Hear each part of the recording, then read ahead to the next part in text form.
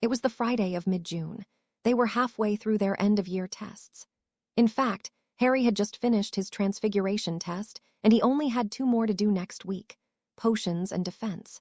He was not looking forward the last one, uncertain of how Snape would handle it. The man had left him alone since their confrontation in the headmaster's office, other than the usual glares that Harry could shrug off with ease after 6 years of practice. Susan joined him in the great hall for dinner, having just put her things away. As she sat down, she leaned over and gave him a kiss on the cheek and whispered, "Thank you for all the practice sessions. I think they helped me greatly in charms." He turned slightly and kissed her on the cheek so he could keep this conversation reasonably private considering where they were. "You're welcome, and I appreciate you helping me test my skills. I think we're both better off for that. I just hope we don't have to use them." "Agreed," she said softly as she pulled back and began dishing out food for dinner. As Hannah joined her at the Gryffindor table, she smiled at her friend. Despite the stress of the day from the tests, it seemed those around them were doing fairly well, except maybe for Ron. He appeared to be in a sour mood, but at least he wasn't snapping at his friends. As dessert was finished, Harry saw Professor McGonagall approach him, almost as if she had been waiting for him to finish eating. "Mr. Potter, if you could join me for a few minutes." Certainly, Professor." He looked at his girlfriend and asked, "Where can I find you later?" "Try the common room. Hannah is forcing me to revise some more on herbology," she answered. "Right, later then." He squeezed her shoulder as he stood and followed his professor, who had been waiting patiently. When they were alone in the corridor, Harry asked, "Professor, may I ask what this is about?" His head of house, hesitating, gave him some concern. "Mr. Potter, I fully stand by your position of you choosing what to do with your life. However, I do believe it would be to your benefit to listen to a few things the headmaster has to say." She paused for a moment before adding, "I also believe you will like some of it." This would be a mixed bag, he thought, but he did trust her, so he nodded and continued to walk with her. As they entered the headmaster's office, Harry saw it was only the headmaster waiting, and that McGonagall took a seat. He appreciated her support. "I understand you wish to speak with me." "Yes, Mr. Potter," Dumbledore said. "I have several matters for your attention. I realize you've recently finished dinner, but would you like some tea?" "Thank you for the offer, but no thank you." If the headmaster was being so polite, Harry felt he must reply in kind. "Very well, to business then." Dumbledore shifted in his chair, showing his blackened hand for a brief moment. "I would like to start by giving you an apology. Several, really." Harry was slightly shocked. "I wanted you to know that this year has allowed me quite a bit of time to reflect on my life and many of my decisions. While I believe that most of the time I did the right thing with the information I had, I can see now that there were times I let myself be blinded. I'm afraid that you, Harry, if I may be familiar for this moment, suffered, and I'm deeply sorry for that. I believe one of my largest mistakes was leaving you with your aunt and her family, despite being advised against that." Dumbledore gave a nod to McGonagall. "It was a mistake because I believed Petunia would treat you and raise you she would her own son, like family, as it would have been done in the wizarding world. Alas, that was a grave mistake. Sadly, once I'd made that mistake, several other mistakes followed, such as forcing you to return there and not giving you the help that could have been found if I'd tried harder. I also didn't protect you enough over the years here at school, nor did I really protect Sirius as I should have, in order to let him help you. For these and my many other mistakes, this old man begs for your forgiveness," Dumbledore said sincerely. Harry considered all of that for a moment as he looked down at his hands in his lap. He truly wished the mistakes could have been avoided, but sometimes that was very hard. He knew he made many mistakes. He also wondered Dumbledore was doing this now because he didn't have long for this earth, as evidenced by his blackened hand. "Thank you for the apology, Headmaster. I accept it, and I forgive you for those mistakes." "Thank you, my dear boy. I do appreciate it very much." Dumbledore took a sip from his cup before he said, "Since you will not be returning to the Dursleys, may I request that you be careful where you stay this summer? The house you inherited would be the best possible place that I can think of." "You may assume that safety will be very much at the forefront of my mind," Harry replied. He didn't know how much time he'd stay at Sirius's house, but he knew it probably was safest place, if that was all he cared about. "Excellent, that gives me a little peace of mind," Dumbledore said as he picked up his wand, and with a swish and flick, 2 brightly colored packages from behind the desk rose and were set on the front edge of the desk in front of Harry. I'm afraid that I might not be available to give you a birthday present this year, so I shall give these to you now. There are things in the main box that will bring you happy moments, some that are informational, and some that are things that I believe you'll need to know for the future. The other box has some helpful trinkets. As you have a house that is quite safe and a house elf, could I ask you to call him and take those to that house? You can look at it all when you return there in a couple of weeks. If there is anything you don't understand, please contact Professor McGonagall. While she hasn't seen the items inside, I'm sure she can help you with anyone who is referenced as well as help with any spells I've left for you to learn. Harry thought that sounded interesting and gave him motivation that he didn't have before to really look over what was in the box. Creature, come, he commanded, and the elf popped in. Yes, master. Creature, please take these boxes to the House of Black and put them on my bed, and then leave them alone. Yes, master, the elf said before he popped away with a snap of his fingers, the boxes going with him. So far, so good, Dumbledore said with a smile. For the next item, I thought I would give you the offer to join the Order of the Phoenix. Thank you for the offer, headmaster, but I will decline. Harry had been ready for this one and was surprised he hadn't been asked months ago. Are you sure? Dumbledore asked. They could be helpful to you. Again, no thank you, Harry repeated before glancing to the side and seeing McGonagall giving him a thoughtful and resigned look. I do have some adult advisors, such as Professor McGonagall, but I don't see any need to be part of the Order. I still reject the prophecy. I see, Dumbledore said slowly. I'm not surprised, but felt you should be given the choice. While he didn't care about joining the Order, he was pleased Dumbledore had at least learned to ask his opinion and not force it on him. Harry, I have a task I need to do this evening in regards to the war, to move it closer to completion. I would like to offer you the chance to come with me and help me. Dumbledore looked at him curiously. Harry felt that whatever was going on was something that he probably didn't want any part of, as this sounded like another adventure. I believe that I will remain true to my previous decision. I will not go looking for trouble, but I will defend myself and my friends as needed. Dumbledore nodded as he reached for a piece of parchment and picked it up. I expected that to be your answer, so I have a more minor request closer to home. While I'm out of the castle, would you be willing to patrol the castle from 9 until midnight or so? I have a pass for you and a companion of your choice, whether that be Mr. Longbottom or Mr. Weasley, or perhaps one of your loyal and lovely lady friends.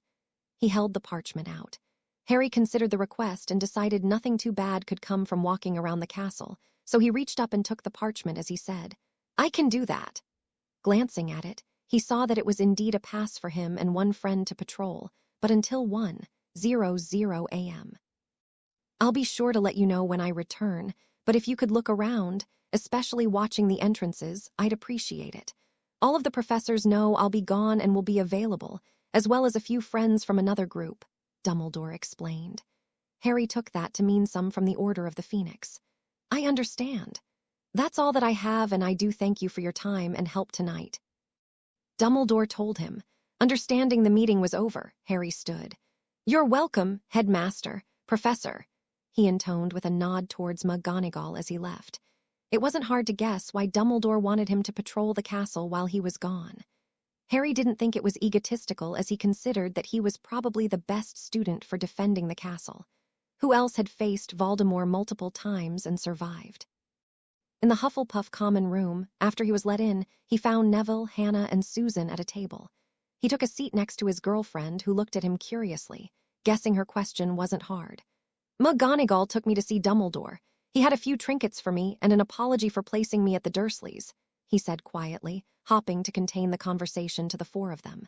Susan smiled brightly and gave him a hug. I'm happy for you. It was good to hear, he said with his own smile. He also asked me to patrol the castle tonight with a friend of my choice. He looked at her. Of course, Harry, she beamed before she kissed him on the cheek. The good moment was broken as Hannah placed a potions book in front of him and gave him a teasing smile. This is so you don't distract Susan while she's revising before you go. You're no fun, Susan said and stuck her tongue out at her friend.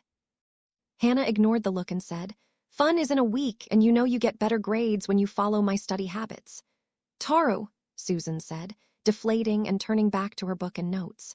Harry looked at Neville, who'd followed it all, grinning. Neville slipped an arm around Hannah's shoulder before pointing at her herbology notes. Harry put his hand on Susan's as he opened the book. 9. Harry closed the book, not sure if the hour and a half of looking at it had done him much good, but it had kept the girls happy, and that was worth something. He caressed the back of Susan's hand, and when she smiled at him, he told her quietly, "It's time to go." She nodded and slipped a piece of parchment into the book she was looking at and closed it. "Do you mind?" she asked Hannah. "No, I'll put it up for you. Thanks for revising with me." She looked at her boyfriend. "Sadly, you must go too." Harry stood and walked Susan over to the door. They gave the other couple a moment. Neville joined them in leaving and on the first part of their journey. As Neville started to go up the main staircase, Professor McGonagall was coming down. The two nodded at each other. Harry waited since it looked like she wanted to talk to him. "Mr. Potter," she called as she came near.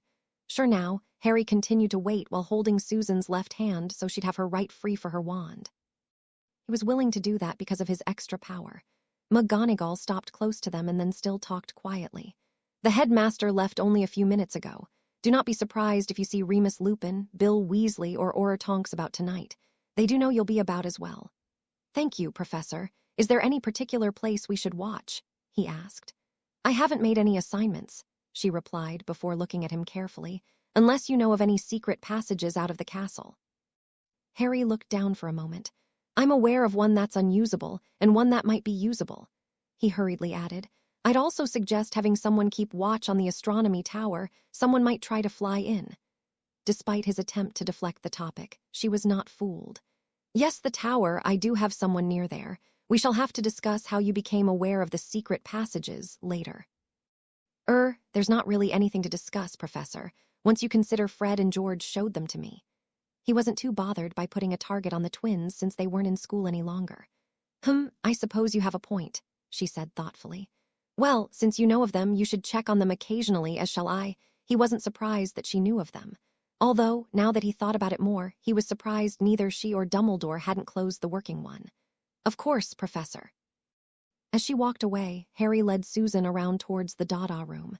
"You know a secret passage out of the school?" she asked in a fierce whisper. "Yeah," he admitted. "I've only used it twice, and that was back in 3rd year. It comes up in the cellar of Honeydukes, so it's not the easiest place to get into, but now that I can apparate, that does suggest possibilities." He stopped her now that they were out of sight of the professor. He pulled out his map and activated it. Curfew for the older students wasn't for another 50 minutes, so there were still plenty of students out. The important thing was that he didn't see anyone's name that caused him alarm. He put it away but didn't turn it off. "This way," he told her. A few minutes later, they were walking towards a statue of a one-eyed witch. He whispered, "The passage is behind that statue. It would be difficult to go through as it was a tight squeeze even when I was a 3rd year. I guess the danger is if someone decided they didn't care and just blasted it from inside the tunnel to widen it." Susan thought about that. "Would that cause a cave-in?" "Good question," he replied. "It is a possibility, but if they were careful, it probably could be done." They walked on for a while, mostly staying on the lower floors. Harry would occasionally stop and pull out the map and look at it. A little after 10, and when general curfew had started, they ran into Terry Boot and Lisa Turpin. "What are you doing here?" Terry asked. "You're not on the schedule for tonight." "I was asked to patrol," Harry answered. "I have a pass from Dumbledore, or you can ask McGonagall when you see her. She's out and about." "We saw her and another couple too, the ex-Professor Lupin and some woman with pink hair," Lisa said. "Lupin said they were here for extra protection, but he didn't say for what." Harry wasn't sure he should say it, but decided it probably didn't hurt. "Dumbledore is out of the castle for a few hours, so that's why there's extra people." Lisa looked at the other girl. "What about you, Susan? You're not a prefect." Harry took that one too. "The headmaster let her come with me, maybe as a motivation for me to do this." "So," Susan looked at him with a furrowed brow, "I'm a motivation or maybe an enticement."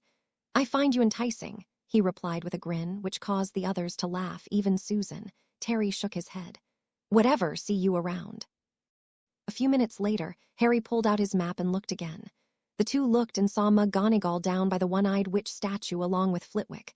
"Bet that's going to be harder to use in the future," he murmured approvingly, and she nodded. "Look," she pointed at the map. "Mrs. Norris is coming this way with Filch not far behind." "Time to move, maybe go up," he commented as he put the map away for now. A few minutes later, they passed an alcove and Harry pulled her into it.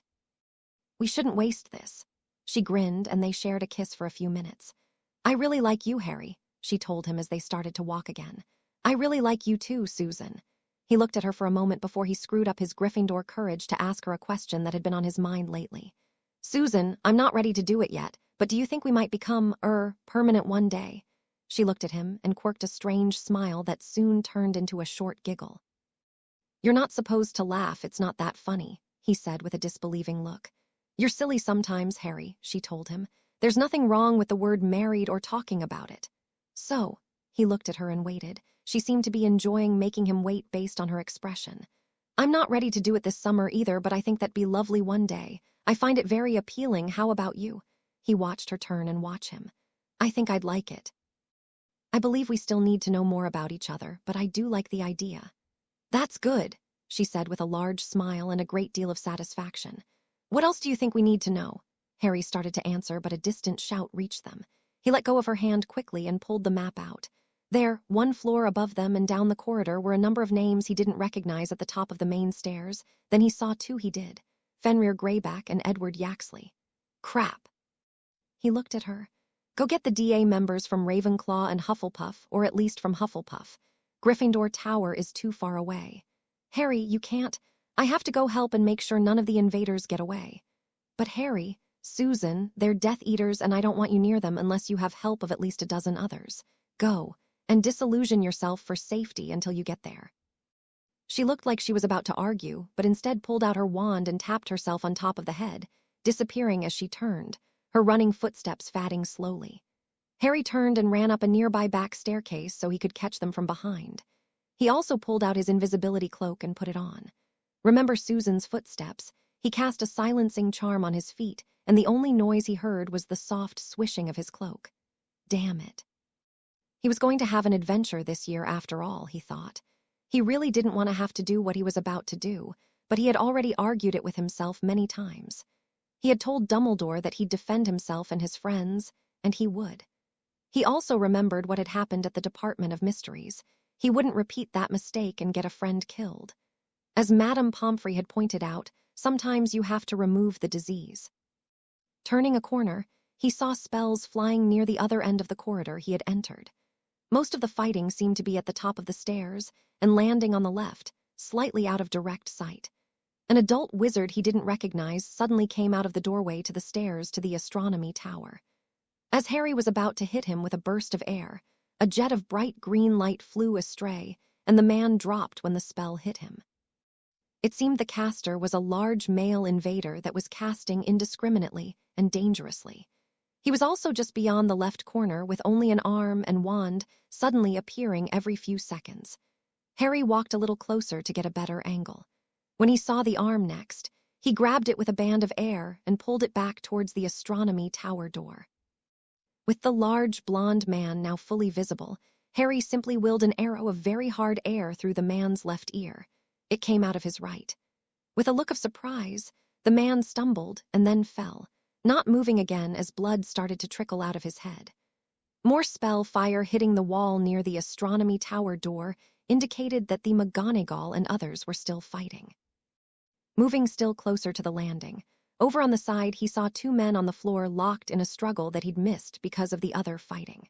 A disgusting-looking man with a wild, almost feral expression was sitting on top of Bill Weasley and holding him down by sheer strength. As the man knocked Bill's head to the stone floor, which seemed to daze him, the man lifted a clawed hand to take a swipe at Bill's unprotected head. Harry hit the crazy man with a shower of balls of air, causing a small explosion of blood. But it also stopped the fight by hurling the disgusting man a meter and slamming him into the wall, where he didn't get up. While Bill was shaking his head and trying to get the blood and gore off of his face, Harry checked the map and saw that Malfoy was still on the tower along with Snape and Dumbledore. That would have to wait for a moment, as would Yaxley, who was around the corner at the far end of the corridor. But it seemed Yaxley would make an appearance shortly thanks to Lupin and Tonks pushing him this way. Back to the fight at the top of the stairs, he noticed the last two fighters worked well together, and they had McGonagall and Sprout pinned down. But with Bill now able to help them, the professors were starting to make progress and forcing the pair of Death Eaters back and more into his view. He was going to target the overweight, lumpy man when the woman with him cast a killing curse that Bill barely dodged. Harry responded by sending an axe head of air at her throat. As the blood sprayed out, it caused the other intruder to pause, which was all McGonagall needed to stun him. Harry looked back at the map just in time to see Dumbledore's name wink off. The name did not reappear anywhere else that he could see as Snape's and Malfoy's names walked down the stairs. There was only one explanation that he could think of. One of the two had just murdered Dumbledore. The question was the murderer in custody or was it a conspiracy? The answer would be seen in a moment. If someone was restrained, then that part of the fight was over. At that moment, Yaxley came running around the far corner in full retreat, looking for help that he didn't know wasn't available. Harry had no mercy on this intruder, either knowing he was a Death Eater, and shot an arrow of air through the man's left eye. He screamed and fell, not moving after a few seconds. Remus and Tonks hesitantly peered around the corner, and then walked around when they didn't see a wand pointed at them, surprised by Yaxley lying on his back with a bloody face. At that moment, Snape and Malfoy walked out of the astronomy tower, completely unaware of the situation below. Harry frowned when both Snape and Malfoy were walking freely, and each had his wand in his own hand, Malfoy following Snape. The two were surprised to find the fight over, and they were on the losing side. Malfoy panicked and brought his wand up. Avada! Harry knew exactly what he had to do. Kedavra! As Malfoy said the last word, his arm suddenly moved left with the help of a very small band of air around his wrist. Instead of the spell streaking from McGonagall, the spell only went about one wand length and hit Snape in the side and back. With a look of surprise, Snape crumpled to the floor. Malfoy just blinked and stared at his wand. Harry knew what was coming and prepared himself. Moving slightly to the side to make sure Remus and Tonks didn't hit him accidentally, he waited for the spells. As expected, 2 red stunning spells flew from the direction of the stairs, in addition to a pair from Lupin and Tonks. He used the cover of spells to send a spear of air at Malfoy's chest, knocking him back against the wall before he slid down, leaving a red streak on the stone. Knowing there were no others, thanks to his map, Harry walked the few steps to the tower door and went through, not giving Malfoy a glance though he was only a meter away. He wasn't quite sure what he expected to find above, but felt he had to go look. The dark mark in the sky wasn't a surprise. With a thought, he lit his wand and looked around. Dumbledore's body wasn't to be found, meaning he was all but sure the body would be on the ground, and no one could survive that fall. He supposed it was possible Fawkes had saved the old man again, but that didn't seem realistic since Harry couldn't find Dumbledore's name anywhere on the map, and he had looked in the hospital wing specifically. As he turned to leave, he saw a familiar wand lying on the floor in the shadows, hidden from view. Picking it up, Harry was almost certain this was Dumbledore's, which confirmed that either Snape or Malfoy had killed the old man and the other hadn't tried to stop the killer, making the second an accomplice. On a whim, Harry waved the wand, making a brilliant fountain of sparks. He was surprised at how well it worked for him. Deciding this was another birthday present from the late headmaster, he stuck the extra wand in his pocket. Looking at the map, Harry saw almost everyone was gathered around where Malfoy had fallen. Tonks was walking around, probably checking on the other Death Eaters. Carefully and quietly, he extinguished his wand before slipping back into the corridor and then making his way back the way he'd come. He took extra care as he passed those near Malfoy's fallen form. He'd seen on the map that Susan and 20 others were heading this way. He didn't really want her to see this, so he headed on an intercept path and took his special cloak off once he was alone. 2 floors down, he saw Susan in the lead with her wand out. When she saw him, she ran to him and hugged him tightly as if she thought she'd never see him again. "Harry," she managed as the others came over. "The fight is over. There were 8 of them and they're all down. However, we need to check the grounds for something." He pulled away and walked them all over to the main staircase. "7th years, you can go up and see if the professors need any help, if you want. Everyone else follow me and wands out in case we find any intruders on the grounds." Of the 20, 16 followed him out the front doors and around the castle. "What are we looking for?" Susan asked. "A body," he answered. "I don't want to be right, but I believe that's what we'll find." "Whose?" Ernie asked from behind. A moment later, they found it. They all stopped and looked, none really approaching once they could see who it was. It was obviously Dumbledore, and just as obvious that he was dead, based on his still, unnatural position. Susan turned to him and hid her face in the hollow of his neck.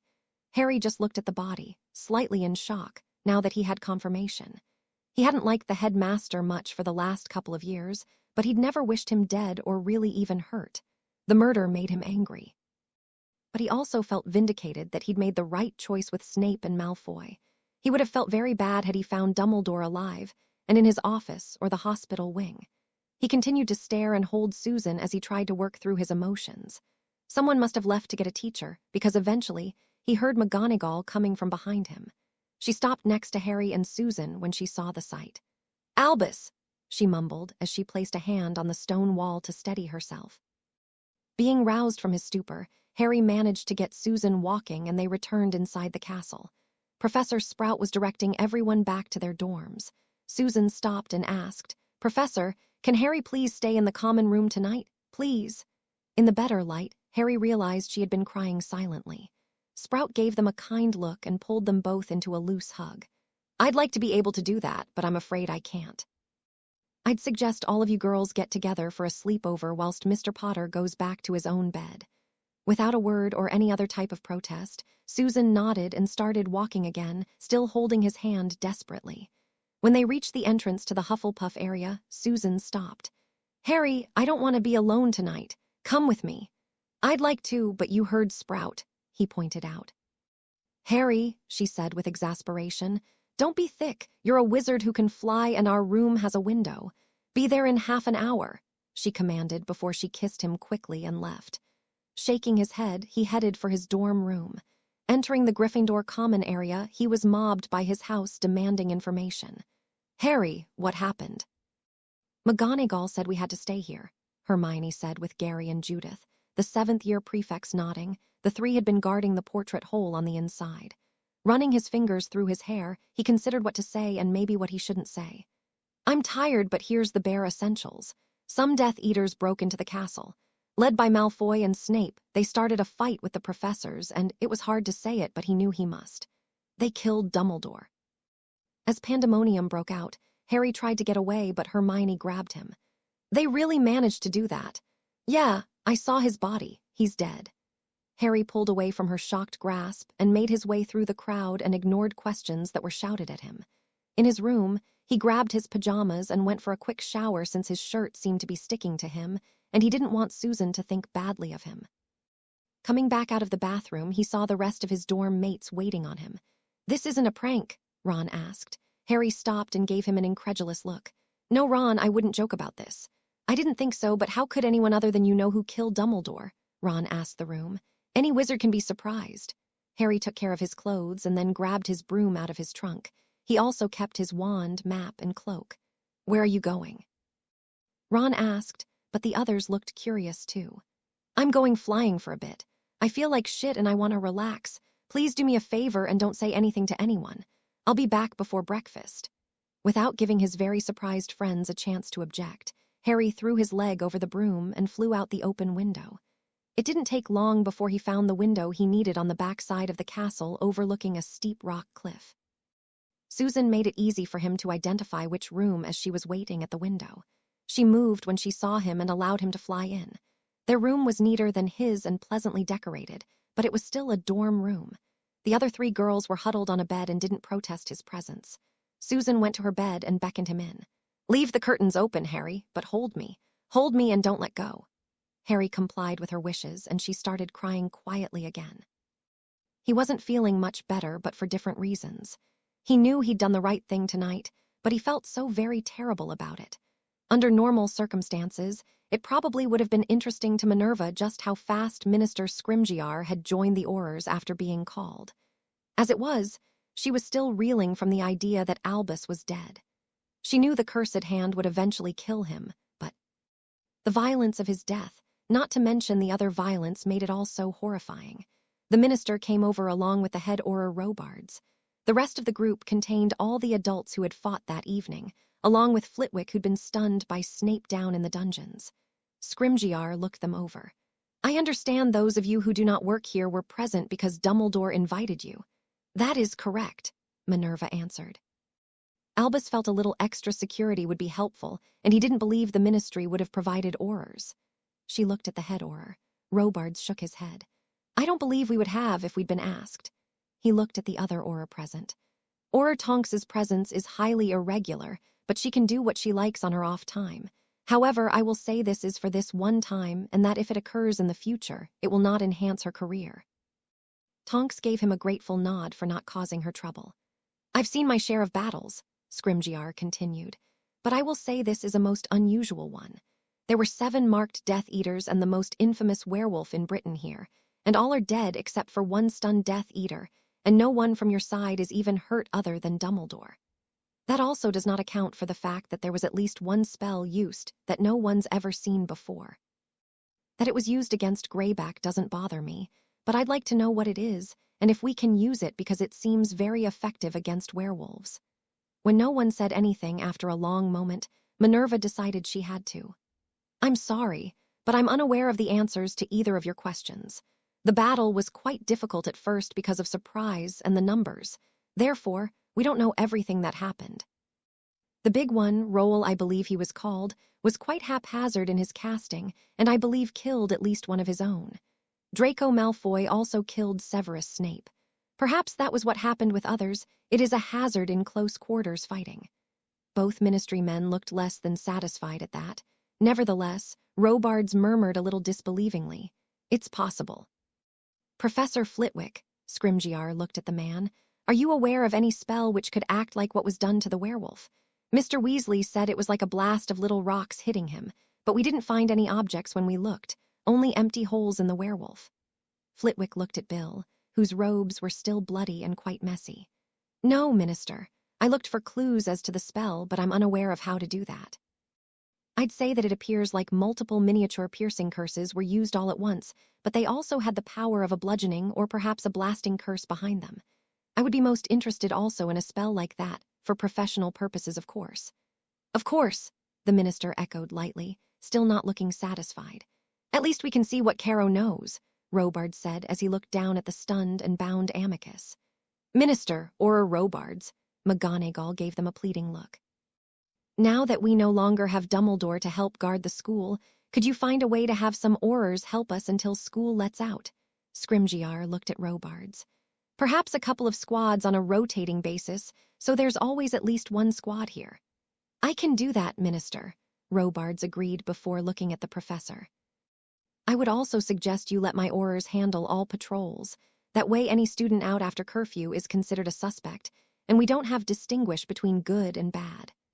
I'll tell the prefects and the heads of students tomorrow morning. All such patrols are over for this evening, she replied. Very good. I'll have one of the squads stay here tonight and make longer-term arrangements tomorrow, said Robards. While the head Auror left to take care of that, Scrimgeour's attention returned to the professors. Any ideas on why Malfoy killed your professor? I've always wondered about the man's allegiance. McGonagall dithered for a moment before she said, Near as we can tell, one or both killed Professor Dumbledore and then threw him off the astronomy tower, or else they caused that during a fight. She paused to clear her throat and take a calming breath. Mr. Potter found him at the bottom of the tower. How did Potter know to go look there? The minister asked. I have no idea, she answered. I didn't see him during the fight. But he might have seen the end of it when Professor Snape and Mr. Malfoy came out of the tower stairway. I would have gone to look myself, but we were busy with trying to save Mr. Malfoy. Potter could have been behind me, and I'm afraid I wouldn't have noticed in my distraction. Scrimgeour looked around, his gaze settling on Tonks. Did you see Potter? Tonks shook her head. No, I didn't, but as the professor said, we were all pretty busy dodging killing curses and the like. At the end, I wasn't searching for students as I was making sure all the Death Eaters weren't going to get back up and curse us. The minister nodded while still not looking pleased. Please let me know if you find out anything else and ask Potter if he saw anything. He looked at McGonagall. It may not be my place to say this, but take over the school for the rest of the year. I'm thinking about a memorial service on Sunday or Monday here. Minister, can you have the train run after the service? It might be a good idea to send the younger ones home. The 5th through 7th years could stay one more week for their exams. Flitwick gave a questioning look to McGonagall. Yes, I was thinking something similar, she said.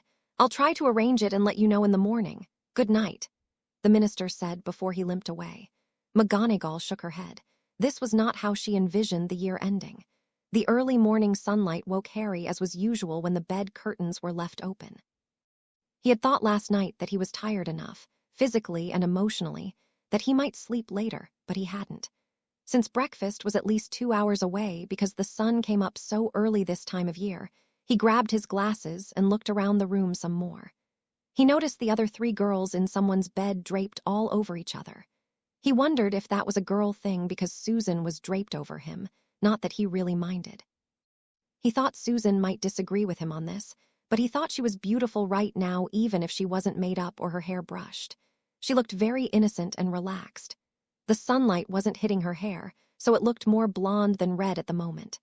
Not really wanting to, Harry made himself get up anyway.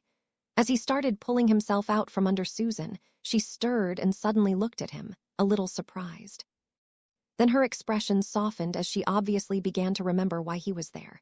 She opened her mouth to say something, but he put a finger over it before he grabbed his wand and cast a muffling charm silently. "Now we can talk without disturbing them if you want." Nodding, Susan shifted until she was lying beside and against him instead of half on top of him, propped up on one elbow. "Thank you, Harry. I really needed you here last night." Couldn't help but nod and admit, "I'm glad you thought of it. I needed this too, more than I realized." She used her free hand to push her hair back behind her shoulder, an action that Harry enjoyed watching, before putting her hand on his chest. "I can't decide whether to be thankful or upset with you for sending me away." It took a long moment before he figured out what he wanted to say, and still he wondered if it was the right thing. "I'm glad you weren't there. It wasn't pretty." "What happened?" Harry was thankful she didn't sound judgmental or demanding. "The fight was well underway by the time I arrived. It was chaos, but I remembered my lesson from the Department of Mysteries that if I'm going to fight, I need to fight to win. One Death Eater was throwing around spells without really looking and killed one of his own. Since they were using the killing curse, I used deadly force too. I'm still trying to come to grips with it. I know deep down that I did the right thing. We're in a war and they'd happily kill us, but I still don't like it that I had to kill some people. It needed to be done, but I wished it hadn't been me." "I'm so sorry you had to do that," she told him as she put her arm completely over him and laid her head down next to his, sort of in a hug. "You're right, though, it needed to be done. They will happily kill us just like they killed." She swallowed for a moment before she breathed, "Auntie." "I know," he agreed tiredly. "They killed Sirius, my parents, Cedric, and those are just the ones close to me. And Dumbledore," she added. "I never expected that." Harry considered what to say. "I didn't always agree with him the last couple of years, but he shouldn't have gone this way. I don't know who did it, but Snape and Malfoy were the last ones with him before they knocked him off the astronomy tower." Susan gasped before his eyes narrowed.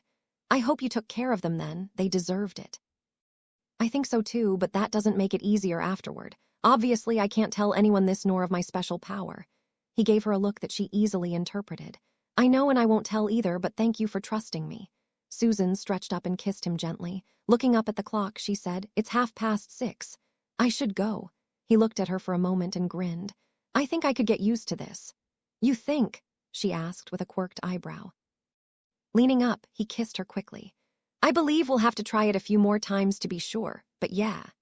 Smiling and looking more relaxed than a moment ago, Susan sat up and let him get up as well. Harry put his special cloak on and picked up his broom. The other girls were still asleep, so only Susan was aware of his leaving, and she had a wistful look. He flew slow and close to the castle walls, and never in front of a window. Arriving back at his dorm room, he flew in and was glad the rest were still asleep. Putting his broom up, Harry lay on his bed and considered what might happen this morning, and worked on his explanation of what he saw and did the prior night. As the Gryffindors went to breakfast, en masse, and with a few of the younger ones holding their wands as if they might need them, they passed 2 Aurors in the middle of the grand staircase and 2 more at the front doors. Harry supposed he wasn't too surprised by that. All the Ravenclaws were already there. He noticed that Hagrid was absent, despite the rest of the teachers being present. A few minutes after they'd arrived, the Hufflepuffs entered, again as a group with only a couple of stragglers that were watching behind them. Susan and Hannah split off and sat very close to their boyfriends, each with an arm around their beau's back. Harry leaned into her and touched his head to hers for a moment. The Slytherins were the last to arrive, led by Professor Wilkins and with 2 Aurors at the end of the line.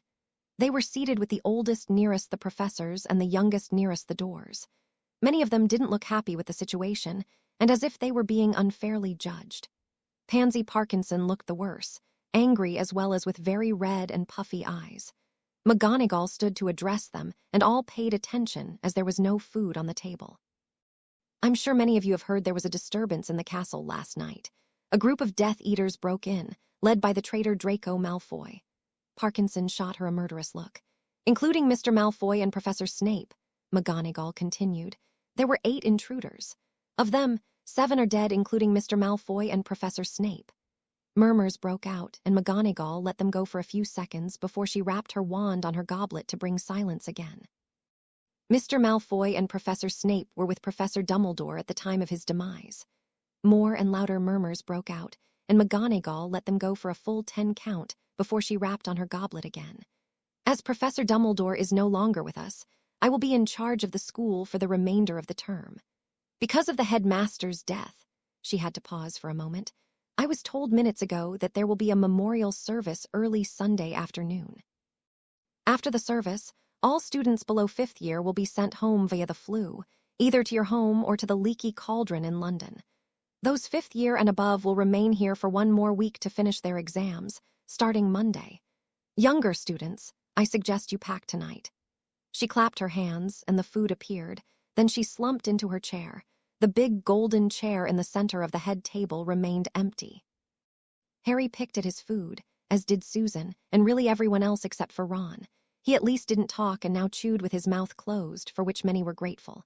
As most seemed to finish eating, McGonagall rose and walked down the side next to the Gryffindor table. Mr. Potter, a moment, please. Miss Bones, perhaps you should come too. Again, the woman walked out the front doors. She put up a privacy charm after a glance at the Aurors by the front door. Mr. Potter. I didn't see you at the fight last night, but were you there? He nodded.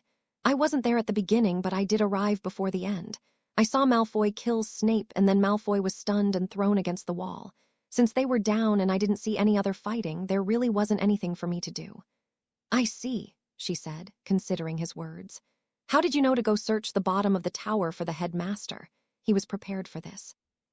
Seeing Malfoy and Snape come out the astronomy tower, I went up there to see why they had been there. Not seeing anyone, it occurred to me that maybe they'd thrown someone off because I couldn't think of any other reason for them to be up there since they were already in the castle to start with. I had hoped that wasn't true, but unfortunately it was. I know we didn't get along overly well for the last couple of years, but no one should go that way, he told her very sincerely. McGonagall nodded. I quite agree. One last question, Mr. Potter. How did we not see you after the fight? This was a part Harry didn't want to admit, but it was the safest way out of this. When I neared the fight, I put on my father's invisibility cloak. Professor Flitwick told me of the hazards of fighting while invisible, but it did seem the safest to me since I was watching and not casting spells. Afterwards, I just left it on as I checked the astronomy tower.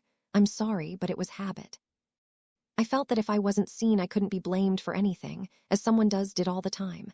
I'll gladly let my wand be examined for prior spells. McGonagall frowned but didn't argue. Miss Bones, she swallowed. When we heard fighting, Harry sent me away for reinforcements. By the time I was returning with them, Harry had left and found me halfway there. He sent some of the 7th years to help you and led the rest of us outside. He told me we needed to look at the bottom of the tower. When asked what we were looking for, he said, a body, but I hope I'm not right. Unfortunately, Susan stopped and turned into Harry. He put his arm around her shoulders and held her tight. McGonagall patted her on the shoulder. I understand, Miss Bones, I feel the same way. She looked at him. I wished you had shown yourself last night, but I can understand your reasoning, based on recent experiences. Thank you for answering my questions. Dumbledore was laid to rest in a white tomb on the school grounds at a large ceremony on Sunday afternoon. Harry's goal was to stay inconspicuous. He'd succeeded. A weak notice-me-not charm helped to prevent people from giving him more than a glance. He and Susan returned to the castle after a brief conversation with her parents. After hugs, promises of letters and visits, and general goodbyes, Harry and Susan took the Floo to her home at the end of the week. Her parents were there to greet both of them. Pat pulled her into a hug, and Vincent shook Harry's hand warmly. I'm glad you're back after a horrible end to the year, Pat said as she let go of Susan and pulled Harry into a hug, while Vincent hugged Susan. How was your week? All things considered, it went well, Susan answered as they all took a seat in the living room with each couple on a sofa. I think I did well on my last 3 exams, especially in defense with Harry's help. She gave him a bright smile. And I did well in my last two, especially in potions because of Susan's help, he said, returning her smile. I will say that I was very glad Madame Marchbanks administered the defense exam. I'm not sure what Snape would have tried to do to me. I'm glad too, Susan added, but I have to say that it was really kind of weird with all the younger students gone. It was so much quieter and less crowded. The castle felt really empty. Harry nodded. I agree. I'm also wondering if the school will reopen next year or not. McGonagall said it would, but she didn't seem all that certain sounding. Surely it will, Pat exclaimed. Hogwarts is always open. It probably will be, Vincent said, but I've heard questions being asked about it, so I understand the doubt. The father looked at Harry. Now that we're here, what are your plans for the summer? You said that you were still thinking about them when we saw you last weekend. You're staying here, right? Susan said, almost demanded. Harry grabbed her hand. If your parents don't mind, I'd like to stay here for the first week or so. I do have a house from my godfather, but I need to see how livable it is. After I know that, then I'll know if I need to ask for a place to sleep or not. Our spare bedroom is always available to you, Harry, Pat insisted, and Susan nodded. Harry noticed that Vincent only smiled but hadn't said he agreed. In addition, Harry continued, I was shown Potter Estate for the first time recently. There's nothing left of it, so I'd like to start rebuilding that, and I have no idea how long that will take. He looked at Vincent. As you can guess, Vincent said, it depends on what you had in mind. The bigger and more complex it is, the more time and money it will take. It also depends on who you have building it. You'll also want wards to protect it, yet that can interfere with the job if not done correctly. Building a magical estate house is not trivial. However, Vincent smiled at him. I need to do some work on the Bones Estate Manor very soon, and the more wizards you have working on it, the faster it goes. If you'll come spend a day or two helping us, I'll give you a detailed tour and answer any question you have, as well as give you any advice you'd like as you work on your rebuilding task. Harry grinned and said quickly, I think I'll get the better part, but it's a deal. Vincent chuckled. Perhaps, but you'll earn it, as it will be an exhausting day or so. The hardest part will be re-establishing the protective wards, especially powering them. Really? Harry smiled. I'd be very interested in that part. Also, I may have an idea. I worked with Professor Babbling a little bit on a new rune power sequence, and she liked my idea. It mostly worked on a small test case, and I've thought of an improvement since then. I'd really like to know if it would work for a house. If it will, then I'll use it on my new house too.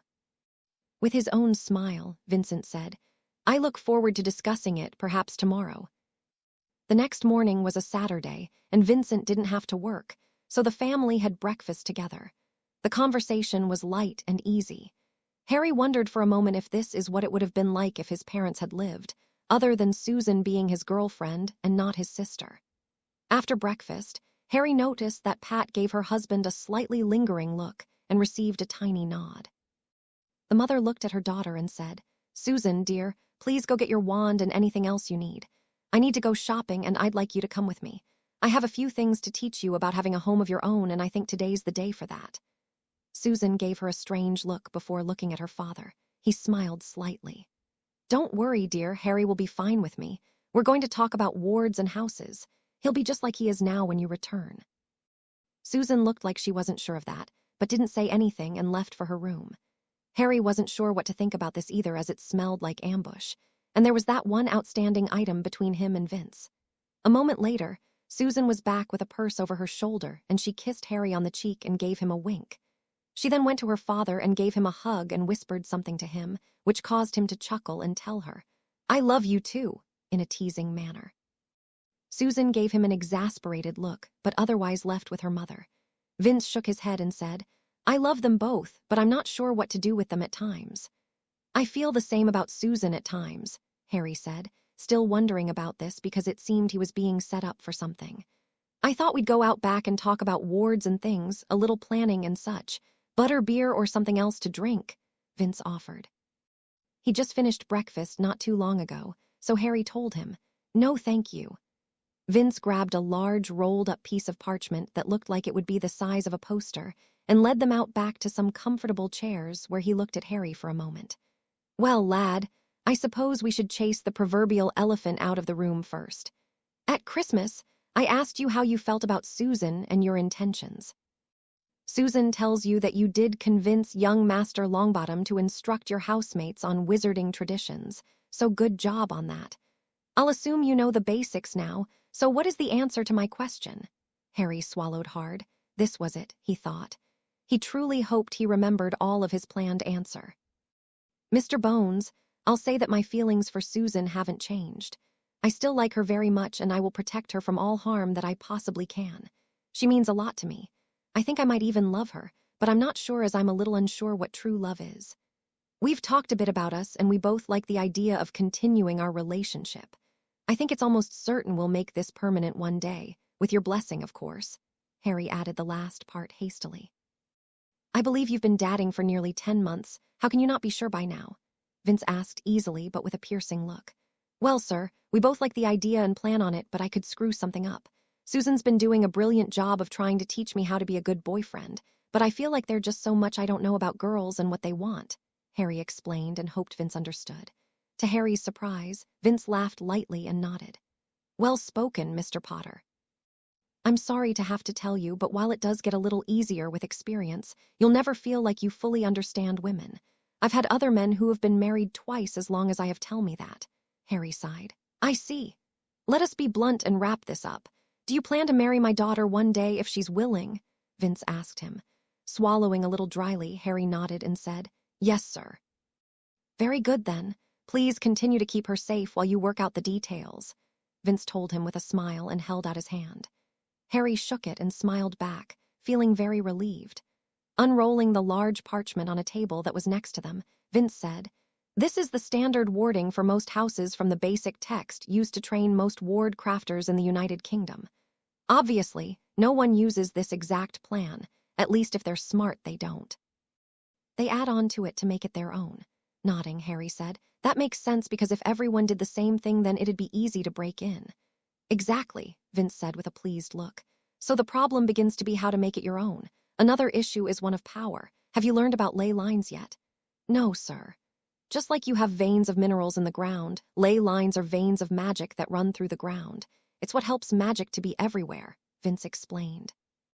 And just like you don't have veins of minerals everywhere, there are not ley lines everywhere. If there are no ley lines near you, then you have to pull ambient magic that was radiated from the nearest ley line. One could say you're pulling it out of the air, instead of directly from a potent magical source. As you can imagine, if you don't have that direct access, you are more limited. Therefore, if you want access to a lot of magic, you try to build over a ley line. If you can, you try to build over where two cross each other. If you're really lucky, you build where three cross, but those places are rare. Where could you find three crossing? Asked Harry. He found this very interesting in a practical sort of way. Well, under Stonehenge would be one, under Hogwarts would be another, and it's said that Windsor Castle also sits over three ley lines and is why that family is the ruler of Britain, all started by Merlin and King Arthur according to the legend. If you're wondering, there is no known place on Earth that has 4 ley lines crossing, Vince told him. That's interesting, Harry said thoughtfully. So we build over ley lines if we can, so we can draw more power rather than just pulling it out of the air. I also assume there's a way to tell what's underground. Correct in both cases. Do this. Vince showed him a spell which, when cast, showed a deep red line slowly form on the ground and spread southwest and northeast until the man stopped the spell. That shows there is at least 1 ley line under us. You'd have to do the spell from the air and hold it for a minute or so to really see what's here. I've flown a broom and done that and can tell you there is only that 1 ley line available here. Now, if we go to Bones' estate, where my sister lived as she was the eldest, and do the spell, then you'd find 2 ley lines. Most of the older families have that, and I'd expect that to be true of the Potters as well. Makes sense? Vince asked. Yes, it does. So we just have to pull from the ley line, and since it can give us more power, we can make stronger wards, Harry reasoned. There's more than it can give us more power. It can also give us power faster, Vince told him. It's like drinking from a larger glass and with a larger opening. That's much better than a large glass with a very small opening. Harry looked at him thoughtfully for a long moment. Maybe that was the problem with my power sequence at school. It pulled up too much magic at once. That's possible. Do you have the sequence written down? Vince asked. I have a Newt in ancient runes, and I've continued to study that on my own. I only have my owl in arithmancy for magical theory, but I've picked up more along the way if you don't mind sharing. Harry grinned and left, returning a minute later with his drawing. He trusted Vince with this. Spreading it out, he let Vince look at it. After a couple of minutes, Harry began to worry he'd done something very stupid. Is it that bad? Vince shook his head with a bit of disbelief. Harry, I understand about half of it, but the rest is beyond my understanding. Did you say that you were told you weren't a prodigy at this? Yeah, he answered. If you aren't a prodigy, then you certainly have an affinity for runes and warding, and you should develop this talent. I'd also tell you to take some arithmancy or else learn it on your own, Vince advised him. I don't understand, Harry told him. Harry, Vince looked at him seriously. A prodigy is someone who will take an art and advance it in about 10 major ways, and it's usually obvious they are a prodigy from the beginning. Those people are about 1 in 5 to 10,000 and appear about once every 300 to 400 years in our wizarding population. Below them is someone who has an affinity for an art. They are about 1 in 1,000 and so appear about once or twice a century. Below them is someone who's gifted, and they are about 1 in 100. You're very special in this, lad, and you should pursue it.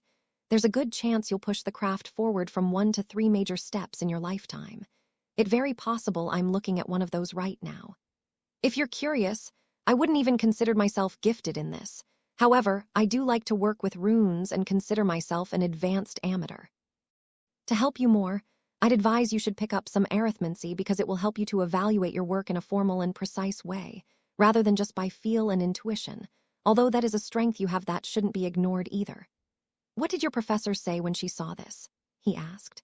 Well, she was excited about my test of this even if it did explode, but I didn't show her the runes. I was afraid to because I didn't want anyone else to try it and get hurt, Harry explained. I think I may have found a way to make this safer, but I'm not sure and I'm a little afraid to try it. I'd kind of like to show it to Hermione. She might be able to help me since she knows runes and arithmancy. I think she would be gifted as you explained it.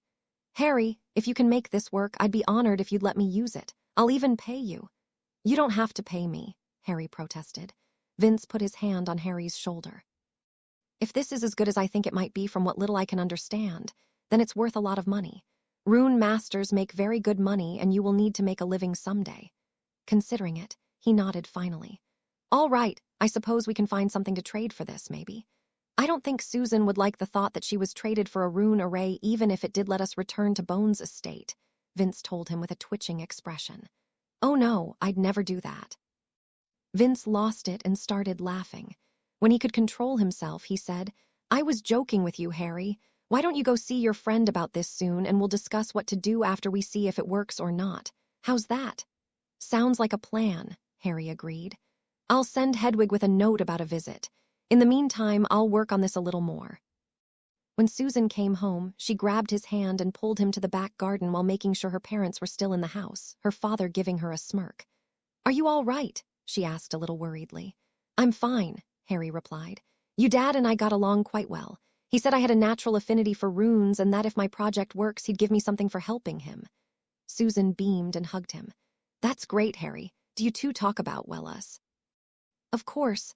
We both said that we love you and will never fully understand you, he answered, doing his best to hold his expression. When she narrowed her eyes at him and started to glare, he couldn't hold it any longer and started to laugh, causing her to hit him on the shoulder. Oh, you, she groused.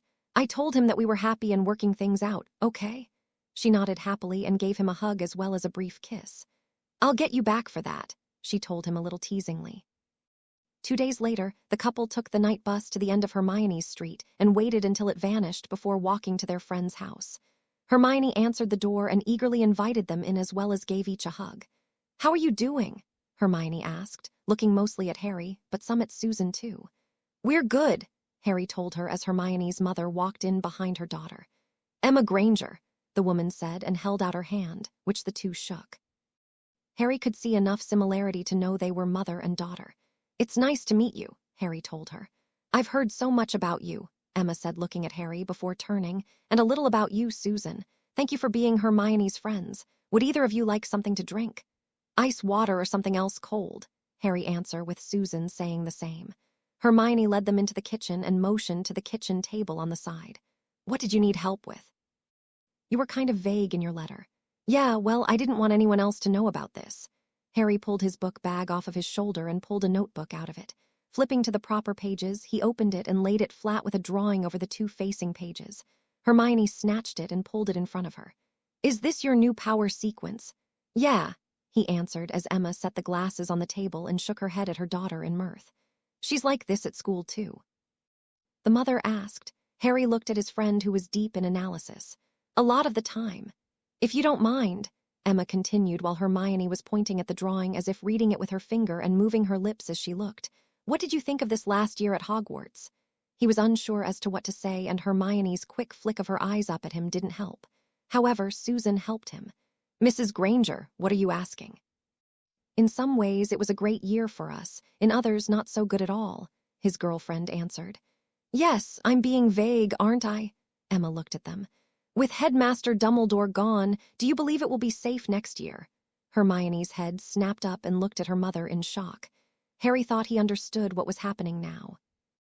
"Mrs. Granger, that is a difficult question because there are so many unknowns, such as what will happen this summer, what will the Ministry of Magic do, what will Voldemort do, and in some ways the most important is what will the populace do." "What do you mean by the last one? The others are obviously clear, though I can't answer them." "Mrs. Granger, at many attacks that I see or read about, the normal people who just want to live their lives outnumber the Death Eaters, but they all run away screaming when the attack starts," he explained. "Sure, the Death Eaters aren't nice people, but if everyone would just fire 2 or 3 spells, the problem would go away fairly quickly. We outnumber the bad guys like 100 to 1.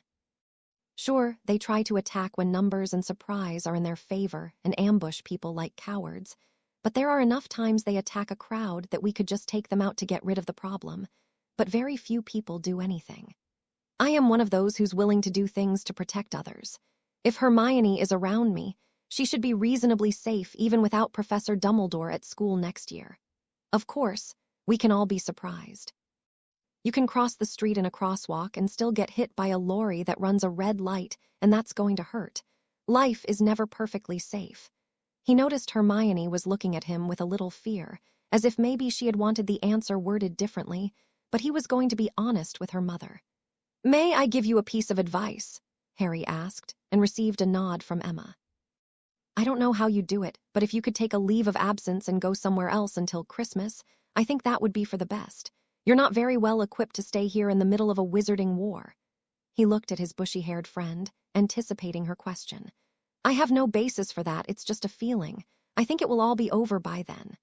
"Thank you for being so candid, Harry," Emma told him as she stood. "I don't know that we can leave for that long, but I'll think about it and discuss it with my husband." She walked to the other side of the room and started working on lunch. Returning to the project, he looked at Hermione. "So, what do you think of that? Vince, Susan's father, gave me the idea that it failed just because I was at Hogwarts and it was drawing too much power from the ley lines. I think I may know how to fix that, but I'm not sure and I don't want to hurt anyone during the next test." Hermione shook her head and put the notebook on the table between them.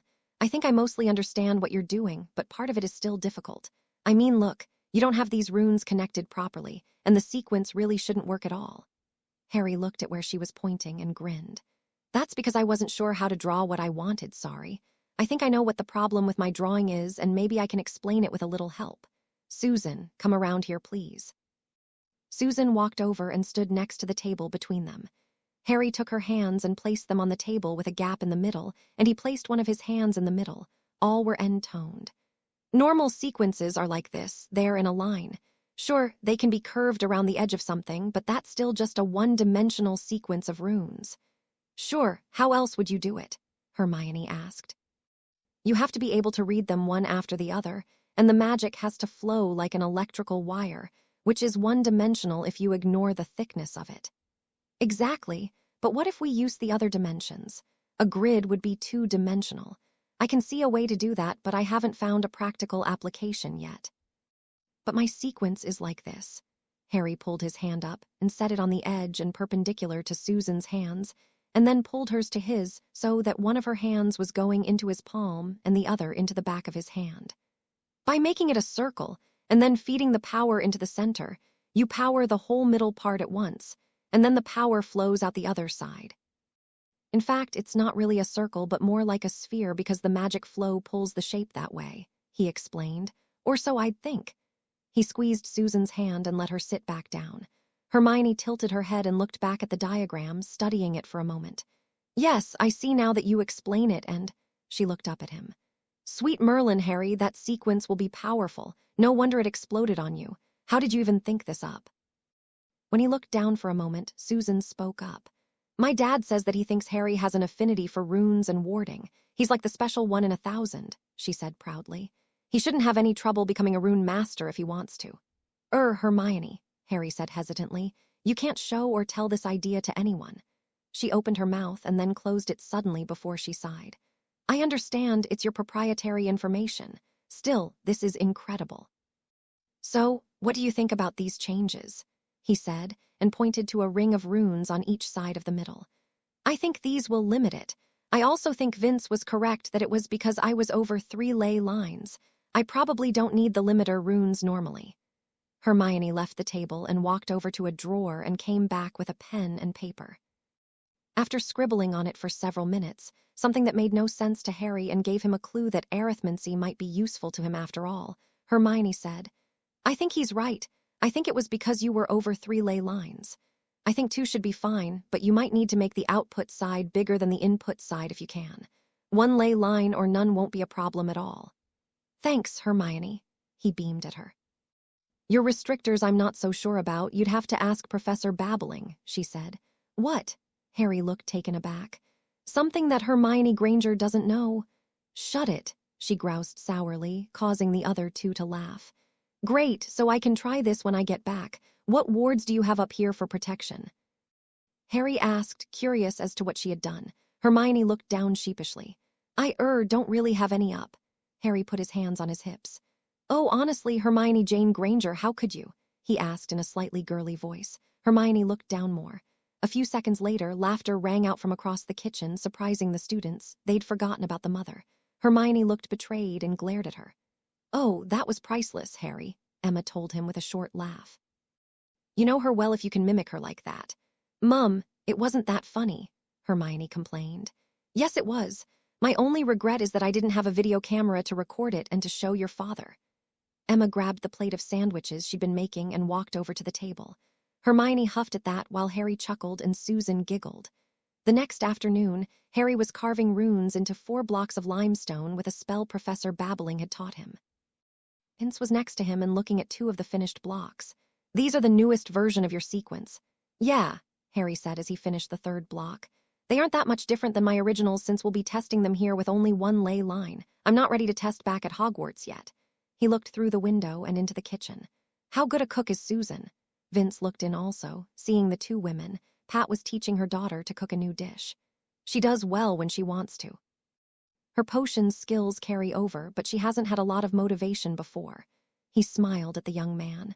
I think you're that motivation for her seriously trying to learn now, and I heard the dish is one that you like. Harry shook his head as he grabbed the last block. I guess we'll find out this evening. He started carving the block, thinking very carefully about what he wanted. 5 minutes later, he was fusing the blocks together. Finally, he added that to another rune array Vincent already had for a protective ward. When put together, it would be a larger test of what Harry had done in school. Walking away from the house and patio, the men set it all down and looked at it. Doesn't look like much this way, commented Harry. No, but if this works, it'll be brilliant. Vince slapped Harry on the shoulder and stepped back after setting up the control line. Fire it up. Harry stepped back also and shot a stunning spell at a special spot. It really didn't matter what spell he used as long as it was non-destructive. The array just needed to absorb some power as a jumpstart. A very light blue dome grew out of the array and spread to cover about 3 meters in all directions before fatting away slowly over about half a minute. Normally for a house, this ward would sit inert and not be activated until an alarm ward turned it on. Harry's spell had acted like the trip alarm and turned it on. Vince carefully walked closer and slowly moved his left hand to touch the dome. As he was starting to feel a tingle, a red light lit on the array. Good, the physical proximity alarm ward can detect a person, so it's working. He slammed his hand on the dome and pressed on it. The dome resisted and started to show little blue underneath at that spot, while causing the red light to blink and then go solid on the ward stone. Vince relaxed and pulled his hand back, smiling. So far, so good. I think we need the others now, Harry said and went inside. A minute later, all three came out. Susan smiled at her boyfriend. Should I try to walk through it? I think you'd find it very difficult, her father said with a chuckle. It's a physical protective ward, generally the last defense for a house where you need to keep everything out. You can try to take it down like a curse breaker would, or you'd have to overpower it, or you'd spend a lot of effort failing to push through it while hurting yourself in the process. We need your help to test option 2, overpowering it. Let's start with a stunning spell on 3. He counted off and they all fired. Then they all dove out of the way as the spells came back at them. The women didn't look pleased, but Vince was grinning. Splendid, really splendid. Pat shot him a sour look as she brushed grass off of herself, but he ignored her. Again, but away from you so the ricochet doesn't hit anyone. Again they tried, and though they didn't have to dive, the dome stayed up, the blue spots from the spell fire flaring only slightly before fading back to transparent. Blasting hexes? Harry asked. Yes, blasting hexes. Vince looked at them all and counted off again. As the dirt and grass settled down from the 4 ricocheted hexes, they noticed the dome was up and still at full strength according to the strength monitor lights. Damn, Harry said quietly. That's what took down my one at school, but this stayed up. One more time, Vince called. It stayed up and the ward was still at full strength. I'm very impressed. Pat gave Harry a hug and whispered, Very good, dear. He's hard to impress with this sort of stuff. She turned and left for the house. Susan gave him a hug and quick kiss before leaving too. Now what? Harry asked. Now we have to take it down and examine it for damage. Fortunately, this is a small enough field I can take it down from the outside with our control. Vince shot a spell at the control line that traveled outside the wards to shut it all off. After they'd finished examining it a few minutes later and found it damage-free, he looked at Harry. I'm definitely impressed, and I want to test a larger version of this at Bones Estate. Harry nodded, happy that Vince liked him and his work. Susan's dinner turned out very well, too. Susan was spending the day with Hannah, Megan, and Lilith, so Harry decided today was a good time to go check out the Black Home and decide what to do with it. Starting at the bottom, he checked it out. The basement was mostly kitchen and storage. The ground floor were the public areas, dining room, parlor, family living room. There was a back staircase that led to the library and study with no other way out. Going back to the ground floor, he went up the main staircase. He found an almost hidden door into the library and study. Amused, he looked at it long enough to figure out how to open it via a hidden handle. Back to the first floor, it and the next floor were otherwise filled with bedrooms. The third floor was the attic and still smelled like hippogriff, he thought, even if the noble animal had been removed. Looking at one last door allowed him to find stairs to the roof. The view of all the other row houses was interesting, but not really exciting. Returning to the house, there were really only 2 rooms of any interest to him. Heading to his bedroom first, he looked around at all the things that were Sirius's. It made his heart ache a little, but he recognized thoughts and feelings about his godfather weren't as raw now. A year later, he realized. Seeing his birthday present from Dumbledore, which he'd forgotten about, he went over to open them. In one box, he found 48 small files, each filled with a slightly glowing, slivery strand. There was also a note. Harry, here are a number of memories for your viewing pleasure since you already have a pensive. Some will be fun for you, such as those of your parents, some will be instructional, and I believe some will be helpful for you as you go through life. If you need any help with who people are or a topic, please ask Minerva. She hasn't seen these, but she should be able to help you nevertheless. Happy birthday, and I'm very pleased you have made it to adulthood, and I anticipate good things for you. Faithfully, Albus Dumbledore. Harry considered the note. Since it was almost the same as the headmaster had told him in person, he assumed the old man had planned to give this to him whether they had seen each other that night or not. Looking over the files carefully, he noticed that only one of them was labeled, and it merely said, First. He was almost certain the lack of labels was the headmaster's way to force him to look at some memories Harry wouldn't have otherwise. Setting that to the side, he opened the other and smaller box and found the destroyed diary from his second year and a ring with a gold stone. In the bottom was a drawing of a cup with a badger on the side and of a locket with a snake on it. The locket looked vaguely familiar, but he dismissed it. Harry thought those were odd things to give as a present. Leaving the memories for another day, one when he had Susan with him, he walked back to the library and study. the only other room that seemed to be of value to him. At the moment, he was of the mind to just sell the house after removing the books and the few other things he wanted. Of course, he couldn't do that until Potter Manor was rebuilt and safe to live in. Checking out the desk in there, he found a few papers but nothing significant, which seemed unusual to him. He really doubted all important papers were in a Gringotts vault. Walking around the room one last time, he suddenly realized the bookcase on one wall jutted out while the wall in the corridor behind it had been straight. Casting a few spells, he found nothing specific, just a hint of magic in a very narrow vertical streak going down the wall which seemed like a leak and could mean almost anything. Frustrated because he knew there was something going on, especially with a hidden door to the family area on the other wall, Harry called, "Creature, come." The elf popped in. "Yes, master. Creature, I believe there's something special about this bookcase and there's either a doorway here or a hidden area. How do you open it?" When the elf dithered, Harry gave him a glare.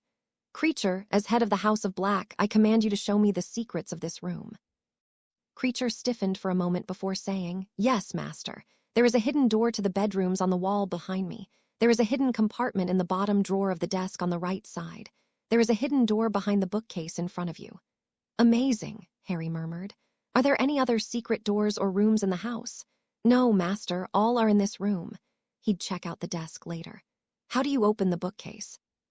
Creature looked like he didn't want to answer but said, "Pull out the book handle, third to the left on the right end of the shelf at the height of your head." Because he was asking questions, Harry also asked, "How do I open the secret compartment in the desk?" "You will find a key in the master's secret study behind the bookcase." Interesting, he thought. Did Sirius ever go in there? Creature thinks not, he never asked. "And your master, Regulus?" Harry asked. Creature thinks not also. This would be like stepping back in time then, he thought. "Thank you, Creature. You may return to what you were doing." He watched the elf back up to the doorway and stop, watching him. Shrugging, Harry reached up and grabbed the indicated book, and thick dark brown leather one with no label, like many of the others on this shelf. He felt the book resist him, so he pulled a little harder. When it had moved about the width of his hand, he heard a click and bookcase moved slowly left. Now he understood. The reason he couldn't find a magical trigger was because the trigger was mechanical. He thought that was smart because most wizards wouldn't look harder when they didn't find anything magical. As the bookcase moved aside, he noticed a narrow staircase going down. That shouldn't have fit in the space available, so he knew area expansion wards were at work and was probably the magic he'd detected earlier. Pulling his wand out and lighting it, he entered slowly. His foot on the first step turned on lights, but he kept his wand out anyway. It was a long way down, far enough to make Harry think he was now in what should have been the basement 2 floors below where he started. Looking around, he saw a room about the size of the study above. There was another large desk with a comfortable-looking chair and a single bookshelf that was mostly filled with normal-looking books. Lastly, a single comfortable wingback chair and small table was sitting near a small, unlit fireplace. That was it for furniture. There were 2 doors, though. Opening the first door showed him a smallish room with a single large crystalline rock that glowed slightly, obviously the house's ward stone. That was good to know, he thought as he considered that he could learn from that as to what he could put on his house. Going to the other door, he opened it and was puzzled to see a short corridor with 3 other doors, each with a small sliding panel at head height. Opening the panel on the first door, he saw nothing as it was dark inside. When he tried to open it, he realized the door was locked. Looking around, he found a large key on a nail on the wall. That key opened the lock and Harry found, if he ignored all the dust, what looked like a fairly nice bedroom if you liked lace. Shrugging, he left that room and went to the other, which was also locked. The same key opened it, and he pushed the door open and held his lit wand up. Harry slammed the door closed as fast as he could, his heart pounding as he realized what the unfurnished room with a mummified corpse chained to the wall was for. He had no idea how long the prisoner had been there nor who it had been, but it was not something he wanted to think about. Perhaps he'd have Creature clean that out. Harry wasn't sure if he wanted to open the last door, but he decided he had to know what was down here. It was with great trepidation that he opened the last door and looked in, breathing a sigh of relief when he didn't find a corpse, but instead wooden boxes stacked fairly neatly. Looking in half of a dozen of them, he shook his head and muttered, "I guess they didn't fully trust Gringotts." Each box was filled with golden galleon coins. He wondered what else he'd find in the other boxes, but decided to leave that adventure for another day. Putting the key back on the nail, he went back to the main room and looked at the desk. It was clean on top, so he started looking in the drawers. There were a number of papers, and Harry flipped through some. He found titles to other houses, proof of partial ownership in the Nimbus Broom Company, which made him wonder if he could get a discount there. And in the last drawer were notes on a few other families, probably secrets for blackmail given the corpse in the jail cell. Still, he'd found no key for the desk upstairs, so he opened the middle drawer and found the usual desk items plus a small black box. Opening the box, he found a golden ring with a blood-red gemstone, a ruby he decided, and it had the black coat of arms on each side of the wide band. The family ring, he mused, thinking back to Neville's classes in which his friend had said that most old families had such a ring to show who was head of the family. Not really thinking about it, and being the Gryffindor that he was, he put the ring on his finger. A couple of seconds later, he felt the ring send a jolt of magic through him before it glowed briefly, and then shrunk slightly to be secure on his finger. Now that it was over, he looked at it and shook his head as he realized how foolhardy he had been. Well, it was done. Putting the ring box back on the desk, it sat there for a few seconds before it seemed to melt through the desk top like a ghost and reappear in the middle drawer. Amusing, he breathed. As Harry was about to leave, he looked at the bookcase one more time and suddenly saw a large book on the bottom shelf that he didn't remember seeing before. He was sure he would have noticed it because it was so large. Reaching down, he grabbed it and laid it on the desk. There was no title, but opening it solved the mystery. The Black Family Grimoire. He grinned at the treasure, wondering what he'd find in here. Closing it, he picked it up and started to go upstairs. Started being the operative word as he practically slammed into an invisible wall at the bottom of the stairs. Thinking about it, he set the big book on the desk and tried again, successfully reaching them this time.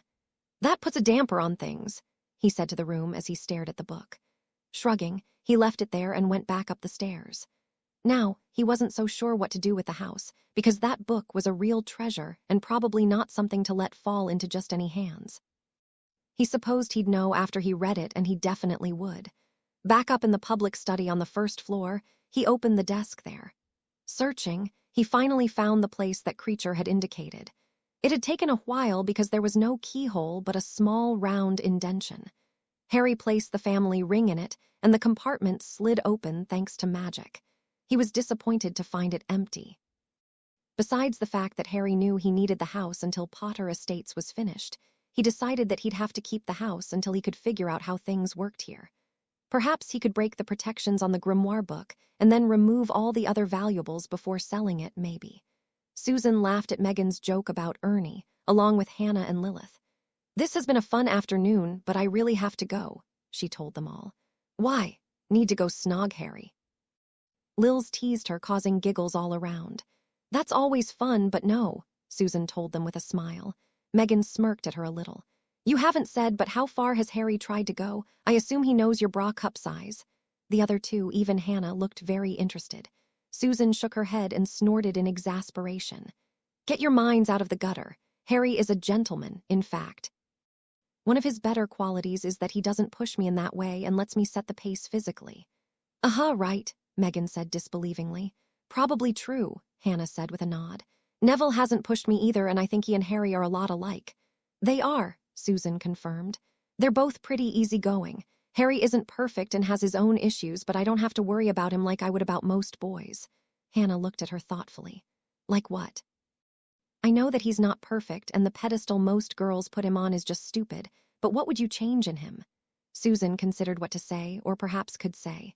"It's rarely his fault, but he gets himself in trouble more often than I'd like. It's like trouble seems to find him." "So all those stories we hear about him at school are true?" Lils asked.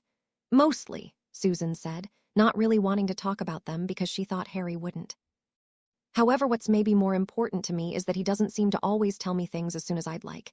He's told me things I know he hasn't told others, but I still wonder what he's keeping secret." "You haven't asked," Hannah queried earnestly. Susan shrugged. "Kinda afraid to, honestly," she sighed. "Worse, I think that if I asked I'd find that there's really nothing there and that it's all in my mind like before." "What do you mean?" asked Hannah. "I was worried about Hermione and Harry," Susan answered and received 3 knowing nods. Turns out he sees her more like a sister, so there was really nothing there. And the youngest Weasley? Megan asked. Pretty much the same, Susan said. I think that one could go somewhere if I wasn't with him, but you know what they say, if you want the good stuff, go with a Hufflepuff. All 4 chorused and laughed at their inside joke. Susan rose. I really do have to go, and I need to get a couple of small hand mirrors at the store. She stopped suddenly and looked at Hannah. Harry hasn't told me what they're for, but I get the feeling that they'll be useful. When you come over tomorrow, you might want to bring a pair with you. What would he do with them? Hannah asked. He read something in his godfather's journal that made him think it would be useful to us and told me to get them. I'm just sharing what I was told. Ta-ta. Susan left with a smile, heading to a local store near her home, using a little muggle money that she had. When Susan arrived home, a small bag in hand, she found Harry and her father talking about wards again. She shook her head at the pair. While they seemed to enjoy it, she didn't find it all that interesting. She didn't hate runes, they just didn't hold a fascination for her. Her mother called them to dinner, which ended the discussion, and they all sat down together. Susan looked at Harry and asked, "What did you find at your house today?" "I learned more about the Blacks. It was really strange to me considering what I've heard of them. In some ways, they aren't as bad as they've been made out to be, but in others, yeah, not pleasant. I'm not totally sure what to do about the house, but I can't sell it until I figure out how to deal with a few parts of it," Harry explained. "Oh, so that is considered the Black estate?" Vince asked. "I'd always wondered if that was the estate home or just their London home. I found the black head of house ring there." Harry held up his hand to show it. "And the family grimoire, so I believe it's safe to say that's the estate house." The others nodded. "I also found a corpse hidden away, and it looked pretty old based on the style of the clothes and all the dust on it." At Susan's disgusted look, he added, "I know, I was pretty shocked." "Shocking, yes, but not completely surprising," Vince said. "Guess is that it was last century, but it's really impossible to say without looking at it." "Would you look at it?" Harry asked suddenly. "It would probably be good to return it to family. They might like that." "I would if you like, but it's also possible we can't identify the person. It might have even been a muggle. It also might be better, politically, not to identify it." "Oh, I hadn't thought of that. So maybe I should just have the house elf just get rid of it or else just vanish it myself?" Harry asked, looking like he was thinking out loud. "It might be best since you inherited the problem, not caused it," Vince agreed. "Right, I can do that." Harry seemed to come to a decision and nodded. "Yeah, I can do that. Still, that's not what stops me from selling the house. The family grimoire is confined to the room it's in, and until I can break whatever is holding it there, I can't really sell the house. I don't want whatever is in there to fall into other hands." "It's probably tied to the main ward stone, and that will be hard to break." Harry nodded. "Yeah, that occurred to me, and the main ward stone is in the next room. Still, I don't have to deal with it now because I need a place until Potter Estate is ready for me." "You said you'd take me to see your family estate," Susan said suddenly, causing her boyfriend to look at her with amusement. "Hannah and Neville are coming over tomorrow, so maybe the day after." "Sure," Harry said easily and grinned at her. "We can have a picnic there if you like." Susan smiled, pleased with herself. Her parents just looked at her in amusement if they only knew what she was thinking. As they finished breakfast and Vincent left for work, the flue chimed and Susan walked over to make sure it was Hannah before she let their visitor through. "Hi, Harry. Hi, Mrs. Bones," Hannah called happily, dressed for summer in a t-shirt, shorts, and sandals with her blonde hair in a ponytail. She had a small brown paper package in her hand. "Hello, Hannah dear," Pat returned as she gathered her things before looking at her daughter. "I'll be back in about an hour. You four stay here and behave. Wait, I thought Neville was coming over too." "He's probably just running a little late. Go ahead, Mum, we'll be fine here." Susan smirked at her boyfriend. "Harry can defend us from anything." "That's not what I'm worried about," the mother said with a hint of exasperation, as if they might start trouble before she left via the Flow network for the shopping area in Wales. Susan turned and looked at him mischievously. "Go get the mirrors so you can show Hannah what you made last night. We'll be in the back garden." She looked at her female friend. "It's really brilliant." Harry shook his head and left for his room. When he'd made the communication mirrors last night for them, she had been in awe and they'd talked for an hour after they'd gone to bed, and her parents didn't know they were still up. He had grudgingly agreed to make a pair for Neville and Hannah if they asked nicely, and promised not to tell others. Harry didn't want to have to make a pair for a lot of people. Returning, Harry walked through the back door and then turned to head over to the little pond and fountain, where he'd heard their voices. As he walked around a large potted shrub, he froze, not being able to not gawk at the pair of girls on the pond wall. Each was wearing only a yellow bikini top and a pair of shorts, one bare foot in the pond and one on the outside, straddling the short rock wall they both sat on. It wasn't until he heard their giggles that he'd realized his brain had frozen too. "Come on over, Harry," Susan called sweetly as she beckoned him with a waving hand. It was a great struggle not to look at Hannah and to focus on only his girlfriend. Both were pretty, but he'd never seen Hannah like this. Not that he had much experience with Susan like this either, but he had seen his girlfriend in only a t-shirt and shorts before. "It's all right to look, Harry," Susan told him. "Touching or anything else might cause you not to be able to ever have children, but I'm not bothered by you looking at her." Harry gulped at her threat and at her predatory smile. Still, Susan was very pleasant to look at. The standard bikini top showed that she was definitely a girl. Seamus had once said that he thought Susan had a large bust, but Harry decided that this was a case where looks were deceiving. Susan had fairly average-sized breasts. It's just that on her petite frame they looked a little larger. He also couldn't help but notice that her shorts were much smaller than normal, showing a lot of leg and stomach. "You look great, Susan." How should he say this, he wondered. "Your extra efforts to work on your weight are really working out well for you." He saw Hannah go wide-eyed and realized he probably could have worded that much better. Fortunately for him, Susan laughed lightly, doing really pleasant things to her bikini top. "Did he just call you fat?" Hannah almost croaked in surprise. Susan shook her head. "No, but he did tell me once I needed to eat a little more, and I have been. On the other hand," she looked up at Harry now, "I think you making me exercise with you in your training sessions may have helped more, but I'm glad you like what you see. Since you don't have your shoes on, come over here and sit behind me." When Harry did so, she grabbed his hands and put them around her on her stomach. "Hold me while we talk."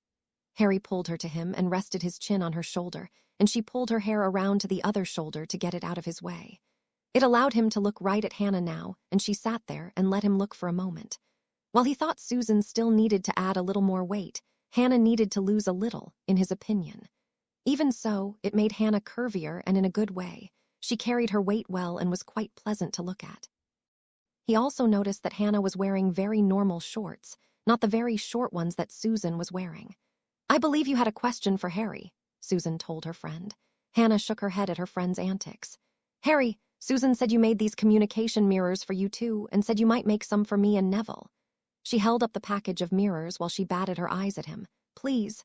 He closed his eyes and shook his head slightly, which caused Susan to giggle. All right. He caved much faster than he would have thought otherwise. Opening his eyes, he saw Hannah smiling brightly at him. "Neville is going to be in so much trouble when you do that to him." Both girls laughed at him. The fireplace made a chiming sound announcing someone wanting to come through. "I need to let Neville through," Susan said, and stood slowly to allow Harry to let her go. She walked away slowly with a little extra motion in her hips, her short shorts barely covering everything, which Harry watched avidly. Just before she got to the door, she did a charm on her top, and it slowly lengthened to be short t-shirt in the same bright yellow and still showing a lot of stomach. Her shorts also started to lengthen as she disappeared in the house.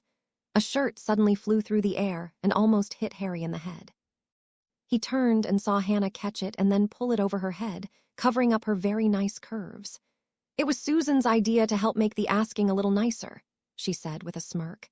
Harry almost told her flatly that the show wasn't needed, because it wasn't, but he suspected that might not be the right thing to say based on her expression. Instead, he told her, "While not required, it was appreciated. Neville's a lucky bloke."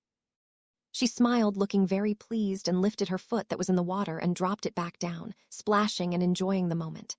Susan returned a moment later, looking very normal, with Neville following her. "Hey, mate," Harry called out.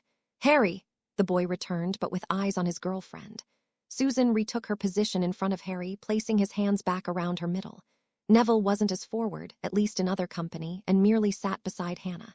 "So, what are we doing today?" Harry asked. "Have some fun together," Susan answered, "as well as watch you make a couple of mirrors for our friends." "What mirrors?" Neville asked. He looked very pleased when Hannah explained it to him. Despite the bit of charms work he did that afternoon, Harry enjoyed the day greatly. He did wonder if maybe all of his summers might have been spent with friends if his parents had lived, but he pushed that thought away quickly. After dinner that evening, Vince and Pat left on a quick errand, although Pat looked a little apprehensive. Because they'd promised to stay at the house, Susan took Harry out back and curled up on his lap after setting him in a lounge chair. "Comfortable," he teased her. "Getting there," she teased back as she grabbed his hand and pulled. Getting the message, he put his arm around her and held her tightly. "Better," she told him. "Harry, can we talk about something?" "Sure." "Do you?" She hesitated for a moment. "Have you told me all of your secrets?" Harry was very surprised. "We all have secrets," he answered, "but I think you know all my big ones. Why do you ask?" Susan angled her head up and looked at him for a moment. "Oh, okay, thanks. I don't know, but it seems like you surprise me with things that I thought I should have already known but didn't." He gave a small snort. "Susan, you surprise me daily and on some days hourly. I know a lot more about girls now, but I still feel lost half of the time." He paused and took a deep breath, and she let him. "Honestly, there are times I'm so scared I'm going to screw something up, and you'll leave me. You and getting together with you are probably the best things that have ever happened to me, and I don't want to lose that, or lose you." She smiled and squeezed the shoulder she was holding. "Thank you for telling me that, and I don't think you have anything to worry about if you keep on like you have been so long as you're true to me." "You have nothing to worry about there," he told her a little forcefully. "Although, that does make me think of a question I've been meaning to ask you." "Oh, I don't understand why you seem to so." Harry stopped to search for the right word that seemed to elude him. "I guess, well, why you're so willing to allow other girls to be so close to me at times like this morning." "You mean why I let you see Hannah like that?" "Yeah, that's one. The other that comes to mind is when you let Hermione and Ginny snuggle up to me at Christmas," he told her. "Oh," she said quietly before perking back up. "Today is easy. That was a joke, and I knew nothing would happen. Besides, it wasn't like you saw more of her than you did of me." "That's for sure," he muttered. "Did you like what you saw? I know you mentioned seeing me with no clothes on once, but I think what you saw today is about the most you'll get to see for a while." "I enjoyed it a lot," he admitted and squeezed her. "You've gained a little more weight, and it looks really good on you. Then again, you've always been attractive to me." "Thank you," she told him with a smile. "What about at Christmas?" he asked again. Susan sighed. "That was different. It had been a very trying day for all of us. I recognize that they're your good friends, and honestly, we all needed a little extra comfort. I knew nothing would happen in that setting. I also talked with them later and made sure they knew it was a one-time thing." "Oh," he said, definitely surprised. "They're your friends, Harry, and I'll never ask you to stop being their friend. Those two get extra leeway I wouldn't allow others, but there are definite limits even for them," she explained. "All right, that makes me feel better to know," he told her. "You're mine, Harry," she said as she stretched up and kissed him. Light kisses eventually turned into heaving snogging. A few minutes later, their fun was interrupted by the back door opening, and the teens smartened themselves hastily and resumed only cuddling. Vince and Pat walked around the shrubs and stopped looking at them, Pat with a smirk and Vince with resignation. "Harry," Vince started the conversation. "We just tested your example wards near Bones Estate, and they worked just fine, both versions. If you're still willing, I'd like to incorporate them into the existing design." "Yes, sir, that won't be a problem, go ahead." "Thank you, and I will uphold my end of the bargain as well. Would you be willing to help us open up Bones Estate this Saturday?" Vince asked. "I know that's more than I originally asked, but it would be helpful, and I'll explain anything you'd like to know." "Of course, sir." "Very good." He looked at both of them for a moment, his serious expression not changing. "Would it be possible for you to ask your two friends, Mr. Longbottom and Miss Abbott, to join us? I'd like to use them for lookouts since we'll be unable to do that while we change everything." "I think they'll help us," Susan answered. "What time?" "Tell them 10 in the morning." With one last look, Vince said, "Thank you," before leaving. "Be careful you don't go too far, you two," the mother told them with a hint of a smile threatening to show itself, looking more at her daughter before leaving. The next day, with a packed picnic basket in hand, Harry sidelong apparated Susan to Potter Estate as this was her first time there. Like McGonagall had done for him, he took her to the ruined front gate. There was a paved road behind them, but it looked like it hadn't seen maintenance in a long time with all the cracks in it. "I don't know how big the estate really is," he said as he waved his hand slowly to indicate the land in front of them, "but this is obviously one edge." He led her in as she nodded, taking all the sights in. A couple of minutes later, they were at the end of the long drive and they stopped in front of where the house used to be. "This was the main house," he said, pointing to the large blackened stone area in front of them. I believe there was an outbuilding of some sort back there, indicating a smaller black spot off to the side and behind the main house. I can only guess as to what happened. I was wondering what your dad might tell me. Susan shook her head. My guess would be fiendfire, at least for the scorching and all of the insides gone. But even fiendfire shouldn't have destroyed the outer walls, as stone will block the magic. They must have done other spells too. I was thinking that as well, he told her. Please step back so you don't get hurt. There were a few things I wanted to do while we were here and before we enjoyed ourselves. She slowly backed up towards the large tree behind them while Harry stood his ground. Lifting his hands slightly, a light whirlwind stirred and moved around the old foundation. After the entire foundation had been swept, the column of wind moved to the side and then just stopped, dumping all of the fine dust it had picked up. Almost instantly, a little larger whirlwind did the same thing, but dumped its contents into a different pile. Harry did that 5 times in total, each stronger than the previous, with the last one picking up the rubble so the foundation was completely clean. When he walked over to the piles, Susan joined him. As he sifted through the 2nd through 4th piles, she asked, "What are you doing?" "Besides cleaning, I'm looking for anything of value that was left." He held up a spoon. "Probably from my family's silverware." When he was done, he had 6 pieces of cutlery, 3 parts of broken cookware, and 4 buckles, all metal. Harry put it all in their picnic basket to take back. "Shall we?" Harry said as he led them over to the large shade tree Susan had been near. He pulled out the blanket that was inside, leaving the food for the moment. Susan pulled her wand out and cast a thin cushioning charm on the ground before Harry spread out the blanket. As he sat down, she turned the wand on herself and her blouse shrunk up, leaving a hand-sized band of skin around her middle and above her jeans, which she'd worn because she knew Harry liked her in them, and she wasn't sure what they'd be up to today. Dropping her wand on the blanket next to the basket, she knelt down next to him and then sat in his lap, her arms going around his neck. "You seem to like my lap," he commented with a grin as he looked her over. "I do. Where am I supposed to put my hands?" he wondered aloud. "Where you did yesterday," she told him as if it should have been obvious. "You didn't seem to have trouble touching my stomach then." "Well, you put my hands there. I don't mind, but I just wasn't sure." "Harry, I appreciate you letting me set the speed of this relationship, but it's time to go a little further," she told him.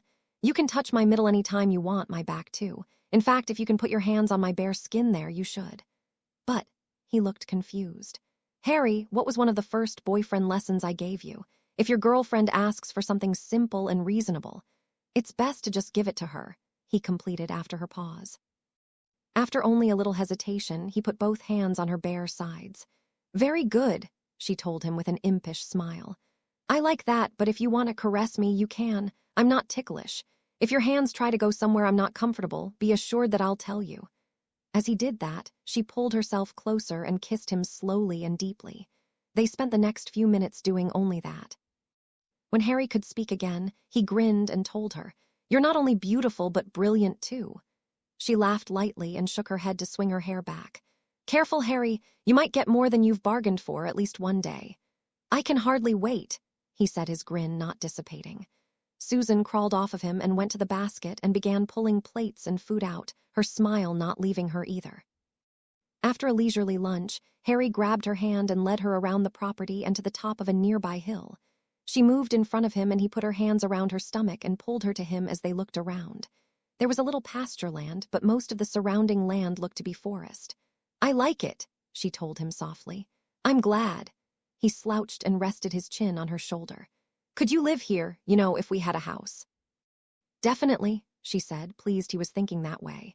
He led her back, stopping where the outbuilding used to be. He cleaned that area and found some metal things he had trouble identifying other than a few hand tools. Walking back over to the house, he stopped in the middle. Since she was holding his hand, Susan asked, "What?" as he tilted his head from side to side. "That spot on the floor, it looks a little different to me. Does it to you?" She looked where he was pointing and around it a little. "No, I don't see anything different. Maybe I'm imagining things then," he said with a shrug, looking like he might have had an idea but knowing there was nothing he could do about it at the moment. "Shall we go back? Back to the blanket?" "Yes," she told him impishly and led him. "Not home?" he asked, confused. Not really saying anything, she pulled him down to the blanket and then pushed him down. Susan lay beside him and started kissing again. It didn't take long before she was lying on top of him, and his hands were slowly moving all over her back. They each thought it was a very pleasant way to spend the afternoon. While Susan was using a conjured brush on her now messy hair before they returned home, so too many questions she really didn't want to answer were asked. Harry was folding the blanket to put back in the basket. It also occurred to him that they had a little time before they had to be back, and he had planned to do one more thing next time he was out with Susan. "Hey, there is one more thing we need to do before we return," Harry told her as he put the folded blanket away. "I'd like your help at my other house." Susan stopped and looked at him. "I really hope you don't mean in getting rid of the corpse you found in the dungeon." He grimaced slightly. "No, but it would be a good idea to do that soon." "No, Dumbledore gave me a present just before he died. He called it my birthday present. I wanted you with me when I looked at it. I can only guess about part of it, and I'd like you with me when we look at some of the items in the box." She tied her hair back into a ponytail with the original ribbon as she looked at him and considered his request. "He gave you a birthday present?" "Yeah. I didn't realize you two were so close," she answered before vanishing the brush. "We weren't at the end, hence why I want you there." He paused for a moment. "I don't believe he'd have given me anything that would hurt me, but I'm still not sure I can trust him either. He's messed with my life in more ways than I like to consider." "All right," she told him. "I think you'll have to take me one more time." "Sure." Harry grabbed the basket and then put his other hand on her arm. At a nod from her, he sidelong apparated her to the front porch. He opened the door quickly and walked in, closing the door after her. "Shush," he reminded her very softly before leading her to the stairs and up. He took her to his bedroom and set the basket down. "I'm sorry, but the more I see, the more I think the house could use some updating," she said apologetically. Harry snorted. "Nothing I haven't thought before. It's a large part of why I've been wondering if I want to keep it, besides the fact that it has memories I don't like. Still, it has its uses." He walked over to the two packages on the bed and stared for a moment. "I suppose I need to get on with it and show you." He opened the first box again and showed her that it had 48 little partitions with potion files plus a folded note on top. The file in the lower left corner had a first on it. None of the others were marked. Pulling one out, he showed her that it contained a slightly glowing silver mass of what looked like hairs. "What is it?" she asked curiously. "They are memories for something and what I'm a little afraid of." He opened the note and handed it to her. "There could be some very interesting things in there," she commented with a hint of excitement after she finished reading the letter. "I bet there's some really great magic mentioned." Harry stared at them for a moment with a bit of dread. "Possibly," he said after a moment, "but is it worth it to learn it this way? What do you mean and what are you afraid of?" "Susan," he said a little louder and harsher than he really meant and stopped himself. "I'm sorry, I was about to take out my frustration on you and that's not fair." Putting a hand on his shoulder, she smiled slightly. "Thank you, Harry, I'm glad you're learning to control that." He nodded as he looked away and closed his eyes for a moment. "I've told you that he has tried to control my life in various ways, mostly bad. I remember starting with placing you with your aunt," she told him. "Yes." He took a deep breath as she patiently waited. "As you can see, he's presented the temptation of placing memories of my family in here that he knows I'll really want to watch. I'm sure he's also mixed in memories of the current war that he's been trying to talk to me about all of last year, and that he knows I don't want anything to do with. So by not labeling them, he's trying to force me to watch the ones I don't want to get to the ones I do want." "Oh," she said quietly, and they both stood there looking at the files and thinking. "What if I watch them first and then I can tell you which ones you want and which to avoid? We can mark them too." He looked at her lovingly. "I had thought of that, but I didn't want to ask you to do it. It didn't seem fair to you." "Thank you for your consideration," she said with a gentle smile, "but I can help you in this way. I'm not sure we have the time now, though." "Yeah, probably not," he agreed and wrapped her in his arms, his hand softly caressing her bare lower back, causing her to sigh contentedly. "I like this, Susan, but you should probably lengthen your blouse back to its original size." Now her sigh was deeper and sounded resigned. "Yeah, good idea. Mum probably wouldn't be happy and say I was leading you on." She pulled back and smirked at him. "Is it working?" Harry chuckled lightly before bending his neck slightly and kissing her lightly. "Yes, it is, you lovely minx." Susan looked very pleased and delighted with the teasing as she reverted the earlier transfiguration. "What's in the other box?" "Just some old things that are almost certainly referenced in the memories, including the old diary that I destroyed in my fight with the basilisk," he explained, causing her to shudder at the memory of the tale. "We can figure it out later," she told him. "Let's go home, Harry. Leave that here since it's probably safest this way." I think we should have complete privacy when we look one day. Absolutely, he agreed as he closed the box back up before leading her downstairs so they could apparate to her home. He really was in no hurry to look through the memories. On Friday afternoon, Harry had come to a decision about an issue that had been on his mind. He sat beside Susan for a moment. She had been in the back garden doing her summer herbology homework. Hey, since you're busy there, I need to leave for a few minutes to take care of something. Putting her quill down, she looked at him. What? This wasn't Hermione, he reminded himself still. Just a little something for the house. I won't be long. Harry, she said with a hint of warning. He considered what they'd talked about earlier in the week. I've decided I don't want the Black Estate house, and I definitely don't want Creature, as I don't fully trust him, so I'm going to sell them both, probably in a couple of years. I can understand, she told him, but why the secrecy? Maybe it's wrong of me, he said, looking down, but I've found that I like having a house elf to take care of things to give me more time for other things. I'll always treat any house elf with respect, but they're very useful, she completed for him and received a nod. It's all right, Harry, I really do understand. I'm sure we could both name a few people who think that they must have a house elf to live and they ignore the poor creatures and even abuse them, but I know neither of us are like that. Each of us will always treat them with respect. I really don't mind. She caressed the side of his head and smiled at him. Okay, thank you.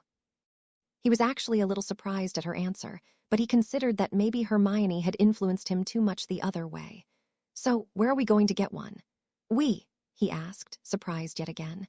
Yes, I'm going with you, she told him matter-of-factly. So where are we going? I know house elves aren't sold at a normal store, although I'm sure there must be some place to get one. Well, I happen to know a free elf and I was hopping to convince him to join me. I was, involved in helping him to become free about 4 years ago. Susan blinked once hard, her time for surprise. I didn't think that was possible unless he was recently freed. They need a master's magic to live, so I'd expect him to have died by now. He works at Hogwarts, so I'd assume he's like any other elf there, he explained. She nodded slowly. I guess that would explain it, so we're going to Hogwarts. Sort of, Hogsmeade for sure. Susan looked amused at the answer. Give me a moment to put this up then. Why don't you go tell my mum while I do? Harry went inside and found Pat going over a journal making notes of some kind. Pat, Susan and I are going to go run an errand. We should be back in a half hour or so. The woman wrote down one more number before looking up at him. Where are you going? The edge of Hogsmeade. I don't expect to really see anyone, he explained. All right, she said as Susan walked into the room. Please be careful. Of course, he told her before taking Susan's hand and walking to the front entry room before more could be said easily. When Susan looked at him, he sidelong apparated her to the shrieking shack. Why are we here? Harry looked around and was glad not to see anyone else. As he led her through the gate, he answered. I'm hoping it will be easier to find him if we're closer to the school. Inside, Susan scrunched up her nose prettily as she looked at the dusty place with claw marks in several places. What happened here? Wait, didn't you tell me this was where you found out about your godfather at the end of your 3rd year? Yes, this is that place. It's also where Prof. Remus stayed on the night of the full moons when he was at school. Harry explained absently as he thought very hard about who he wanted. Dobby, come. Nothing happened and Susan looked at him strangely. Harry, house elves only come for their master. We have a connection, I hope, he explained with a sigh. Come on, we probably need to be closer. He took her to the door and down into the tunnel, lighting his wand as they descended. What in the name of Merlin? She asked as she lit her wand as well. It leads to the school. It was how Remus used to get here. She looked at him in the light of their wands as they walked through the tunnel. You're kidding. This was how all of you went to the Shrieking Shack. I was hoping I had misunderstood your story about how easy it was to break into the school grounds. Auntie would have had a fit if she'd known. Harry couldn't help his grin. Probably for the best that she didn't know about it or about the other tunnel to Honeydukes. With a nod, she said, I'd already forgotten about that. Yeah, best she didn't know how unsafe the school was. When they reached the end, Susan looked out. We really are coming out of the Whomping Willow amazing. It is, isn't it? He answered before he tried again. Dobby, come. A few seconds later, an elf with a Hogwarts towel for a tunic and with a knitted hat popped into the entrance of the tunnel. The great Harry Potter calls for Dobby. It's good to see you again, Dobby. Hey, I don't think anyone will see us here, but maybe we could step back a little, he asked as he took a few steps away from the entrance and the other two followed. All others are in the castle, Dobby informed him. Even the big keeper is not here. Right, Harry acknowledged, understanding that meant Hagrid was away. Kneeling down to put himself more or less at eye level with the elf, he said, Dobby, I'm looking for a house elf and I wanted to know if you're available and if you'd like to join my family. The little guy's eyes somehow grew larger. Dobby would be honored to be Harry Potter's elf. He squeaked excitedly. Splendid, Harry said with a grin. What do you need for pay? The elf shook his head vigorously. Dobby won't take pay. Dobby wants to be a proper house elf again. All right, if that's what you want, Harry said, hoping Hermione would understand. Can I give you time off sometimes, to do what you want? Dobby cocked his head and looked to be thinking very hard. Master Harry Potter is great and kind. Dobby would like 1 day a month off if he may. Are you sure that's enough? Harry asked. That is more than enough. You are very good to Dobby to allow that. Very well, how do we do this? Harry asked. Dobby put his hand out and touched Harry's arm. A few seconds later, Harry felt magic pass through the connection. It's done, the elf said. What does Master need? Well, I don't need a lot right now, so you can continue to work at Hogwarts. I think I'll need help soon, though. I plan to rebuild my family estate house, Harry told him. Dobby looked down and wrung his hands lightly. Dobby has never built a house and can't help Master. It's all right, Dobby, Harry said gently and patted him on the shoulder.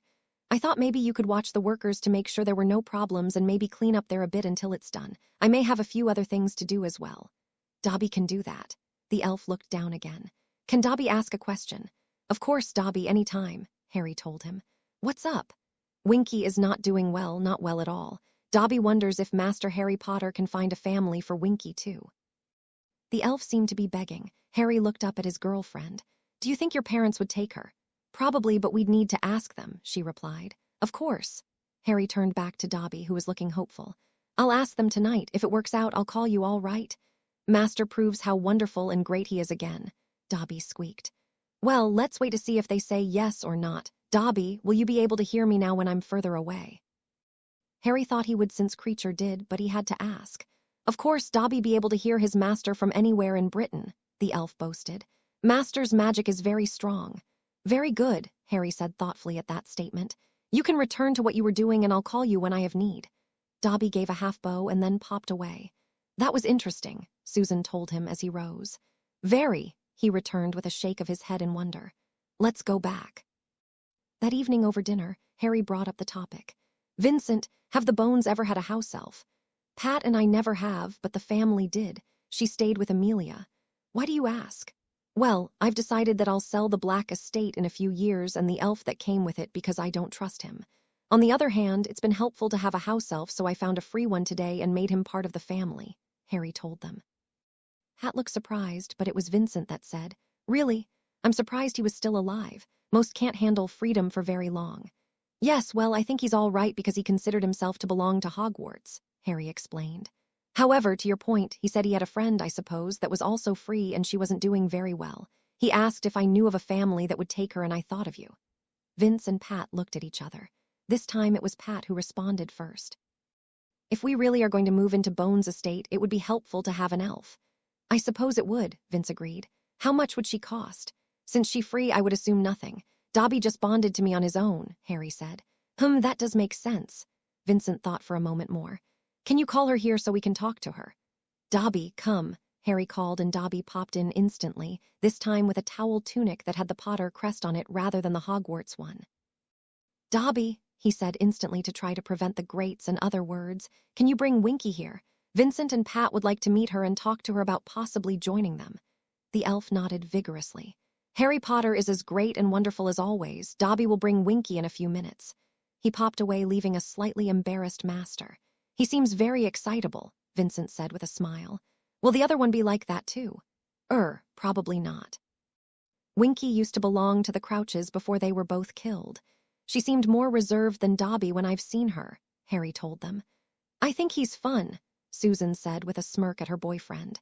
Yeah, just wait until he's talking about the great and wonderful Susan, he volleyed sarcastically.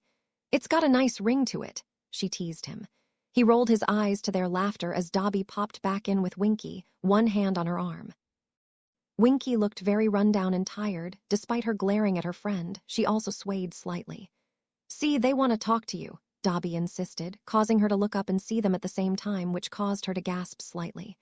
I'm Vincent Bones, it's Winky, right? Vincent asked gently. Yes, Mr. Bones, she squeaked. Winky, we'd like to have an elf join us, but I need to ask you a few questions first. Is that all right with you? Vincent seemed to be patience personified and very gentle, which caused Harry to wonder if this was what he was like when he worked at St. Mungo's. The elf nodded vigorously, making Harry wonder if all elves were like that.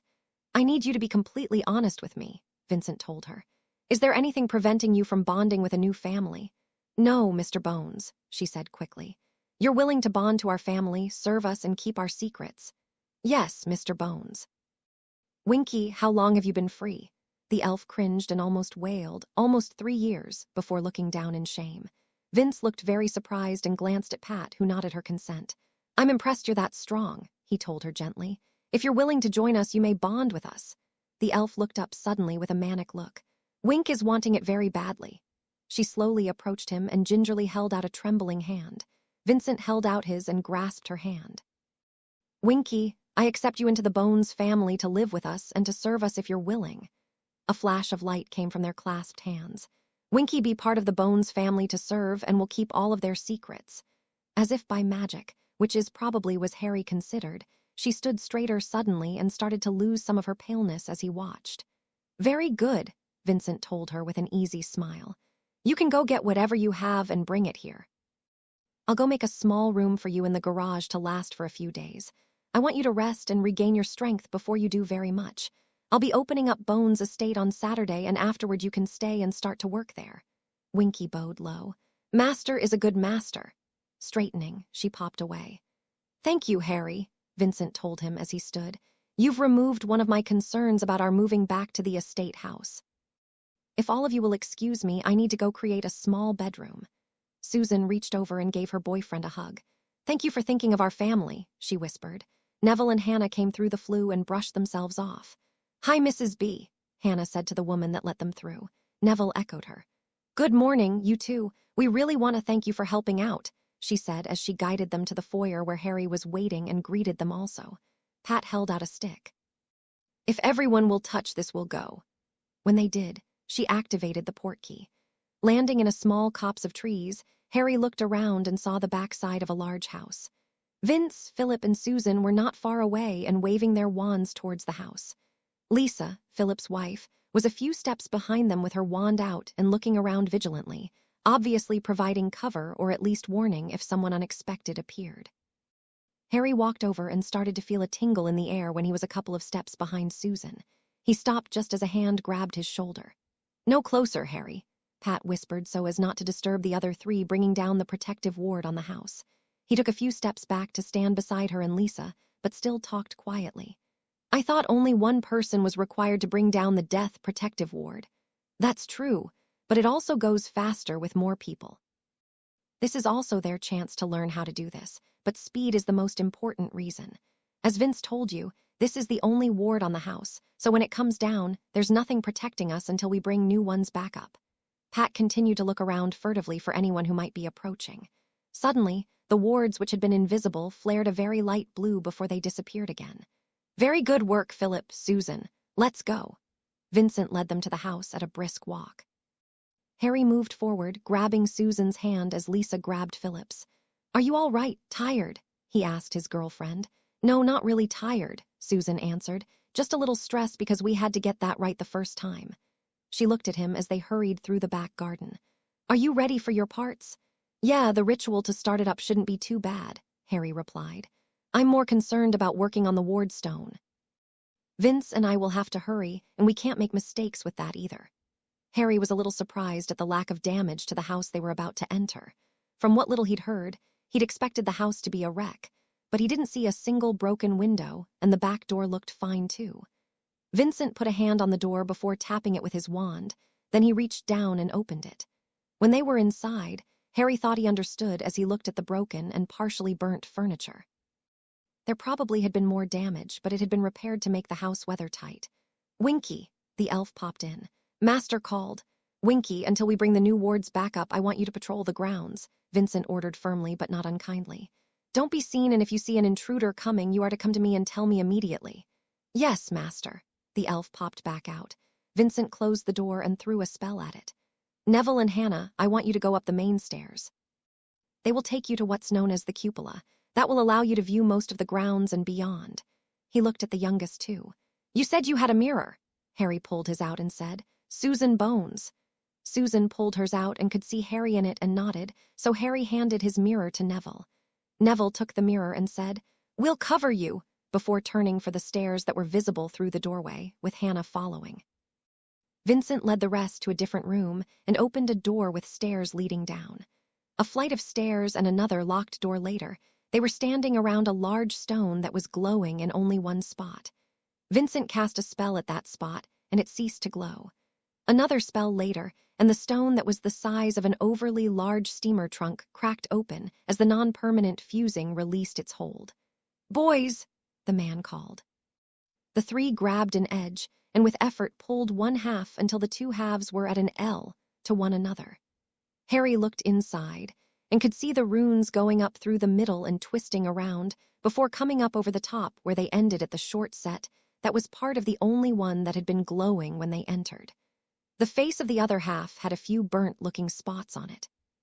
He knew from his limited study at school, and by talking to Vincent, that this ward stone was not like the small stuff he worked on for fun.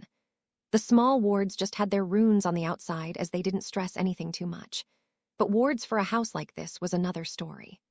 While they started like the others, going up a side and ending on top, they almost always had another stone the same size fused to the one with the runes sandwiched in the middle. This was done for two very practical reasons. First, it protected the runes a little more should someone find the normally very protected ward stone. Second, it gave the runes a larger sink to deal with any heat they might generate if under attack. Philip, I want you to clean the plain side. Remove all the burnt spots while keeping it flat, Vince told his oldest, and received a brisk nod, and the young man got to work. Harry knelt down beside Vincent as they looked at the runes on the other half. I see your power sequence there at the base, but it's really crowded. I'm not sure how you're going to put the new ones in, there's just not enough space. Vincent let an exasperated sigh out. I've never really seen them before, so I didn't know we'd have this problem. They've been added to over time, and my diagram isn't up to date. We don't have the space I was counting on having, he said with disappointment. I really do want your new power sequence in here, because if the old ones were taken down once, they can be taken down again by the same person more easily. Let's see. The head of house also cleaned and recarved a few of the runes that had been damaged from the attack. The two continued to look as Philip finished up and stepped back to give the other two more room to work. Runes were not something Philip understood well, so he stayed back so as not to get in their way. I'd almost suggest over here on the left side, Harry pointed, but I'm afraid that wouldn't be enough rock to service them well. Sadly, I agree. Vincent snorted angrily now, clearly upset at the unexpected situation. Bloody hell, I just don't see a way to do it without getting a new ward stone, and that's not going to happen right now. I guess we'll just have to go with the old way for now. Wait a moment, Harry stopped him. The floor is stone. Yes, Vincent agreed. It has to be. Harry grinned. Then we use that to our advantage. It's not as good as the crystal ward stone, but crystal is really only used for control, or so Professor Babbling said. For power, the heavier granite floor will work just fine. I don't see how we can put your new wards on the floor, Vincent said slowly, his expression showing he was trying to figure out where Harry was going with his idea. We don't, Harry told him. We put the new wards on a granite block, put a hole that size in the floor, and drop the power block in.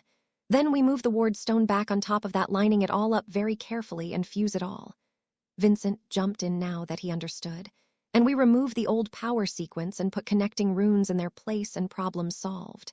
Harry, you really are a genius with this. You have my blessing to take Susan. Dad. Susan squealed in outrage, proving she had been listening even if she hadn't understood much of the technical talk. Pat and Lisa were wide-eyed in shock, while Philip just stared.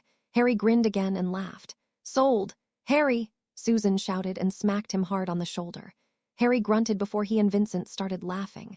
It's not funny, Susan glared at them. It most certainly is not, Pat added now that she could speak again after her surprise. It was also a joke, and Harry knew that, Vince said, defending himself before he reached into a pocket. Good thing I brought this, he said as he pulled out the shrunken block with Harry's test runes, enlarging it to normal size as he sat it down. Harry looked up at his glaring girlfriend who had her hands on her hips and looked to be contemplating what spell she was going to use on him. "I'm sorry, Susan." I knew it was joke when he said it, but I went along with it not really thinking about how you'd view it. It was only a small stretch of the truth. He and Vincent had both known the idea wouldn't be thought of very highly, but neither of the men had expected the reaction to be that extreme. She pursed her lips before drawing them tight in a frown. "We will be talking about his later." "Yes, dear," he said softly as Vincent was measuring the spot on the floor. "Are you sure that's going to be big enough?" Harry asked the man. "That was only for you to test here." He smoothed out the old power sequence on the ward stone and then carved in simple connector runes to save Vincent time. Vincent nodded. "Fortunately, I made it the size I expected to have to use in order to make the test more realistic. I'm glad I did." A moment later, there was a square hole in the floor into which the new power sequence block was dropped and then fused into the hole for better contact. Vincent looked at Harry's work and nodded with approval. The three men moved the half of the ward stone that had the runes into place, and that was fused to the new power block. Finally, the blank half was moved back into position and fused into place. Vincent looked at his youngest as she put the mirror in the pocket of her jeans. "What the word from up top?" "Still all clear," Susan told him, mostly over her outrage from before. "Good, places everyone, we're almost done with this part. After we done here, we'll just need to fix a few ward anchors upstairs," Vincent reminded them. They all took their places, each couple a third of the way around the stone. In each case, a bones leaned over and placed their hands on the dark crystal rock, and their other leaned over and put their hands on top of their partners. Harry almost said how much he enjoyed this position as he spooned behind Susan tightly, but held his tongue considering Susan was already slightly pissed off at him right now, not to mention the fact that they were right in front of her parents. As they started the short ritual chant that would push some of their power into the ward stone to essentially jumpstart it, Harry realized that his hands were completely on top of Susan's hands, while Lisa's and Pat's were on top, but had their fingertips down and touching the rock.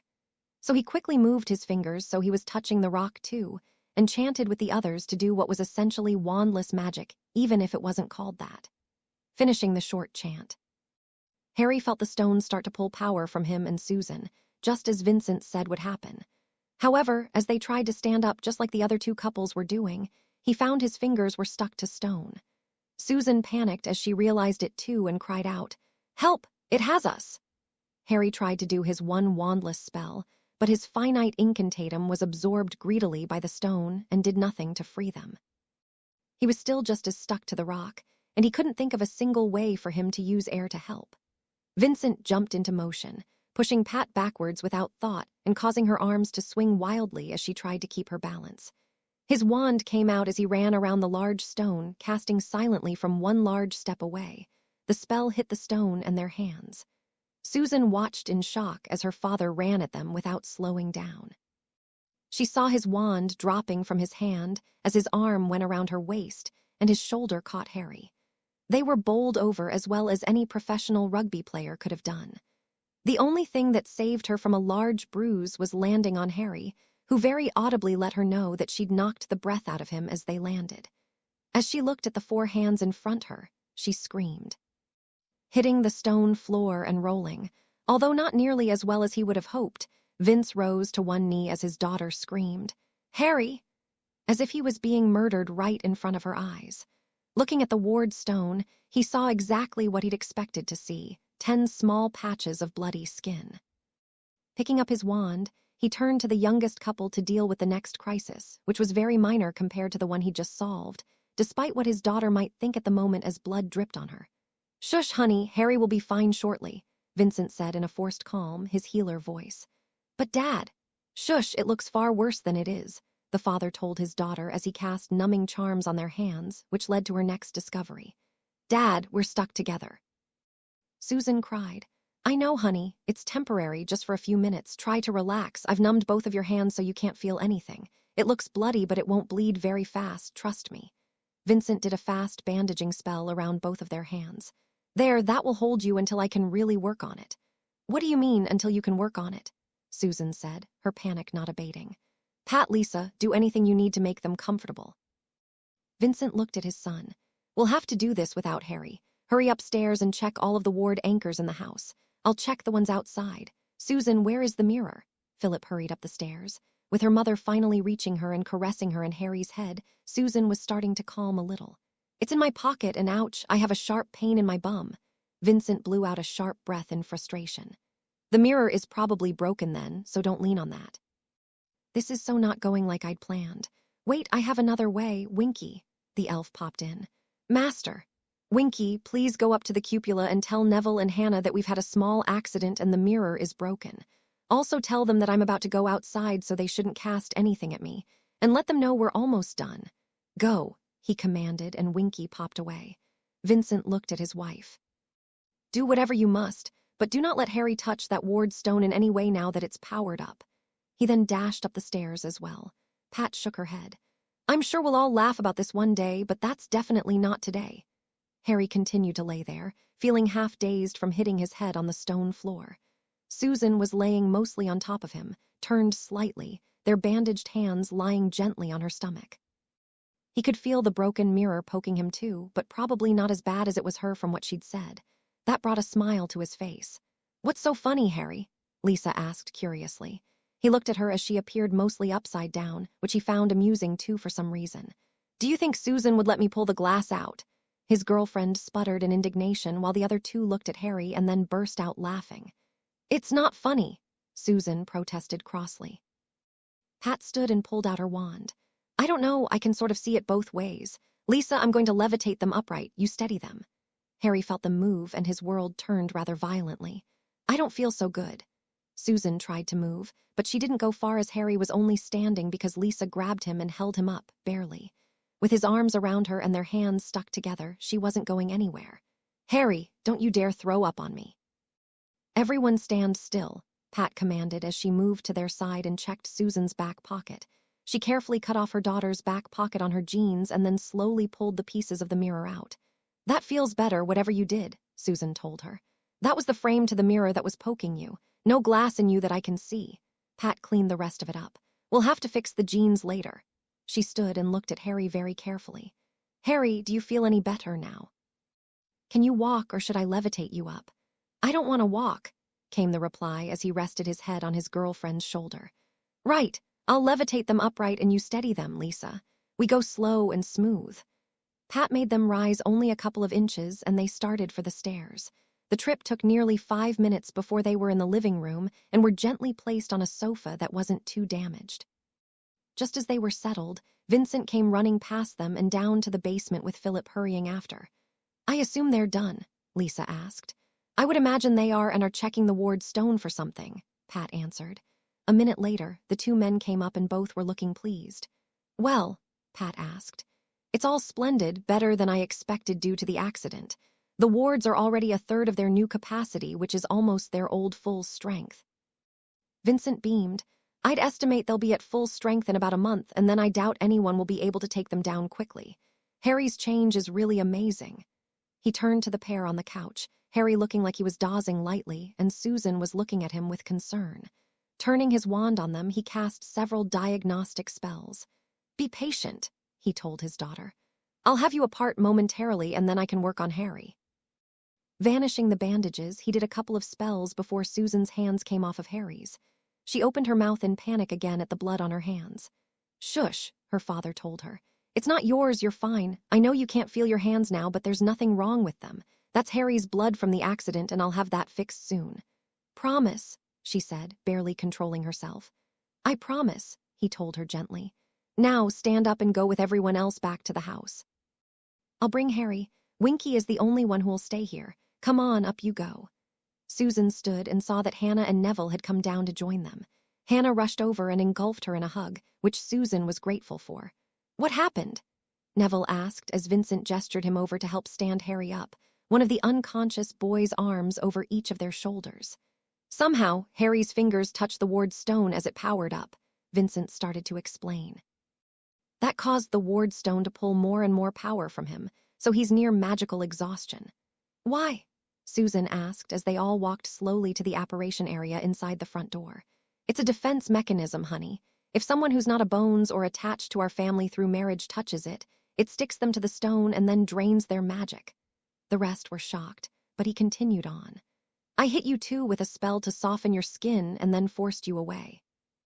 I know that sounds cruel, but it was the much smaller problem. If I hadn't pulled you away, it would have pulled all the magic from Harry and killed him in short order. Susan turned and hugged her mother tightly, burying her face. The two of you stuck together because I'd softened the skin of each of you. I was unable to make it hit only him. Harry will have to have the skin on one side of his hands regrown, but that's a small price to pay for being alive. In a few days, he'll be as good as new, Vincent said as they all stopped at the front door. Mr. Longbottom, Miss Abbott, I thank you very sincerely for your help. Ordinarily, we'd have had extended family do that, but we're a little short on them at the moment, Vincent said with a tight smile. Please expect a dinner invitation soon, if you'll excuse us. I need to get Harry home to work on his hands and on his concussion. He and Harry left with a crack. A concussion, too, Susan left with a crack. The remaining 5 looked at each other and chuckled. It's been a very interesting morning, Pat said as she shook her head. Would Friday, 6 days from now, work for dinner? Yes, sure, the 2 visitors said. Neville also handed a normal-looking mirror to Pat. You can give this to him later. He turned to his girlfriend. Would you like to come to my house? I'd love to. She looked at their hostess. I'm glad it all worked out, and I'm sure Mr. B will have Harry all patched up in trice. With that, the 2 left. Philip and Lisa gave Pat a hug and left, then Pat left for her normal home as well. There, she found Susan hurrying out of the bathroom and into Harry's room looking cleaner and in shorts and a t-shirt now. Pat joined the others and saw her husband working on Harry's hands. Several empty potion phials were already on the table by the bed. While Susan removed Harry's shoes and socks, Pat asked her husband, How is he? I've given him a potion for his concussion as well as a strengthening potion to help him recover faster. I also gave him a dreamless sleep potion to make sure he gets some extra rest. I should be done with his hands in about 20 minutes. Vincent stopped for a moment. Susan, honey, do you know why Harry has a scar on the back of his hand that says, I must not tell lies? Pat was surprised at how quickly Susan became angry. In our 5th year, the vile and despicable Dolores Umbridge made him use a blood quill for so long that happened, Susan spat. I didn't find out about it until this last year, though. I can promise you that if I'd known as it happened, I'd have brought the wrath of Auntie down on Umbridge. Pat was amused by how protected her daughter was over the young man now. Vincent continued working on Harry for a long moment before he finally said, I'll ask him tomorrow if he'd like me to get rid it. I think I can, but if not, I can certainly remove the words so it's just plain scarring. Thanks, Dad, Susan said, and gave him a side hug. When Vincent finished his work, he transfigured Harry's remaining clothes into pajamas. As long as the door stays open, you can stay here, he told her. He might wake up around midnight, but I'd really expect him to sleep until tomorrow morning. Thanks, Dad, Susan told him again before laying gently on the bed and draping an arm protectively over Harry. Vincent picked up his medical things and left the room. Pat gave her daughter a stern look. When we go to bed, you have to go to your own bed and stay there, understand? Yes, Mum, Susan answered. And thanks. Pat leaned over and gave each of them a kiss on forehead before leaving to join her husband. She found said husband pouring himself a large drink, one from the special bottle Harry had given him for a Christmas gift. He held up the bottle and she said, just a small one. Drinks in hand, they sat on the couch and talked quietly. I'm so thankful that worked out. I don't know what I would have done if Harry had died today, Vince said before he swallowed half of his drink. How close was it? Pat wasn't sure she really wanted to hear, but she felt like she had to know. Another 10 seconds or so, maybe less. Most wizards wouldn't have woken up any time soon, much less stayed mostly conscious as Harry did. He did as well as he did only because he's very above average in magic, he explained. How above average? At the top of the scale, definitely in the top 1% of magical power. Pat considered how lucky Susan really was to win his heart. All of that on top of the fact that he was a very nice young man. I'm glad we didn't have a disaster, too. We can move in about a month, he told her. Will you be ready? With a house elf, it'll be very easy, but I'm not sure I want to go. I do like it here, she told him. I do as well, but it will be safer now that the new wards are up. I know it'll be a lot of work to make it into a real home, but as you said, you have extra help beyond the kids even. Vince started taking small sips to finish his drink. You'll redo your garden there? She asked hopefully. Of course, and you can help me design it, he promised and drew her in close with an arm around her shoulders. purposefully thinking about anything other than the disaster that almost was. Harry blinked awake with the early morning sun just starting to come through his window. The first thing that caught his attention was the movement of Vince's wand as the man wove a diagnostic spell over him. "Good morning, Harry. How are you feeling?" the man said quietly. Harry blinked a few times to give himself time to fully wake up. "Mostly good. My hands throb a bit, though. That's to be expected as the salve regrows the skin there. I can help that, though." A wave of his wand and Vince asked, "How's that?" "I can't feel a thing now." "Very good. We'll put numbing charms on you 3 times a day just before we put the salve on." Another wave of his wand and the bandages disappeared. Harry looked and saw that the ends of all of his fingers and thumbs were covered with dark red skin. "The skin is very thin, so please be very careful. As long as you aren't a prat about it, I'm sure Susan will be your hands for what you need, and I'd like you to use them as little as possible until tomorrow." Vince smiled ever so slightly. "In fact, other than going to the bathroom, please let her or Pat do everything for you." Okay," Harry agreed as he tried to not think about that need right now. "I'll help you to the bathroom and to change clothes in a moment, but I have a question first." Vince pointed at his right hand. "Susan explained how you received the scar on the back of your hand. Would you like me to remove it?" "I believe I can, although it will be like your fingertips, so you'll have to be very careful with it for a few days." Harry turned his hand over and looked at it for a long moment. In some ways, it motivated him, but in others, it still made him a bit angry. Still, he didn't think he could really do anything to Umbridge about it now. Deciding, he said, "Yes, please. It's a good thing I've already numbed your hand." As Vince worked on his hand with his wand, he glanced at Harry for a moment. "Harry, I feel I must apologize to you for not stressing the precautions more." "It's not your fault," Harry interrupted him. "You told me not to touch the ward stone when it was powered up, but I didn't remember."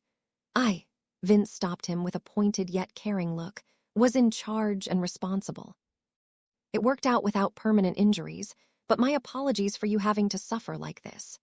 Harry considered the words for a moment and appreciated the caring intent behind them. With a small nod, he said quietly, "Thank you." Vince nodded back and finished his work. The scarring words were gone and the back of his hand was bloody. The healer cleaned that up and then magicked some salve to the new wound as well as to his fingertips. "Just hold your hands up in the air without touching anything while I bandage them again." That done, Vince helped him up, and with magic removed Harry's clothes and helped him put clean ones on. "I hope you don't mind, but I'd prefer you wait until tomorrow for a shower. Bathroom time." At Harry's nod, Vince opened doors and helped him across the hall. Harry had barely settled back on his bed after relieving himself when Susan hurried into his room looking tired and a little stressed. "He's fine," her father assured her as Harry held his hands in front of him so he wouldn't bang them on anything. "Same rules as yesterday," he told her, "and your mother will help you put the salve on his hands after lunch. I'll put the 3rd application on after I get home from work." "All right," she told him. "And Susan, no stressing him, please." Vince leaned over and kissed the top of her head. "I'll see you too after work." With her father gone, she looked at him critically. "Are you really all right?" "As well as I can be," he answered. "Let's go get something to eat." She steadied him as he rose and then led them into the kitchen. Harry followed her, really looking her over. Her t-shirt and shorts were rumpled, but he had to admire what he saw. He thought she had a very nice bum. Her legs were a little thin, but not overly so. Her long hair looked a little more reddish than blonde this morning. He thought she was turning into a very lovely young woman. Taking a seat at the breakfast table, he watched her cook a simple breakfast. He felt a little embarrassed for her to feed him, but she seemed to not mind and didn't give him a hard time about it, for which he was very grateful. She did give him a hard look about one thing, though. "Harry, I'm very relieved that nothing permanent happened. Dad said you were about 10 seconds away from the ward stones sucking out enough magic to kill you. I'm very glad too, and I'm also very sorry to have worried you with all of this," he told her. She gave him some more bacon. "Eat this and just listen, all right?" At his nod, she gave him some eggs too as she continued. "Harry, accidents happen and I'm not bothered by it now that we know you'll be fine. I don't mind taking care of you either. It's even a little bit fun. However, I do have one important thing to say about yesterday." He wondered what the problem was as he took another bite from the fork she put to his mouth. "Now that I've thought about it," she said very seriously, "I can understand the joke you and my father made about selling me, but please don't ever do that again. You probably can't fully understand it from my point of view, but there are very real stories about fathers in the most conservative families doing that very thing literally. For example, I wouldn't be surprised if the Parkinsons did that to Pansy. While I know my parents would never truly do that, it's still something I fear, that someone would try to force something like that on me. Looking at it while talking with you like this, I know that it's an irrational fear that will never happen. Like I said, I know my parents wouldn't really do it and I know I can trust you, but it's still something that bothers me. For some people, their fear is heights or monsters in the closet. This is mine. Do you understand? She asked. I do, and I'm sorry. If I'd known, I wouldn't have done it, and I'll do my best to never do that again, to you or our children, he told her honestly. Susan looked at him for a moment before her serious expression softened. Our children. I like the sound of that, and thank you, Harry. I'm afraid that you're correct that my fear would extend to cover them.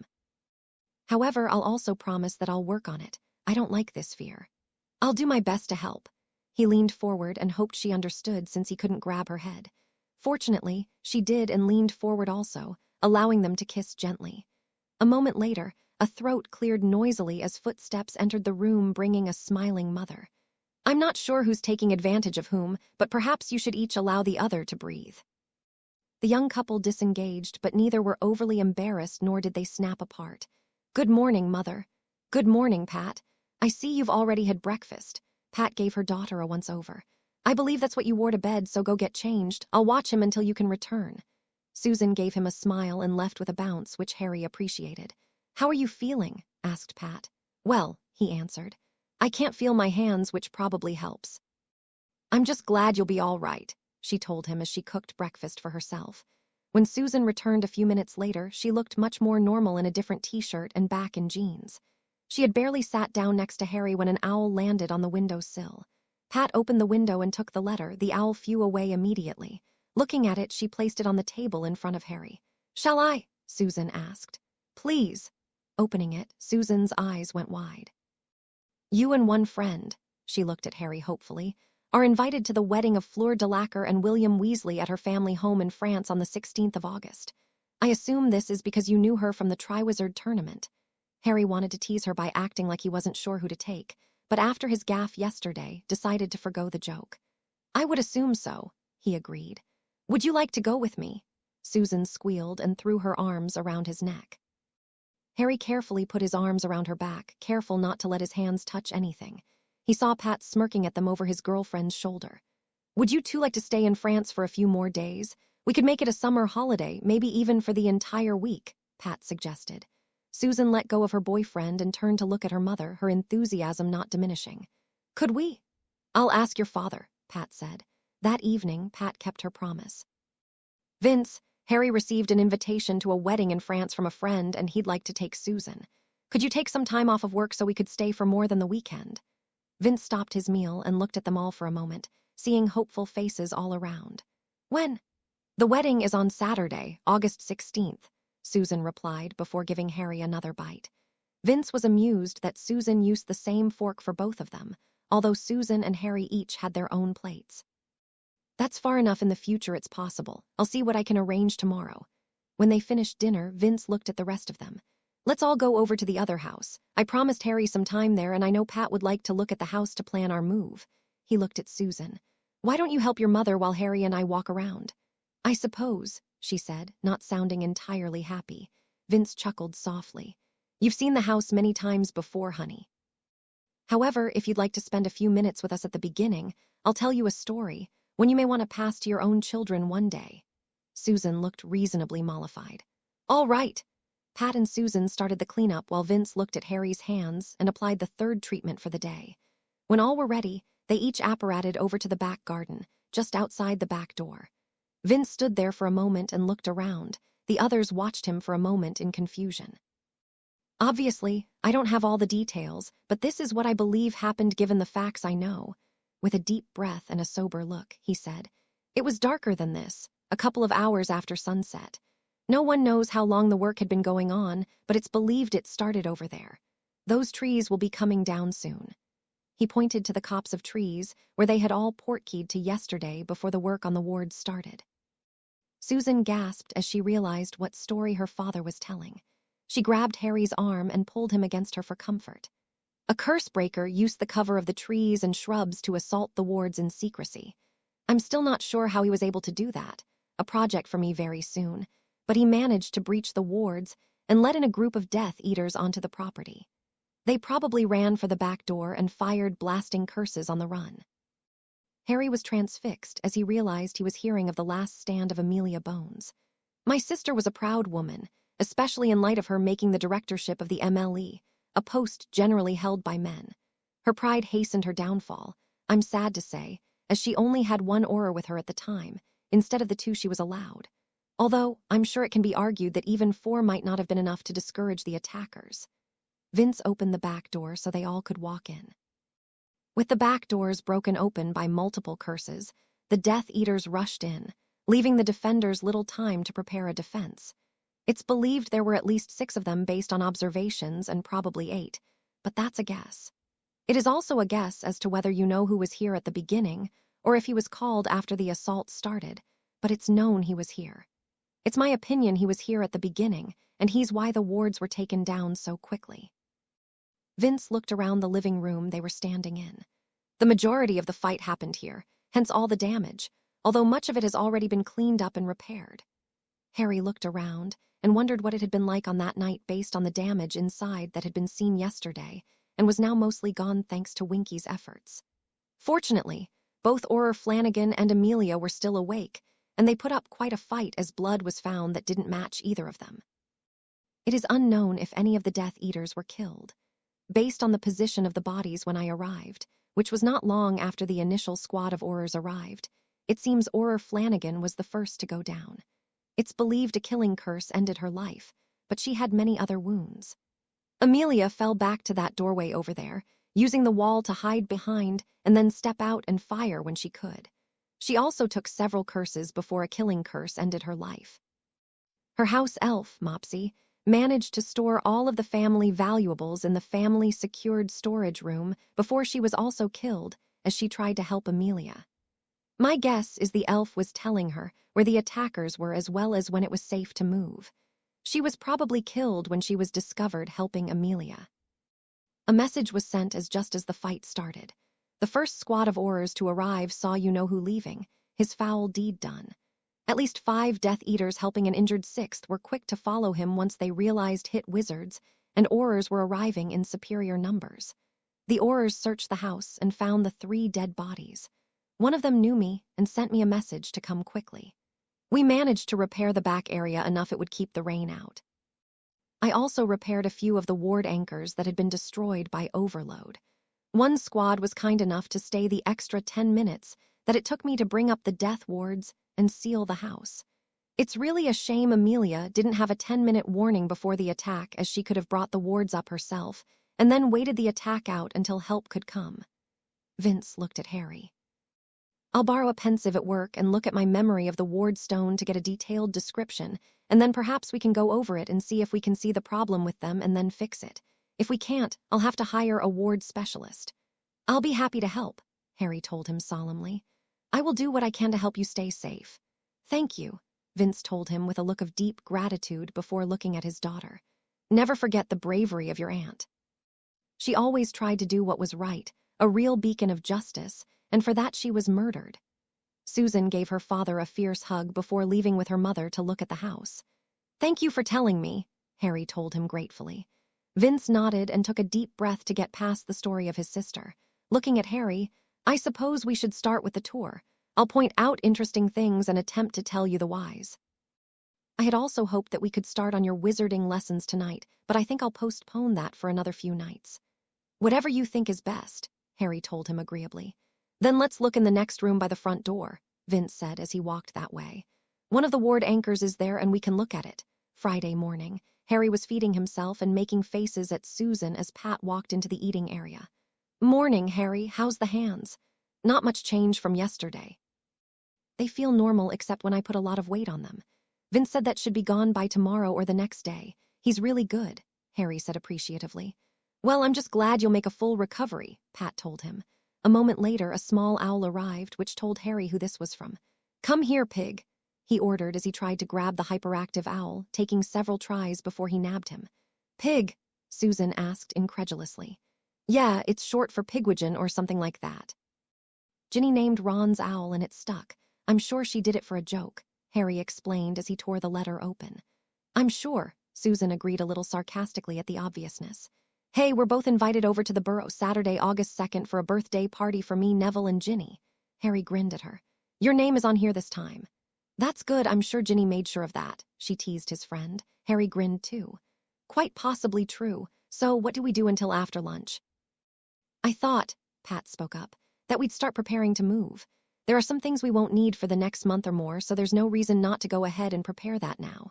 Is the house ready? Susan asked. Not completely, but I asked Winky to prepare the bedrooms we'll need and they're done, so we can send the winter wardrobe and so forth over. Pat directed them to follow her and they started. Harry also called Dobby and had him help take boxes over for Winky to put away. They finished almost half the house by lunchtime, all things no one would need until after they moved in a month. Not long after lunch, Neville and Hannah came over. They were sitting at the table with a cold drink and talking about the birthday party in a couple of weeks. Harry looked at Hannah as she said, I'm glad I was invited too. I think Ginny helped that along too. Movement over her shoulder attracted his attention. Just he identified the moving shape as a man in a black cloak with a white mask. The wards around the house flared in a burst of blue light before they went clear again. He knew what that meant. Death Eaters! Run to the living room and get behind something, he shouted as he grabbed Susan's hand and pulled her after him. Contact the Aurors, he commanded, and Susan ran towards the fireplace. He pulled his wand out as he stopped next to the kitchen and shot multiple unbreakable spells at the back door and windows. Turning, he saw Pat standing there in shock. Get down! He shouted at her and grabbed her arm, pulling her below the level of the lower cabinets before he joined her. Deciding they needed more protection than the wood would give them, he transfigured the cabinets into stone. He had barely finished that when he felt the apparition wards around the house go down. Looking over, he saw the couch turn into stone too. Fire back 2 seconds after their first volley and no stunning spells, he told everyone as he considered what was about to happen and what he could do. He was really pissed off this was happening, and he was going to show them attacking the bones was a bad idea. Peeking around the corner of the cabinets, he saw multiple green spells coming towards the back door and wall. He put up an air shield just behind all the glass and hoped that could block most of it as he pulled his head back. A noise so loud it almost deafened him washed over all the defenders, as did spells that splashed against the walls and caused a lot of damage. But his air shield had prevented them from being cut by flying glass. Harry didn't bother to shout for his side to return fire, but rose up to one knee and pointed his wand over the countertop and whispered angrily, Reducto. 4 other spells joined his. While waiting for the spells to reach their targets, Harry quickly took in where the attackers were and apparated as their spells reached the attackers. He landed in a crouch just behind the fountain that Vince was so proud of and saw an extra attacker he couldn't have seen from his position in the kitchen. He launched an air spear at him first, hitting the man right between his shoulder blades and causing him to crumple. Turning slightly as the attackers let the next round of spells go into the house, Harry shoved an air spear at each attacker from left to right, one after the other as fast as he could. 3 of the 6 remaining went down before they were aware of what was happening. Number 4 went down as he turned his head to see what happened to his cohorts. The 5th turned bodily and was hit in the left side instead of the back, with the same end result as he also fell. The 6th managed to move out of the way only to run into 2 spells from the house that qualified him for the Headless Hunt Club. Hearing a rustle off to his right, Harry saw a man in a cloak with a camouflage pattern start to run away. Harry sent an axe head of air at him, trying to cut his legs off as he was probably the curse breaker, and Harry wanted to know how he'd taken the wards down. The man disappeared just as the air weapon hit him. Crap! Missed! Harry growled. Looking around, he didn't see any other attackers, so he stood and took a deep breath as he realized they had them all, until he realized he could really only see half of the house. Harry apparated to the front, landing in the same place he had when he'd caught Marcus Flint at Christmas. There right in front of him were 3 more Death Eaters. Because of all the killing curses he'd already seen, he hit the one in the middle with a blasting curse in the back of the neck. The other 2 received one of twin air spears through their necks. Looking around, he saw no one else. With his wand out but pointing down, Harry jogged around to each side of the house to make really sure there were no other surprises. Finding none, he walked to the back door and saw Hannah and Susan covering Neville as he checked on each of the attackers. All 3 wands turned to him momentarily when they noticed him, before the wands were lowered quickly. "Where did you go, Harry?" Susan called out to him. "To check the front. Glad I did. There were 3 more there waiting on us to come out the front. Are Aurors coming?" Harry asked as he joined them. "Not yet, the flu was down," Susan reported. "Really? Dobby, come," Harry called out. Master Harry called, "Aye." The little guy yelled and put his hands out in a defensive position when he saw the bodies on the ground. "Dobby, relax, the attack is over. In fact, I need you to go and find Auror Nymphadora Tonks as fast as you can. Tell her we were attacked here and need Aurors. Also tell her to send someone to the flu office as our flu was taken offline by an attacker. Go." The elf popped away instantly. Harry looked at the others as he tried to work out if there was anything else he needed to do. "Wait, where's Pat? Is she all right?" "She only has a cut or 2, but she's in the kitchen," Susan told him. "She told us to come out here and make sure the attackers were tied up. Back in a minute now that you're here," she said as she dashed back into the house. Harry cast his Patronus, and the stag ran off. "That won't be very fast given how far it has to go, but Vince should be here in about 10 minutes, I'd guess." "Neville?" Harry asked as he pointed to those on the ground. "Not really anything to tie up, mate. Good move coming out here and hitting them from the back. That really confused them by getting hit from a direction they thought was safe." "I felt the apparition wards go down," Harry told him as he continued to look around. The back of the house where the breakfast table and kitchen were located was heavily damaged. There were even a hole in the stone cabinets he'd transfigured, about where he'd been before he had apparated. Contrasted to that, it was almost amusing that Vince's garden and pond area were almost pristine, only marred by a few boards that had been thrown that way. Several distant cracks sounded, which caused Harry to walk over to edge of the house and lean as he looked around the corner. There he could see to the front and a small group of Aurors with their wands out and looking at the 3 bodies on the ground. "There's more back here," he shouted.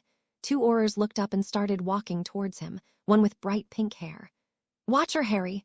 I see the action is over, then again, it almost always is before we get called.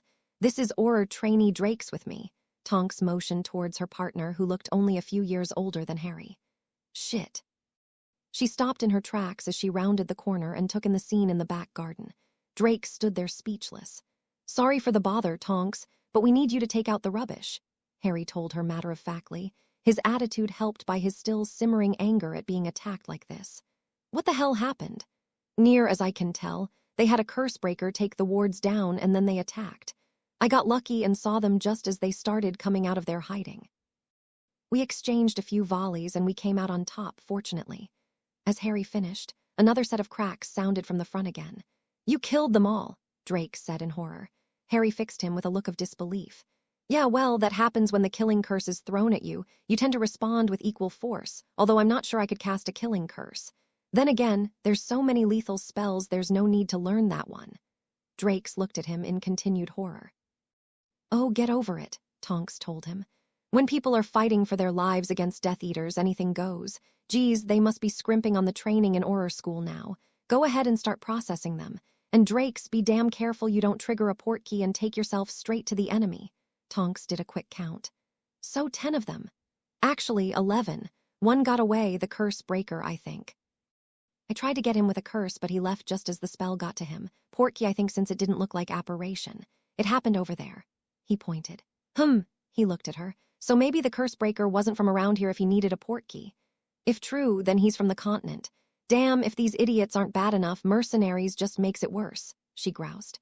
Footsteps caused them both to turn, and they saw Kingsley, Shacklebolt, and 4 more Aurors. "Report, Tonks." She gave him the story Harry had told her. Shacklebolt nodded and looked at Harry. "Anyone hurt?"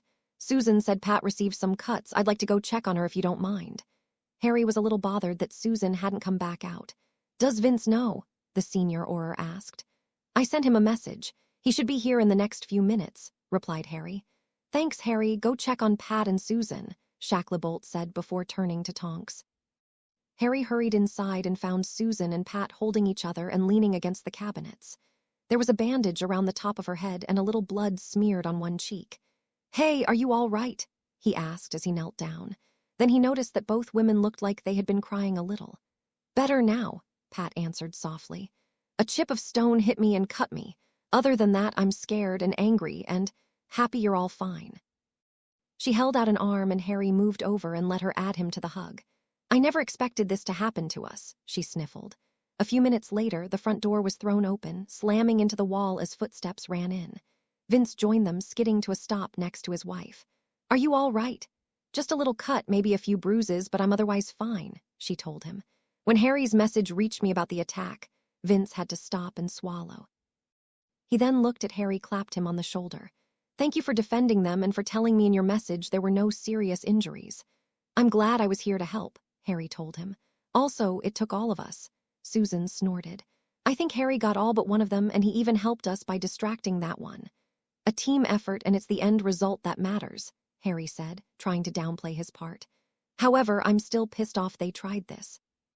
"We were having a lovely afternoon and we had guests." Vince smiled ever so slightly. "As you said, it worked out in the end." Turning to his wife, he reached for the bandage. "Let me take a look at this." Harry looked at Susan and they both stood at the same time, but Susan moved to him first and wrapped him in a hug. "I'm glad you're safe," she whispered. "I'm also glad it was all over before I even realized you had left the house. I think it would have scared the crap out of me if I'd seen you apparate outside. If I was going to do that, I had to do it at the beginning when they weren't expecting it. I'm wondering if they even knew the Cursebreaker took the apparition wards down, but I guess we'll never know," he whispered back. "Vince!" Shacklebolt called into the house. The head of house kissed his wife on the forehead that now only had a short pink line on it before he stood and walked for the back door area and the Auror. Harry tagged along as Susan knelt back down next to her mother. "Kingsley, I'd really rather we met at the pub instead of at times like this," Vince said tightly, attempting a joke, but it fell flat. "Me as well, old friend," the Auror said. "So you know, all 10 had the dark mark and all 10 wands had fired the killing curse recently, even the 3 who were waiting at the front. I can't tell if it happened here or if it was fired in practice before they came, but with an attack like this, it really doesn't matter." Shacklebolt looked at Harry. "We also found some blood over to the side where you said you saw the last one, so your spell hit him. That was also just outside of the anti-Portkey ward that was put up, so he probably used one. We can't tell how injured he is, but we've stationed someone at St. Mungo's to watch for him. So given all of this, you and the others have nothing to worry about, Harry. It's ruled self-defense." Harry nodded his thanks. "Kingsley, any surprises with who did it?" Vince asked. "A little," Shacklebolt replied before looking at Harry. "If you or your friends need to talk to someone about this, let me or Tonks know." Okay, but why?" Harry asked. "Because from what I know, there will only be one Slytherin boy in your year at school next year." At Harry's shocked look, he added, "We found not SR and JR, Goyle SR and JR, and finally Crabbe SR and JR. The other 4 aren't from the known old families, and we haven't identified them yet. Tonks told me your thought that the Cursebreaker might not be from Britain. It's possible the other 4 might not be either, but a couple of them look vaguely familiar, so I'm guessing they are from distant relations. One other thing I was told just before you 2 came out.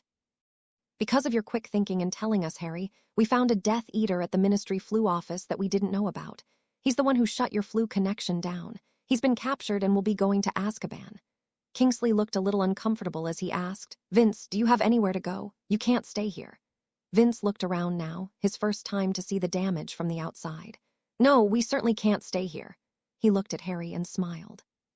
"It is fortuitous that you helped me with the wards." He looked back at his old friend. "Harry recently gave me some help, and we raised the wards on the Bones Estate house a week ago tomorrow." Kingsley slumped. "That's not long enough for them to be charged to the point of safety." "That's not true in this case," Vince grinned. "They're already stronger than when Amelia lived there. I checked last night. Harry helped me improve them. There's still more to do, but they're strong enough we can move there. I'll need to call Winky back and have her start moving everything that's not damaged." "I'll call Dobby to help. He was helping us this morning. We've already sent a number of boxes over," Harry told him. "Ah, good start, and again fortune smiles on us in the midst of this difficulty," Vince said. Or Shacklebolt?" Harry asked hesitantly, afraid to ask but felt he had to. "Was I the reason for this attack?" "Harry," Vince said and clapped his hand on the boy's shoulder all before Kingsley could say anything. "That is a question that doesn't really matter, so don't torture yourself over it. Death Eater attacks don't always make sense to us. All you can do is to survive and do your best to fight back when you can. which you did spectacularly according to Pat. Now, I won't allow you to blame yourself for any of this, unless you want to blame yourself for being the reason everyone here survived and were not hurt except for one scratch. All of this can be fixed with some time and effort. All right. Harry looked at the Auror, who nodded slowly. Wise words, Harry. Take them to heart. You and your friends survived, and the Death Eaters were put down like the rabid dogs that they are. Why they attacked doesn't matter. Thanks, Harry told him, thankful for the lack of blame, even though he thought he was probably the cause of the attack now that he thought about it, especially considering what had happened at Christmas. At least he had put the attackers down so they'd never go after anyone ever again. Why don't you call your elf and start everyone packing? Vince told him. I think it would do my wife good to keep busy for the rest of the day. I'll be inside in a few minutes. All right, Harry told him, and went back into the house where he found Neville and Hannah trying to repair damaged walls and furniture. Hey, thanks for your help, and I'm really glad you're all right. Harry gave each a brief hug. I don't think we'll be having that dinner tonight, which caused the other two to chuckle grimly. But can you stick around for a couple of hours and help us pack? Going to the estate house? Neville asked. Yeah, Vince thinks it'll be safe enough. Just conjure boxes and shrink stuff down the big stuff before packing. The elves will be taking it all over, Harry told them. They nodded and started. Harry told Susan and Pat before calling Dobby and then starting to pack too. Few minutes later, Vince started working on the back of the house. Harry stopped packing and helped him repair the back wall. They finished by the time the Aurors left nearly an hour later. An hour after that, Neville and Hannah went home with a promise of another dinner, while the Bones and Harry left for the Bones estate. Vince and Pat's first house was empty of all but some broken furniture. That night as he went to bed, Harry considered the trying day, what had happened as well as his feelings and thoughts. Sadly, his conclusion was that he was going to have to stop being so neutral about the war. He knew you didn't win a war by being defensive, so he'd have to take the fight to the Death Eaters. Fortunately, he didn't have to have a plan right now, but he thought he'd have to have a plan before he returned to school. A few days later, Harry awoke by being pounced on and then soundly kissed, which felt like a great way to wake up once he realized what was going on. Happy birthday, Harry, Susan told him. Thanks, he told her as he grinned at her. You're making it really hard not to do more with you. She kissed him again. You might not have to wait too much longer, but 4 little words could change everything. With a wink, she rolled off the bed and left his room for breakfast since she was fully dressed. Harry rose and got dressed as he considered her comment. He wasn't completely certain which 4 words would move things forward, but he could think of 4 that would probably do it. He also wondered if his guess was what she meant. As he sat down, Pat put a large plate of food in front of him, one that was probably made by Winky since they were all together now. Happy birthday, Harry. How does it feel to be 17? Good so far, but you can ask me again tonight. I might have a better answer, he told her. So you're still going to leave me for the morning? Susan asked, sounding a little bored. Sorry, he told her, knowing that she really wasn't all that put out. I've got some things to take care of at Gringotts to get into my family vault, which may lead to other things I have to take care of. I promise I'll be back by 1 or so to take you out for the afternoon. He looked out the back windows. Looks like we'll have some clouds to reduce the heat, so it shouldn't be too bad. All right, she told him. I'll see if Hannah is free for the morning. When he'd finished breakfast, he gave each of the women a hug and then left, after he made sure he had everything he thought he'd need. Arriving at Gringotts, he waited for a few moments and then told the teller in front of him, I need to claim my family vault. I'm 17 today.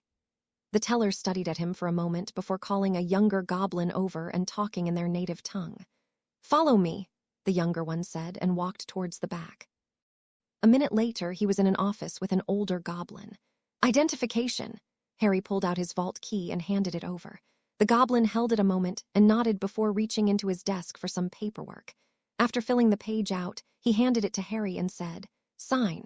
Harry saw that he was allowing the family vault to be reopened now that there was an adult member of the family available. The last person in the vault was one of my parents. Correct. With a flourish, Harry signed the document and handed it back. Is there space in it to move what's in my school vault into it? I don't know. The goblin, who still was nameless, sounded bored. Is there anything else, Mr. Potter? No, thank you. As he rose, the goblin picked up and rang a bell that was on his desk, and the door opened. The younger goblin who'd led him here had waited. Take Mr. Potter to his family vault. The goblin returned to whatever he had been working on before. Really an unfriendly lot, Harry thought as he left the office. A few minutes and a cart ride later, Harry was standing in front of his family vault. The younger goblin also stepped out of the cart but didn't approach the door. "I don't have a key," Harry told him. "No key required, wizard. Place your hand on the door and wish it to open. Either it does or I take your body to the dragons." He sounded almost as if he hoped it would be the latter outcome. Shaking his head at the strangeness of the bankers, he walked forward and put his hand on the door. He felt a slight pull on his magic before the door clicked and popped open a few inches. Grabbing the door, Harry heaved it open. The vault was easily 10 times the size of his school vault. It also held over 10 times the amount of gold, and he thought his school vault's small mountain of gold was significant. There were also a few chests, which he found held some jewelry and loose precious stones. Lastly, there was a single bookshelf that held some paperwork, none of which had his name on it. He was disappointed not to find a letter from his parents, but he had to guess there just hadn't been time. Searching the shelves, he eventually found a large envelope that had Potter Estate written on it.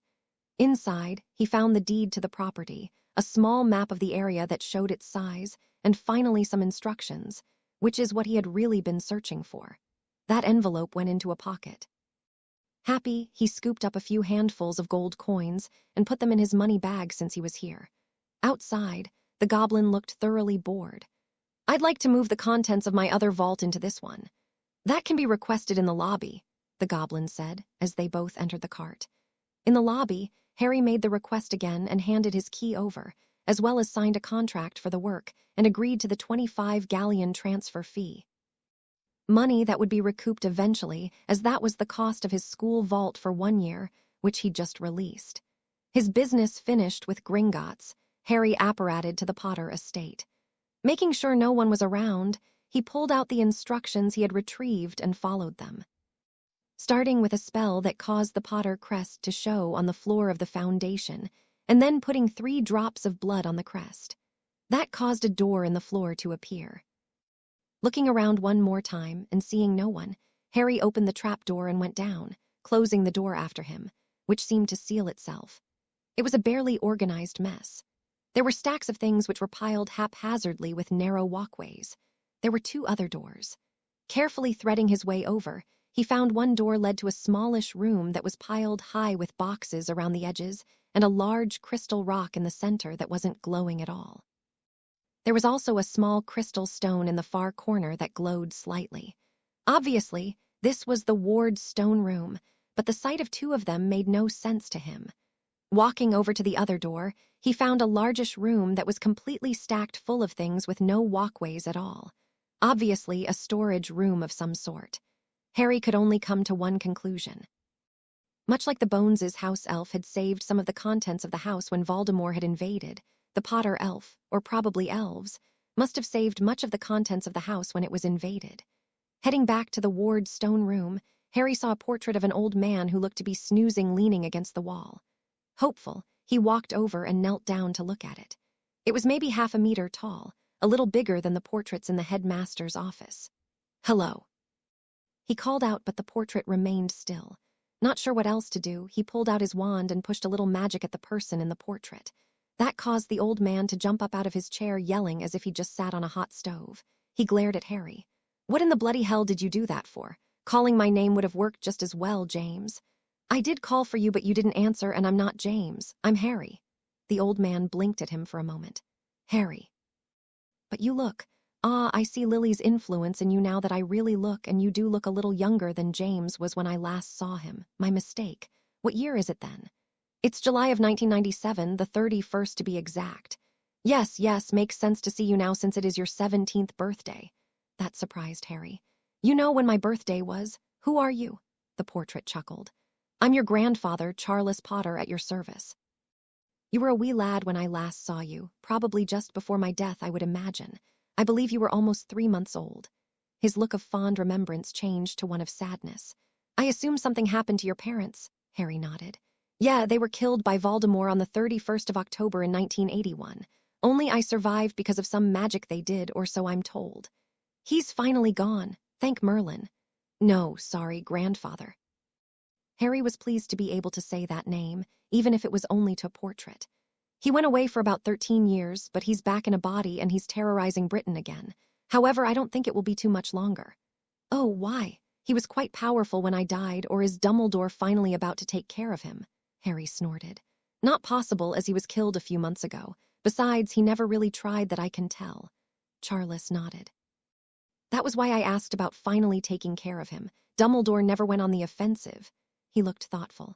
Did he go out fighting?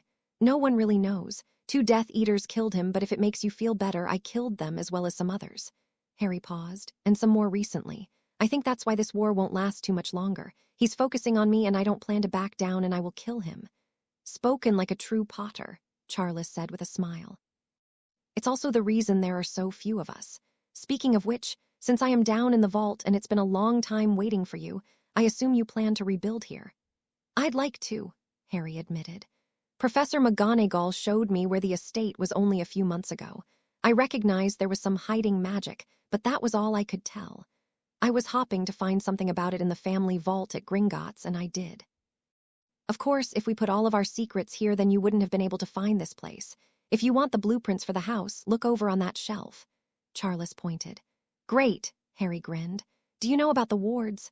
Not really, wasn't my forte, Charles told him.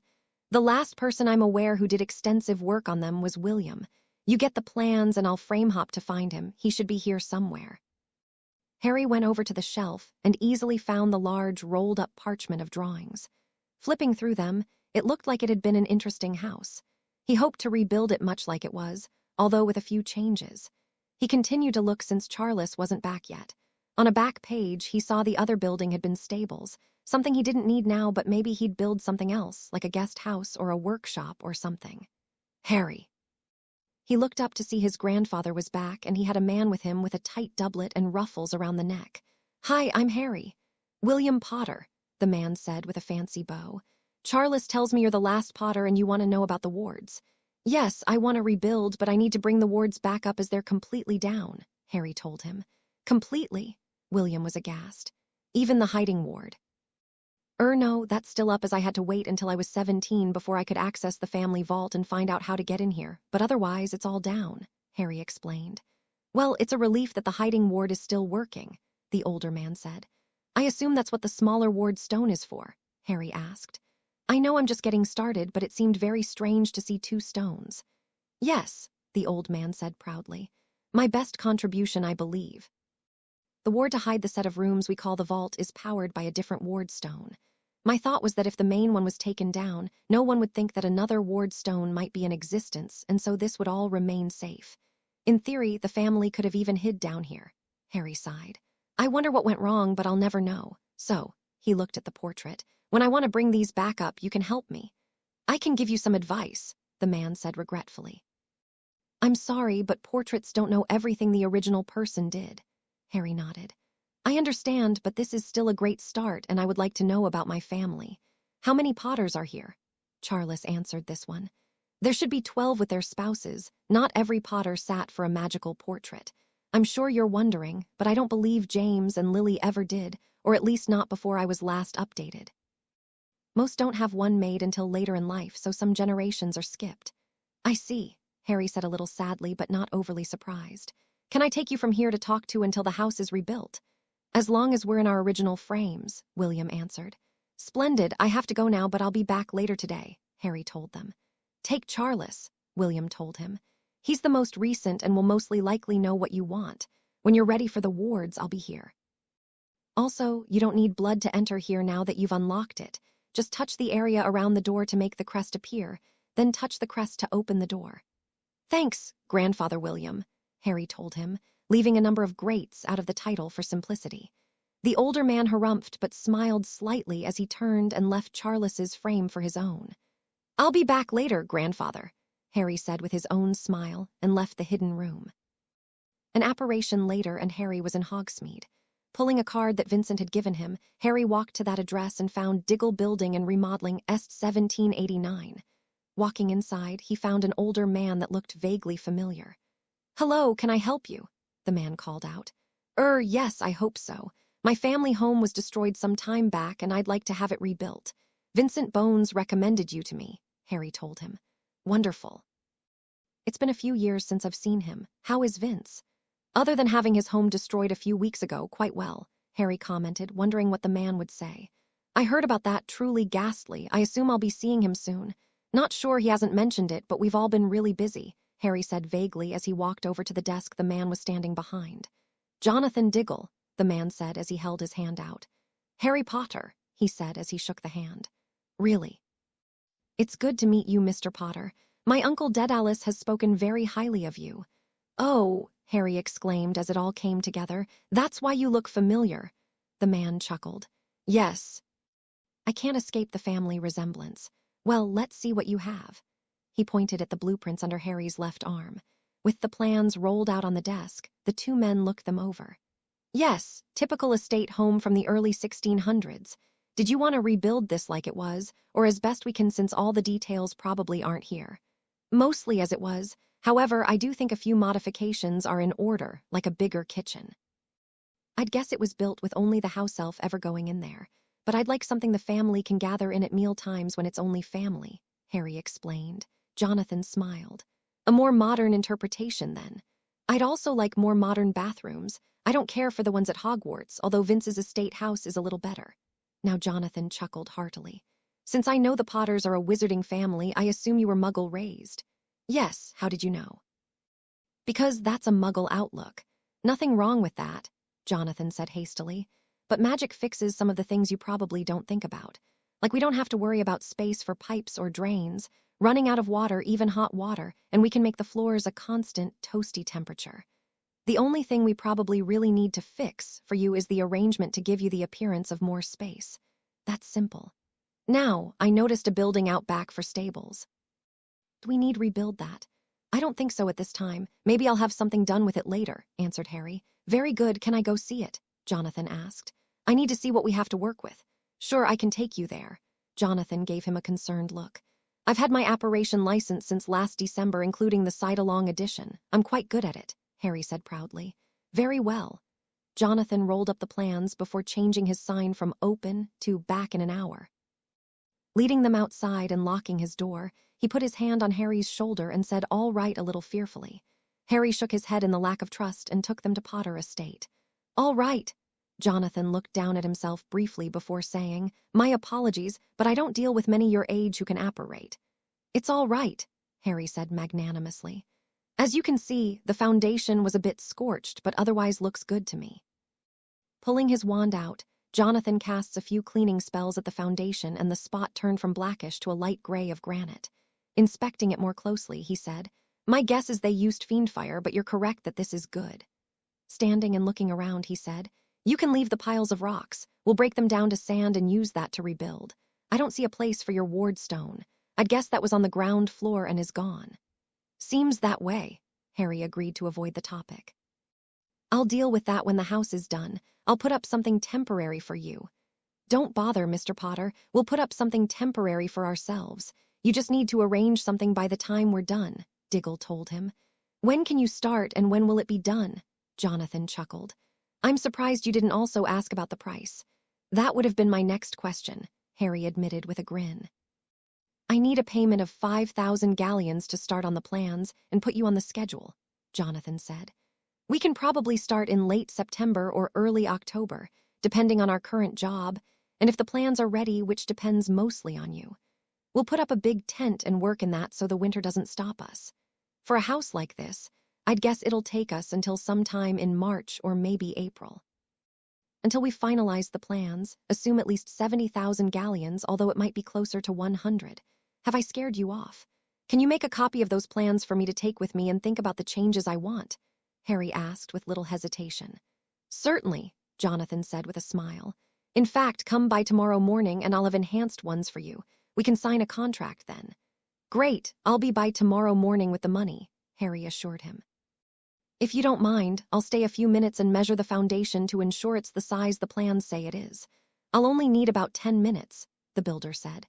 That's fine, Harry agreed and stuck out his hand for them to shake. I look forward to working with you, Mr. Potter. I'll see you tomorrow, Diggle told him. Harry apparated back to Bones Estate. It was still a few minutes before noon. Harry and Susan apparated back to Potter Estate an hour later. Harry was still dressed as he was in jeans and t-shirt, but Susan was now dressed in shorts and a t-shirt. They proceeded to a spot by the stream and out of sight from where the house was, despite the fact that Diggle was long gone. While Harry spread out the blanket, Susan turned around and did a little spell work. He sat down before looking to see where Susan was and froze. She had shortened her t-shirt again to show lots of stomach, and he'd swear she had lost her bra too. With a large grin, she sat down next to him and looked at the basket. What did Winky pack for us? It took a few more seconds, but Harry finally came out of his daze. Wow, he said softly. She flipped her hair back and continued to grin at him. Wow, what? Is this because it's my birthday? He hoped she was offering what he thought she was. Of course we're having a nice picnic on your birthday, she teased him. You know what I mean, he told her as he took a long and obvious look down at her chest before looking at her eyes. Oh, that, possibly. Why don't we have lunch before you get your present? She flirted with him. Deal, he said quickly before he opened the basket and started pulling food out. They found sandwiches cut into quarters and various other foods that were easy to eat with their fingers. Harry also found a small, chilled bottle of wine in the basket. He said, "This is a surprise," as he pulled it out. Wonderful, she found one, Susan said as she pulled the bottle out of his hand and used her wand to open it. Glasses, please. She filled them as he held them out. Susan took her glass and bumped it lightly against his. To your 17th birthday and welcome to being an adult. They each took a sip. Harry thought it was a little sharp, but not bad overall. However, it did present him with a problem. Susan, I'm sorry. For what? She asked honestly and looked a little confused. For not doing something this nice for your 17th birthday, he replied, thinking that should have been obvious. She smiled and shook her head slightly. Harry, she said slowly as if he really should have already known. It's fine. You remembered my birthday and gave me a present on the day, as well as did your best to let me do whatever I wanted. It was a great day for me. I didn't expect anything more because, 1, we were at school and were somewhat limited there, and 2, well, I didn't expect a lot because you're a boy and most boys don't do much. I will say you exceeded my expectations, so I was very happy.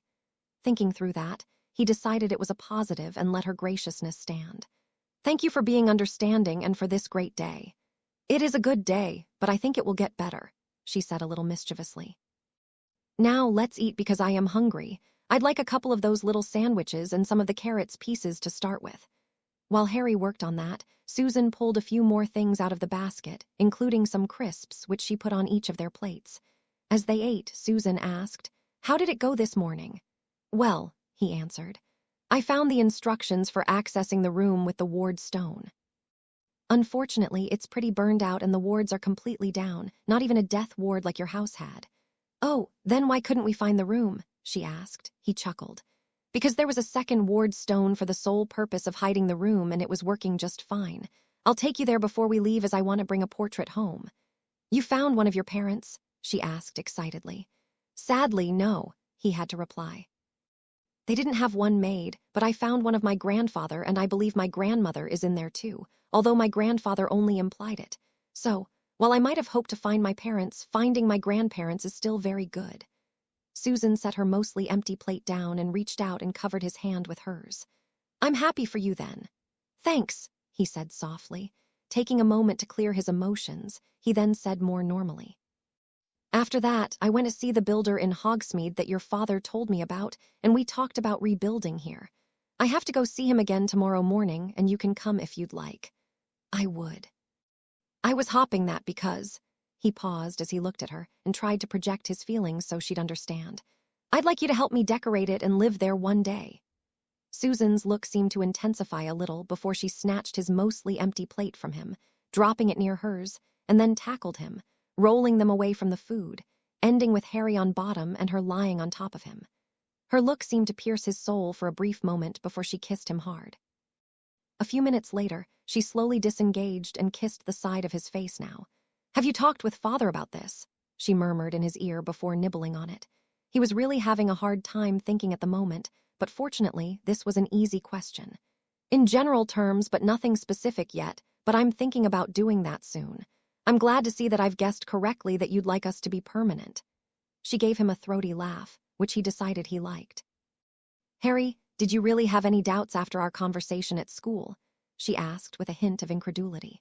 Pulling a hand from her bare waist, he pulled her hair that was blowing into his face from the light breeze back and over to her other shoulder so it was now away from both of them. I suppose not, but it's still good to know. You've helped me so much, Susan, but I still wonder if I'm doing the right thing at times. She kissed him lightly before she told him, You're doing very well. I don't think I've had to give you any lessons on being a boyfriend this summer. Although, her expression turned a little feral, I think you need one now. When it's just us and we're holding each other, you can touch me where you like. Harry just blinked a couple of times. Really? He breathed, almost not believing his good luck. Yes. Susan stretched and picked up her wand and cast an enlarging spell on the blanket. Before they were at the edge of it, now there was plenty of room on the blanket. She tossed the wand back towards the food before she leaned away and rolled them a little more so that they were both on their sides. It's your special birthday present, she told him softly. Say hello to the girls, Harry, but gently.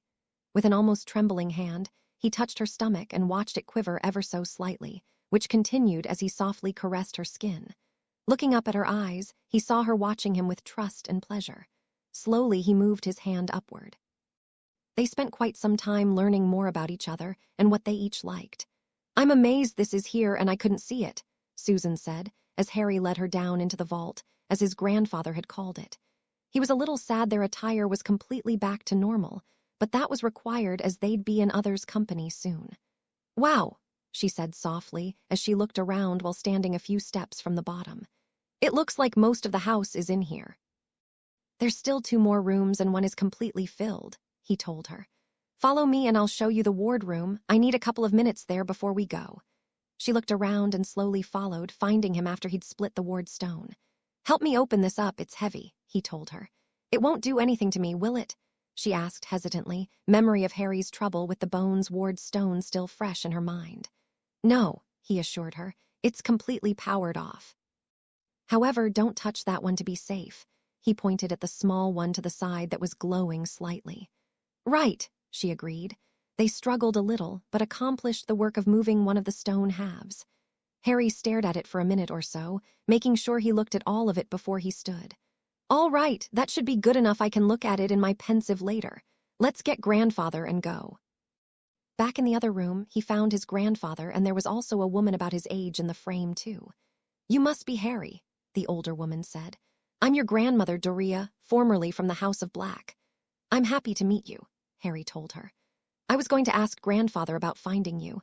I'd like you both meet my very special girlfriend, Susan Bones. Unless I do something enormously stupid, she'll become Lady Potter one day. Susan blushed slightly, but gave him a blinding smile before turning to the portraits. Hello, I'm honored to meet you. I'm Susan, daughter of Vincent and Patricia Bones, she said with a short curtsy, which looked a little weird with her being in shorts. Vincent, Charles said absently while Doria shook head slightly. I'm afraid I don't remember him. I'll assume he was much younger than we were. I remember a young lady named Amelia Bones. That was my aunt, my father's much older sister, Susan replied. Ah, good family, Charles said approvingly while his wife smiled and nodded. If you could find my wife's frame, that would be helpful. She can return to it and call out to help you locate it. It took a few minutes, but they left with 2 portraits. At Bones' estate, Harry found his host. Vincent, can I set these 2 portraits somewhere I can talk to them that's also not in my bedroom? Vincent looked at them and smiled. Yes, completely understandable. Relatives of yours, I assume. Yes, my grandparents, Charles and Doria Potter, Harry said proudly. Excellent, you must tell us about your day this evening. For now, let's attach them to the wall with the portraits of my family. That will give them someone to talk to when you're busy. Vince led them to a wide hallway with other portraits about the same size, and with a special sticking charm, the 2 were added. That evening, Philip, Lisa, and little David came over. The birthday dinner party was a quiet yet fun affair for close family.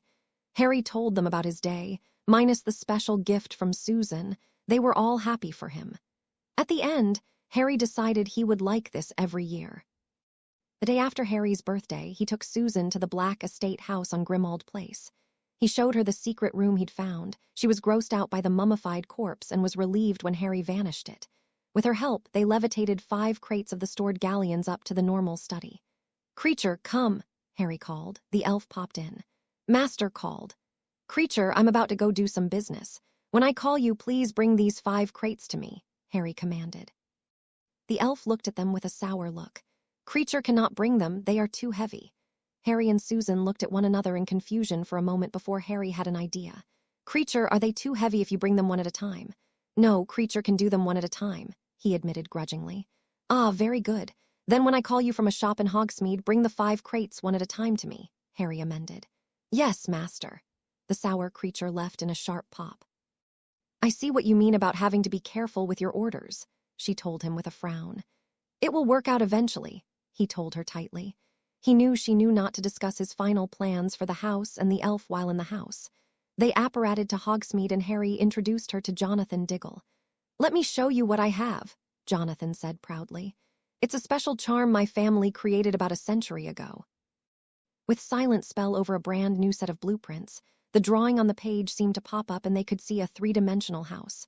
The walls were slightly filmy so you could see where they were, yet transparent enough you could see through them. Brilliant! Wow! The teens exclaimed. Yeah, I like it too, the man said with a pleased look. Now that it's activated, you can touch your wand to the seal in the lower right corner and they'll fall down or pop back up. You can do that for each page. I've also filled in a few details the plans left out. How did you know what to put in? Harry asked. I used what was common from that time period. I might be wrong, but as there are no other pictures, I had to guess and I'm probably correct. Diggle looked them. You can take these and look at them. If you see something you'd like to change, make a note of it and I'll change it next time we meet. You can just drop by like you did this morning. I'm usually here unless I'm out checking on my building crew. Best would be to send an owl with a meeting time and then I'll be here for certain. Sure, this sounds great, Harry said with a nod. Then you said once we have plans, then you can give me a price? That's correct. Diggle put a parchment in front of him. That's the contract. You should read it, but basically the 5,000 galleons is a down payment for the work and indicates commitment on your part. As we start building, I'll give you a bill for work done, with the down payment being applied to the final bill at the end.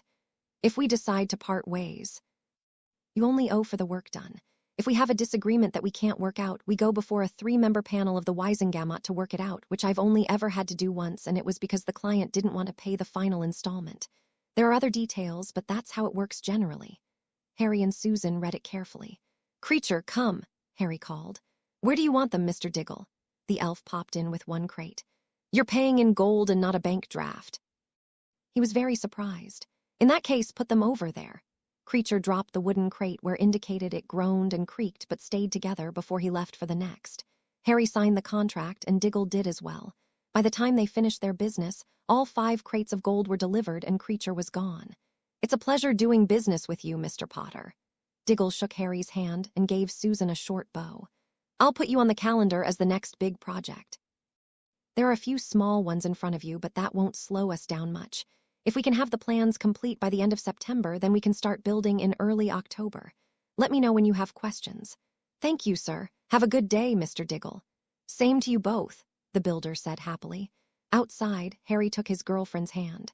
How about lunch at the 3 Broomsticks before we go home and start looking out plans for our house? She beamed at him. Sounds like a wonderful idea. Late morning on Saturday the 2nd of August, Harry apparated he and Susan to the paddock of the burrow as requested in a note he'd received yesterday. Harry was a little surprised to see only one person waiting for them. Happy birthday, Harry. Ginny gave him a hug before she turned to Susan and gave her a light hug. I'm glad you could come too, Susan. Thanks, they both told her. Why did you want us to come down here? Harry asked. We could have arrived closer to the house. The wards do allow it, Ginny confirmed, but I wanted to have a few minutes to speak to you two alone. Oh, what's up? Susan asked, sounding like she was ready for some juicy gossip. I wanted to warn you, Ginny did look serious, not to mention the upcoming wedding in my mum's presence. It's a sore topic with her. Seriously, Susan was surprised and Harry agreed privately. Why? I think she'd be happy for her oldest son to get married, at least from what I know of her. Oh, she'd delighted about him getting married, but not so much about who to nor where the wedding is being held, Ginny told them as they walked towards the house very slowly. Why? Harry asked before Susan could. She doesn't care for Vila nor really trust them really. Ginny shook her head. I can sorta understand, but for a different reason. Right, Susan said knowingly as Harry asked. Why? The two girls looked at Harry. Ginny nodded to Susan to let her explain. Harry, most girls don't like being around a Vila because they make us feel inadequate. We can't measure up to their beauty and we don't have their allure either. Quite right, Ginny agreed crisply. If you say so, but I always thought each girl was an individual and should be, considered on her own, he replied. Susan tugged on his arm slightly to get him to stop walking and kissed him lightly. "I hope you keep that up, Harry." Ginny sighed wistfully and shook her head. "Anyway, the second problem is that the wedding will be in France. Mum really wanted to hold it here at the Burrow, and she's very pissed off it won't be. I wasn't there, but Bill told me the shouting during that argument was monumental." "Of course," she shrugged. Maybe it was better that it was just her, Dad, Bill, and Fleur. In many ways, it was very brave of Bill to stand up to her. "I see," Harry said thoughtfully before looking at Susan. "I guess it's good we're from the same country, not that I have much in the way of family." "You two are that serious?" Ginny asked casually. "Probably," Harry replied. "Unless Susan finally gives in to her smoldering desire for Draco Malfoy," he teased. "Ewa," Susan replied instantly. "Or unless Harry goes chasing after Vila or something else dire." "Then I'm happy for you too," Ginny told them and mostly looked it. She looked forward and saw they were approaching the house. "One last thing, Harry, don't be surprised if Ron pulls you aside. I don't know what it's about, but he seemed anxious to talk to you today. He's asked me twice if you were coming." All right," Harry told her. They walked into the house a moment later and saw that they were the last to arrive. They received hugs or handshakes as appropriate from Bill and Fleur, Arthur and Molly, Ron, Hermione, George, Fred, Angelina, Alicia, Katie, Neville, and Hannah. Cake and ice cream was served.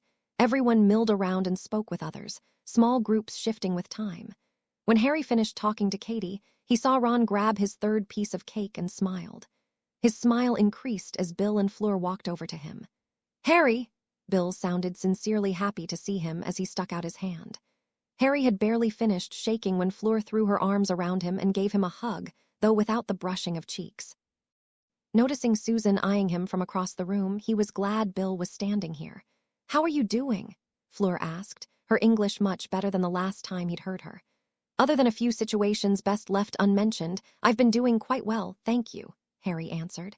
"I believe you're doing better. Congratulations to the two of you." "Thank you," Fleur said for the two of them, with Bill added a nod.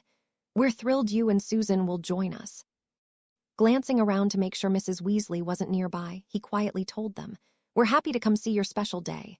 We plan to make it a short holiday too, so thank you for having it in France, although," he grinned conspiratorially, "I've heard rumors it was a hard-fought battle to have it there." "Yes, very," Bill said with a tight smile as he looked over Harry's shoulder. Harry assumed his mother was back that way. "Still, I think it will be brilliant. Will you two be living here in Britain?" "We will," Bill said. "I recently bought a house, in fact." Glancing around again and still finding no one too near, he asked even quieter, "Do you ever do independent work outside of Gringotts? Are you allowed to?" Bill glanced at his wife-to-be before leaning over and kissing her lightly on the temple. "We'll be back in a moment. Cover for us."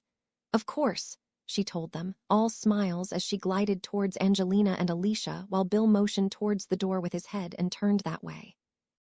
Harry followed the oldest Weasley son out the back door and walked beside him as they slowly made their way around the back garden.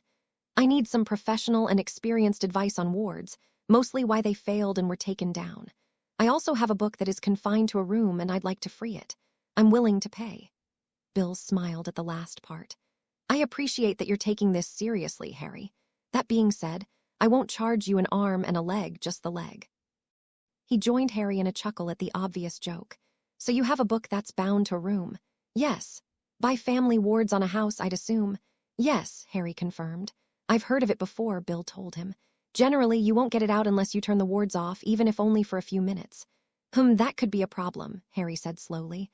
"Ah, the Old Order's headquarters," Bill guessed. "Correct in one." "I see your problem and I'll give it some thought," Bill said seriously. "Can you give me more detail on your first problem? This is all confidential," Harry asked. "No offense," he added hastily. "No problem, Harry, and I'll only share it with Fleur for her help," Bill promised. "Good enough," Harry acknowledged. "I'm about to rebuild the original Potter estate house." Bill gave a low whistle. "I'd love to have seen that. Rumors are that it was a very nice place. Bad luck that it got destroyed." "Perhaps you will in the future. I have the plans for the original, although I'll be making a few changes." Harry smirked and Bill looked very interested. "However, it was destroyed because someone took the main ward stone down, obviously overloaded because some of the runes were literally burnt. I have the original ward sequence from a few hundred years ago from my ancestor, so I can guess as to what was there, mostly." Yeah, minus any modifications made by later heads of house, Bill said with understanding. That's a great find. I think so too, Harry agreed readily. However, while I generally know how the wards were taken down, probably with 2 or 3 fiendfires thrown against it, I'd like to understand why the wards failed and didn't stay up so I can improve upon them. A good plan, Bill confirmed, but a hard one. I think I'd even be challenged to come up with a solution for that. Then again, my strengths are more in taking wards down, so I probably can help you with what failed. The how to fix them will be harder. Not to be too immodest, but I'm doing very well in runes and Vincent Susan's father thinks I have an affinity for them. In fact, I've already developed a new power sequence that he thinks has 3 times the output as the normal sequence, so if the ward sequence is good but just needs more power to hold, I can fix that. Bill stopped walking and goggled at him. Seriously, 3 times more? Yes, I'd love to see that. It's powering the Bones estate house at the moment. I'm sure I can let you come over and wave your wand at it, Harry said with a grin. Deal. And I'll give you some credit on the work for that too, as long as Susan's father agrees, Bill told him. As long as you only look, I think I can get him to agree with that. If not, I'll let you look at mine when I bring them up. Still, I'm concerned about a fundamental error in the ward scheme and I'd like your opinion. Harry watched Bill think it through. When did you want to do this? I do have a honeymoon coming up. Bill grinned at him now, which Harry returned, understanding exactly what Bill was alluding to. Neither project is that rushed, but I'd rather look at the Potter wards soon. Construction will begin in October or late September, and I'd like to be done with them before that, Harry told him. Bill nodded. I might be able to do that in a couple of days. Let's say 20 galleons an hour, and I doubt it will take more than a few hours. How does that sound? That's fine, Harry agreed. As for the book problem, let's wait on that until later since there's no hurry. Bill looked a little excited. I might even trade you time analyzing the working of your power runes in exchange for that. I can live with that too, and we can talk about it later. Thanks, Bill. Harry stuck out his hand and they shook. My pleasure, Harry, especially since I think Fleur wants some extra money to decorate the house with. Bill looked a little sheepish now. She doesn't think very highly of my furniture and decorations. Harry couldn't help but laugh as they turned and started walking back towards the house. I'm sure Susan would want to improve my decorations as well. Fortunately for me, I've already promised her that she can. Very wise, Bill said with his own chuckle. Ginny said you two have been dadding for over a year, so she's the one for you? I believe so. I haven't decided when to ask her, but she knows it's only a matter of time, Harry confessed as they neared the door. Promising her to let her help decorate helps with that, Bill told him. As they were about to open the back door, it opened as Ron came out. My turn. The girls are discussing the wedding, he said with a hint of distaste. Bill chuckled but had no fear of walking back in. He slapped Harry on the shoulder good-naturedly. Let me talk to Fleur and I'll owl you. Ron let his brother pass and then walked out and motioned Harry to join him. Harry was glad Ginny had told him about this as he watched his friend seem to struggle with something. Ron, I need you to be honest with me, please. Sure, Ron, unless it's something I've promised to keep secret. After the smallest of nods, Ron blurted, At Christmas, did you obliviate the 2 Death Eaters after Dad did? Harry blinked, very surprised, and he must have looked it too. Ron, this is very important. Did you? Ron demanded in a growl. I need to know. Yes, but why? Harry was beyond curious as to where this was coming from. He hadn't thought of the 2 Death Eaters in months. Ron continued to lead them away from the house and towards the pond in the distance. Dad told us all later that those 2 had turned up with no memories at all and that he was sure he hadn't done it. He assumed it happened as they hit their heads multiple times going through the flu network when unconscious, but I think now no, he was wrong. Why? I mean, yes, I did try to remove the last few years from them, but why couldn't he have been right? Harry asked. Dad said that it would take a lot of magic to erase more than week of time, a lot more than about everyone but Dumbledore has had you know what I mean. Yeah, so, Harry continued. He also said that once you get past a certain point, that taking more time away from them isn't hard, or some theory like that. It wasn't completely clear, but I understood enough. A powerful person can take a lot of time away, like years' worth. Ron stared at him for a moment. I know you don't like to admit, but you have that power. I know I've been jealous about it enough times. Harry was incredibly surprised his friend had admitted that last part. All right, I guess I learned something new today, but why is this important? Ron started to say something before stopping suddenly, not really facing Harry. He stood still, squinting, his eyes closed tightly. His fists also balled and turned white for a long 5 count. Ron, are you all right?" "No," the redhead finally in an explosive breath. "No, I'm a freaking mess and I need your help or I'm going to kill myself. There, I've said it. Take that, you monster." He suddenly relaxed and slowly opened his eyes. Harry could hardly believe what he'd just heard. He would have questioned his friend, but this whole episode told him Ron was not playing a joke on him. "I'm so screwed up, Harry. I've got 3 voices in my head at times all telling me what to do. I was able to keep them under control for a while and the potions helped for a few months, but now..." Ron looked like he was about to cry. "The potions don't help anymore and I just can't do it any longer, mate. They're starting to control me now too. They wouldn't let me tell you for the longest time. In the blink of an eye, he tensed and his back arched. In a voice that was barely audible, he ground out, "Calming charm." Not bothering to think about it, Harry whipped out his wand and cast the spell, pushing as much power as he could into it. Ron's tension melted away and he smiled for the first time that day that Harry could remember. "Thanks, mate. Yours are the best, nearly twice as good as Neville's, who's better than everyone else." Ron shook his head. "Right, I can think better now. Seriously, Harry, I need you to wipe the last year from life. I need you to take them out of my head with it. I know it sounds all kinds of stupid, but it's either that or I kill myself, and if this doesn't work, I'll probably do that anyway. I'm starting to have trouble controlling myself and I won't hurt others." Harry did want to say his friend was crazy. He also wanted to say Ron's suicide would hurt his family greatly, but understood what Ron was really trying to say. Still, he didn't really want to hurt his friend, and all of the newfound confidence and power he'd gained over the last year did not help him with the idea that he had to remove a year of his friend's life or said friend would kill himself.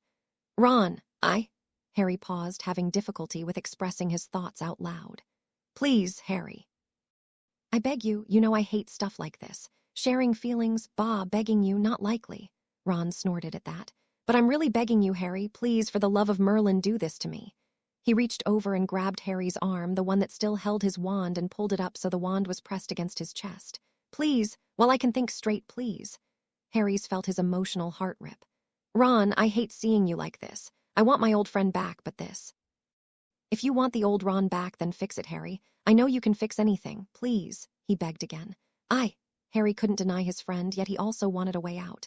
"Fine, but not now. I'll do it tomorrow if you'll do a few things first," Harry promised finally. "What? I'll do it, anything, whatever it is." Ron was fervent, fanatical even. "First, I want you to write a letter to yourself. If I really can take a year from you, then you need to know why this was done," Harry told him. "I'm sure you'll hate me if it all works, but I want you not to hate yourself. Tell yourself why you're doing this and the misery you're in." Ron nodded slowly. "Yeah, I can see that. Good one. What else?" Harry dithered for a moment before his resolve hardened. "Second, I want you to sit down and talk to Ginny and your dad." Ron's eyes went wide. "Tell them what you've told me. I know not to ask you to tell your mother, but I think your dad can handle it." Ron's fisted balled for a moment as he looked at the dirt, scuffing it for a moment. "You're going to lose a year of school. I all but failed it." "So this might be a good thing," Ron mumbled without looking up. "Still," Harry insisted, "that will cause a few issues, such as you now sharing classes with Ginny." Ron sighed. "I hadn't thought of that. There's another problem, but it's something I can take care of to make it easier on you. Still, you need to convince your dad and your sister before I'll do it. There might be something I'm not thinking of, and I'd like more people thinking about this so I don't do something stupid when there was a better way." "You are a Gryffindor, so stupid things that turn out right are in you," Ron quipped tightly as he finally looked back up. "Anything else?" "No, letter to yourself and talk to your sister and dad." Harry summed it all up. "Maybe I should let this charm wear off before I talk to them so they see the real me, but would you cast that on me again before you go?" Ron only begged with his expression this time. With a nod, Harry said, "Sure, mate. That should let you write the letter at least." "Nah, I'm going to go do that now. It'll probably piss off Mum that I leave the party, but right now I need all the semi-normal time I can get. I'll talk to them after the party, then go lock myself in my room." Ron stopped for a moment. Probably should give Ginny the letter to hold so I don't destroy it. Wouldn't want Mum to find it accidentally if I gave it to Dad and he set it down." "Probably a good idea," Harry agreed. "Come on, let's go back before they come looking for us." "Yeah." Ron started back at a brisk pace. "Thanks, Harry." "Sure, Ron." Despite his reply, Harry didn't feel sure about this idea at all. "Listen, while I have a different perspective and before I go back to normal tomorrow," he said hopefully, Let me also tell you that I'm really sorry for all the times I've been a jealous and thoughtless prat would probably be a good start. Harry didn't say anything because he was speechless from hearing that, but Ron didn't seem to expect a reply as he continued on. That's one of the things they taught me with, how much I've screwed up and how many times I've hurt my family and friends. I don't know what I've done, but I'm sure I've done something bad to Hermione and I think Ginny too. They're so different around me now. If you know, don't tell me. I know I'll forget tomorrow, but I don't want them to have anything else to torture me with in the meantime. Harry had to pause as he had so many thoughts going through his mind. I hope it all works. Me too. If not, Ron halted a few steps from the back porch. I'll do my best to tell your parents what a great friend you've been, far better than I've been. He resumed his walk and strode quickly into the house. Harry started to walk again slowly as the back screen door closed behind Ron. Dear Merlin, he had no idea how Ron had come up with this crazy idea, but he hoped it worked or else someone came up with a better idea because he didn't have one. Entering the house, he was practically accosted by Ginny as she marched up to him, standing her nose to his chin as she quietly and fiercely demanded in a whisper. Well, he noticed the scrutiny he was getting from several others, such as Hermione, Susan, Hannah, and unfortunately Molly Weasley too. Not sure what else to do, he moved his head to the side so he could whisper directly into her ear. He'll tell you after the party. It was one of my conditions for his request. Standing up straight, he saw Ginny stare at him for a moment longer before she threw her arms around his neck to hug him tightly and whispered, still just as fiercely. Thank you. There was no doubt she cared for her brother. Letting go, she turned and hurried out of the room, her quick footsteps being heard clearly going up the stairs. Molly Weasley glared at him slightly. Harry! Her questioning tone demanded an answer as to why her two youngest children were behaving so strangely. That also caused everyone else to look at him. He sighed. He couldn't really help it as he considered how stuck in the middle he was. Just teenage emotions, Mrs. Weasley. I'm sure it'll all work itself out in a little time. That really wasn't untrue, but he didn't think he'd ever told such a huge lie of omission before, and he hoped he never had to do it again. Not sure what else to sew, Harry walked over to Neville. So, what do you plan to do with your last month of summer? Neville tilted his head slightly and looked at him for a long moment before he murmured, Only you. After clearing his throat, he spoke in a more normal voice. I've been thinking about taking Hannah over to meet my Uncle Algy. That should be interesting, at least for me. I think having her meet my gran will have to wait until Christmas, at least. Harry smiled a little, thankful that Neville seemed to understand and was trying to bring normalcy back. Not too much later, Hannah and Susan both came over to join their boyfriends. Harry whispered to her, I'm ready to go. No, I think I need to go, but I need to do one thing first. Are you all right with that? Sure, Harry, that's fine. I can leave whenever, she replied.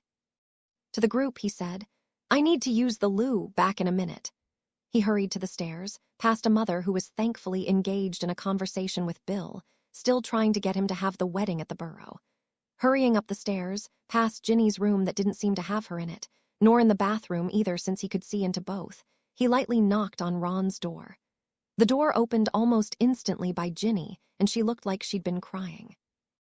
He was actually sort of surprised to see her with her brother alone. Then again, they were on opposite sides of the room. Hey, I said I'd come by before I left and well, I think I need to go, he said lamely, not sure what they were thinking of him.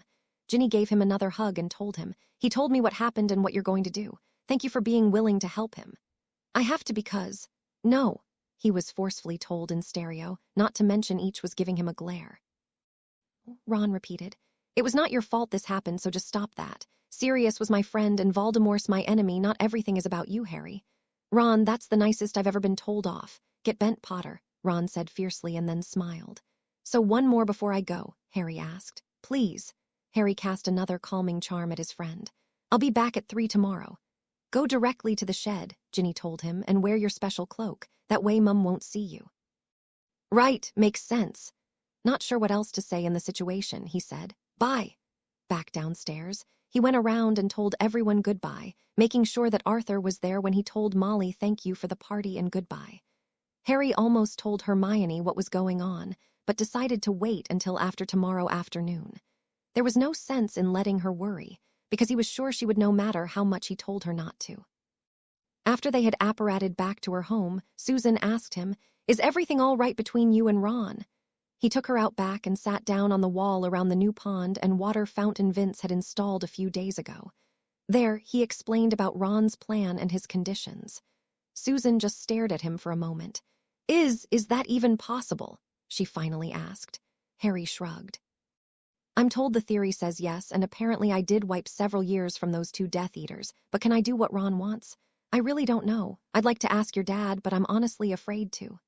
She considered that for a long moment. No, I don't think you should ask him. He may find out later, but I think he'd try to stop you if he knew now. Will I get into trouble for doing this? Don't think so because you're both adults, she told him. Still, have Ron write something about that too before you do it. Yeah, probably a good suggestion.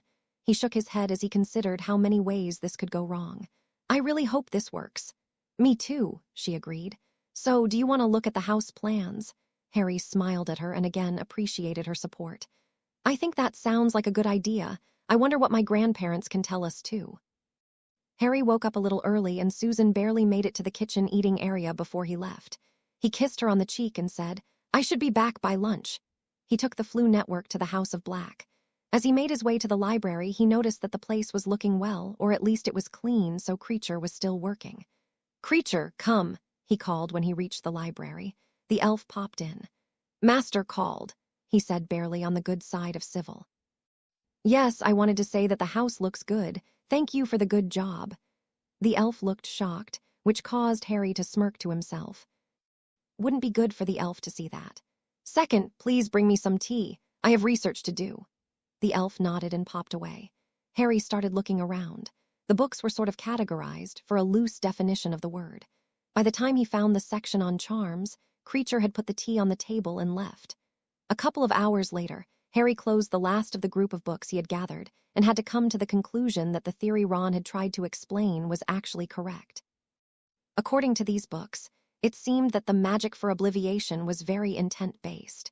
It also seemed that there was sort of a barrier that most witches and wizards couldn't advance beyond, which was about 1 week of time. However, if you had enough power, and the charm resisted coordination by 2 or more people trying to do it at the same time, then you could go beyond a week, and the upper limit was unknown. With a satisfied grin to himself as he put the books back, Harry considered that he could do up to 20 years or so based on his work last Christmas. Next, Harry went to Hogsmeade and found Jonathan Diggle present. Mr. Diggle, please, it's Jonathan. How are you doing, Harry? Good this morning, Jonathan. I'm doing well. You? Very good for me. What can I help you with? Harry pulled the plans out of his pocket and enlarged them. I have a few questions. He also pulled out the parchment he and Susan had worked on. The two worked on the plans for nearly an hour before Jonathan adjusted them and sent Harry home with an altered set to show Susan and consider some more. Instead of going straight home, Harry went by Gringotts for a few minutes. His conscience felt a little better about what he would be doing this afternoon if all went well. He didn't even want to think about what would happen if he failed.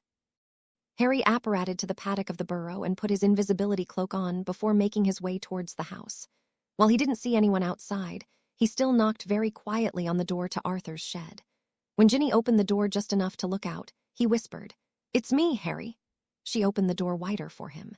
Inside, he also saw Ron and Arthur, so he knew that Ron had talked with his father. That gave him some hope that maybe he wouldn't have to do anything to his friend. As he took off his cloak, he noticed that everyone looked very grim, not that he could blame them, and he thought he probably looked the same way. "Hey, mate, thanks for coming back," Ron told. "I promised I would. You seem to be doing all right," Harry told him and hoped it was so. "Not really. Dad just hit me with a calming charm a few minutes ago. Before that, well, even in my not-quite-all-here state, even I knew I wasn't doing well. Like I told you, I've been going downhill and I can't stop it." Ron shook his head for a moment as if trying to get a fly off of him. "Ginny has all the parchments for you and I'm about as ready as I'll ever be." Harry looked at the father. "Mr. Weasley, I'll do this if I must, but have you come up with any other way?" he begged with his expression. Arthur Weasley swallowed hard and looked down for a moment before looking Harry in the eye. "I want to go on record that I don't like this, but I also recognize that Ron is considered an adult and can ask you to do it if he wants. I've had many conversations with healers over the last year, and there are no other possible solutions, not from them or the unspeakables. I'll also say that given what he's told me, I can't come up with a better solution, and I'd rather see my son have to relearn his entire life than for him to kill himself, if this. He paused as he had to swallow heavily. If this scheme doesn't work, I'd do it myself, but I don't truly believe I can, which means I can't. Harry sighed and looked at the last person, again begging with his expression. Sorry, Harry, I've got nothing better. Ginny held out the stack of parchments she had been holding by her side. Harry looked them over. What are all of these? And why do I have one with your name on it, Ron? I, wanted you to have copy of what I wrote to myself. Well, minus one little bit that was to convince myself that I wrote it. I did that so you can help answer questions. There's one to you that you can read later. I also put one to Hermione in there. I'd appreciate it if you gave it to her when you explain this to her. Ron looked at his dad. Arthur took up the explanation. I also advised him to write and sign a request for you to do this, to absolve you legally. A look of dread came over him. I also had him write up one for Molly. Ginny has that in her room. Harry certainly understood that last part. His hope was that Mrs. Weasley would eventually have the practical outlook that her husband did. However, he expected to be persona non grata around her for a while. Putting all of the parchments in a pocket, he slowly pulled out his wand. Mr. Weasley, my research shows that the core of this spell is really intent-based. Do you concur? I do. I think I tried to explain it at Christmas, but I suppose I was a little too caught up in what was happening at the time to be that succinct, said Arthur. Ron, Harry said formally, are you really sure about this? Abso-bloody-lutely. Harry smiled ever so slightly at the very Ron answer. All right, mate, I want you to do one thing to help me. Can you remember when we went into the edge of the forest a little over a year ago and found the Thestrals before we went to the Ministry? Yes. Then I want you to think of that time. We were arguing about how we were going to get there, talking about the Thestrals and who was riding where. Think about that very hard. Harry lifted his wand as Ron closed his eyes. Do you have that memory and are you thinking it through? At Ron's nod, Harry thought to that time as well, and to the fact that he'd calculated it out to be a little over 13 months ago. Obliviate! A thick beam of white light hit Ron in the forehead, and he staggered back a step. As the light went away, Arthur reached out and grabbed his son's arm to steady him. While the spell left the victim in a very suggestible state, quite willing to believe anything told him if it made sense, everyone was completely silent and let the moment pass as they waited anxiously to see what happened. Ron shook his head and then blinked rapidly. He looked around and became frightened. What are we doing in the shed? Why's Dad here? Harry, what's going on? Harry almost wilted in relief. Even if he screwed up the time, at least he hadn't removed all of Ron's memories.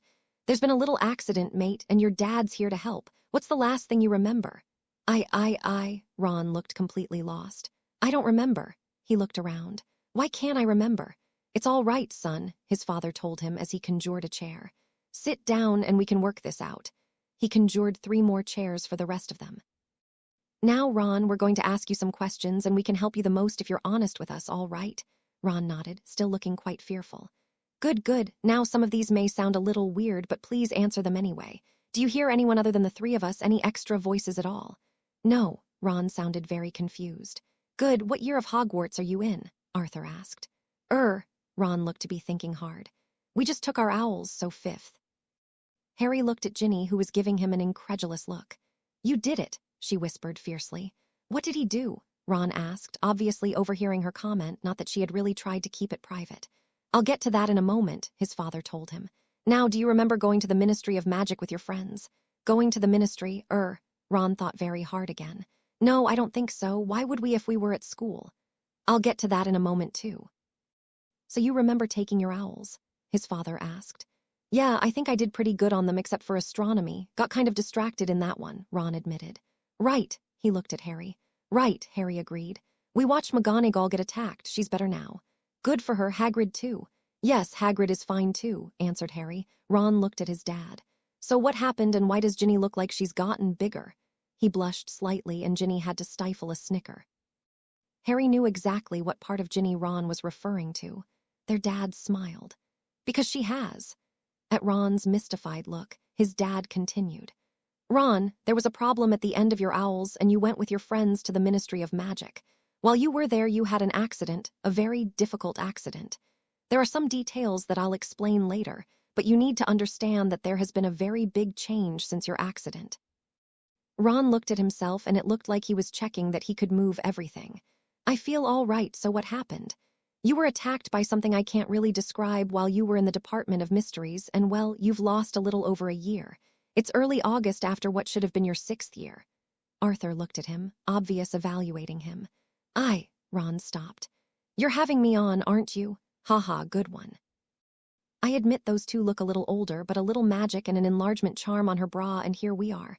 How did Fred and George convince you to do this? Arthur shook his head. I was afraid of this. Ginny, I need the letter. Ginny pulled a letter out and handed it over. Son, do you recognize this handwriting? His father asked. Looks like mine, why? Ron said as he took it. Open it and read it, his father told him. Slowly, Ron pulled it out and started to read. Based on how long it was until he looked up, Harry thought he must have read it at least twice, if not 3 times. Ron looked like he wasn't sure if he should believe it, yet it seemed like he did. He looked at his dad again. I'm sorry, Ron, but it's true. I didn't want to do this. Harry didn't want to do it. Ginny didn't want it done, but we all didn't want you to kill yourself. I'm not making this up. You all but swore a magical oath that if you didn't have the voices taken out of your head that you'd kill yourself so you wouldn't hurt anyone. Honestly, Arthur took a deep breath and smiled for the first time since Harry had arrived. I wasn't even sure it would work, but I was so desperate to save you that I agreed. I didn't want to lose you. The father grabbed his son's shoulders and pulled him up with himself and hugged his son tightly. I've never been so happy to see you, Ron. Harry had to wipe the moisture from his eyes at the emotional moment, and he also had to agree with everything said. A hand grabbed his and he saw Ginny mouthing, "Thank you," at him as tears silently went down her face. He nodded, fully understanding. His father explained a few more things before they decided to go in. Arthur shook Harry's hand before suddenly pulling him in and giving him a tight hug like his wife usually did. Thank you for giving me my son back. I'm just glad it worked, Harry told him. I did something to help Ron, or maybe you. I'm sure you'll find it soon. Harry, Arthur sounded a little disappointed. No, I'm not taking it back, Harry insisted. But you've done so much already, Arthur insisted back. Please don't worry about it. Harry let go and stepped back, still glad he'd put a year's tuition for Hogwarts in the Weasleys' vault. Arthur smiled at him. I didn't know your parents, but they'd be so proud of you for helping your friends. He looked at his son and daughter. Well, let's go tell your mother. Go ahead, Dad, Ginny said, looking fairly serious. I'll be there in a moment. I want to tell Harry something before he leaves. Maybe I could get a snack while we're waiting on her, Ron asked, causing everyone else to chuckle. I think that can be arranged, his father told as he led the way. Thanks, Harry, Ron told him. We'll talk more later, after I understand better. Sure, no problem, mate, Harry told him as the two left. He turned to Ginny, who was standing there looking at him. What did you need before I leave? Ginny slowly walked up to him and stood in front of him much like she had the previous day. Harry, I can't really thank you enough for giving me my real brother back. I may complain about him, but I love him dearly. I'm so amazed at what you just did, and I'm so thankful that you've taken away my need to avoid him. I know you don't think of yourself this way, but you're like the second coming of Merlin. Ginny, she smiled slightly. Okay, I exaggerated a little, but not by much. So I want to really thank you for what you did.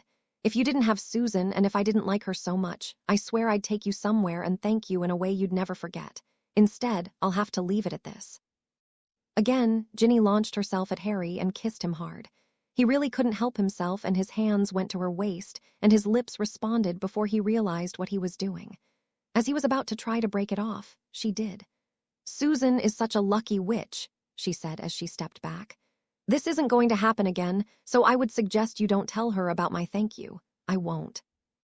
Would strain our relationship, and I'd prefer that not happen, but you deserved that reward and a lot more. Don't forget your cloak when you leave. Harry watched her leave and shook his head. He pulled out his cloak as he considered her comment. Leaving the shed and closing the door after himself, he walked away from the house to leave the wards. By the time he was at the paddock again, he decided she had things right. Nothing important had happened, and it would be best that Susan didn't know about that, thank you. Thinking very carefully, he apparated away and landed in the back garden of a nice house. He was glad he'd been here before, so he knew where to go. Taking off his special cloak, he walked to the back door and knocked. A moment later, Hermione answered the door with her wand in hand. That was foolish, Harry. I almost hexed you before I realized who you were, she told him as she let him in. He stood at the door for a moment. Are your parents home? Yes, why? He lowered his voice even if he couldn't see anyone behind her. Perhaps we should go outside then. I need to tell you something and I think you'd prefer it be just us." She looked at him critically for a moment. "Who did we rescue at the end of our 3rd year?" Harry grinned. "A little late for that, don't you think?"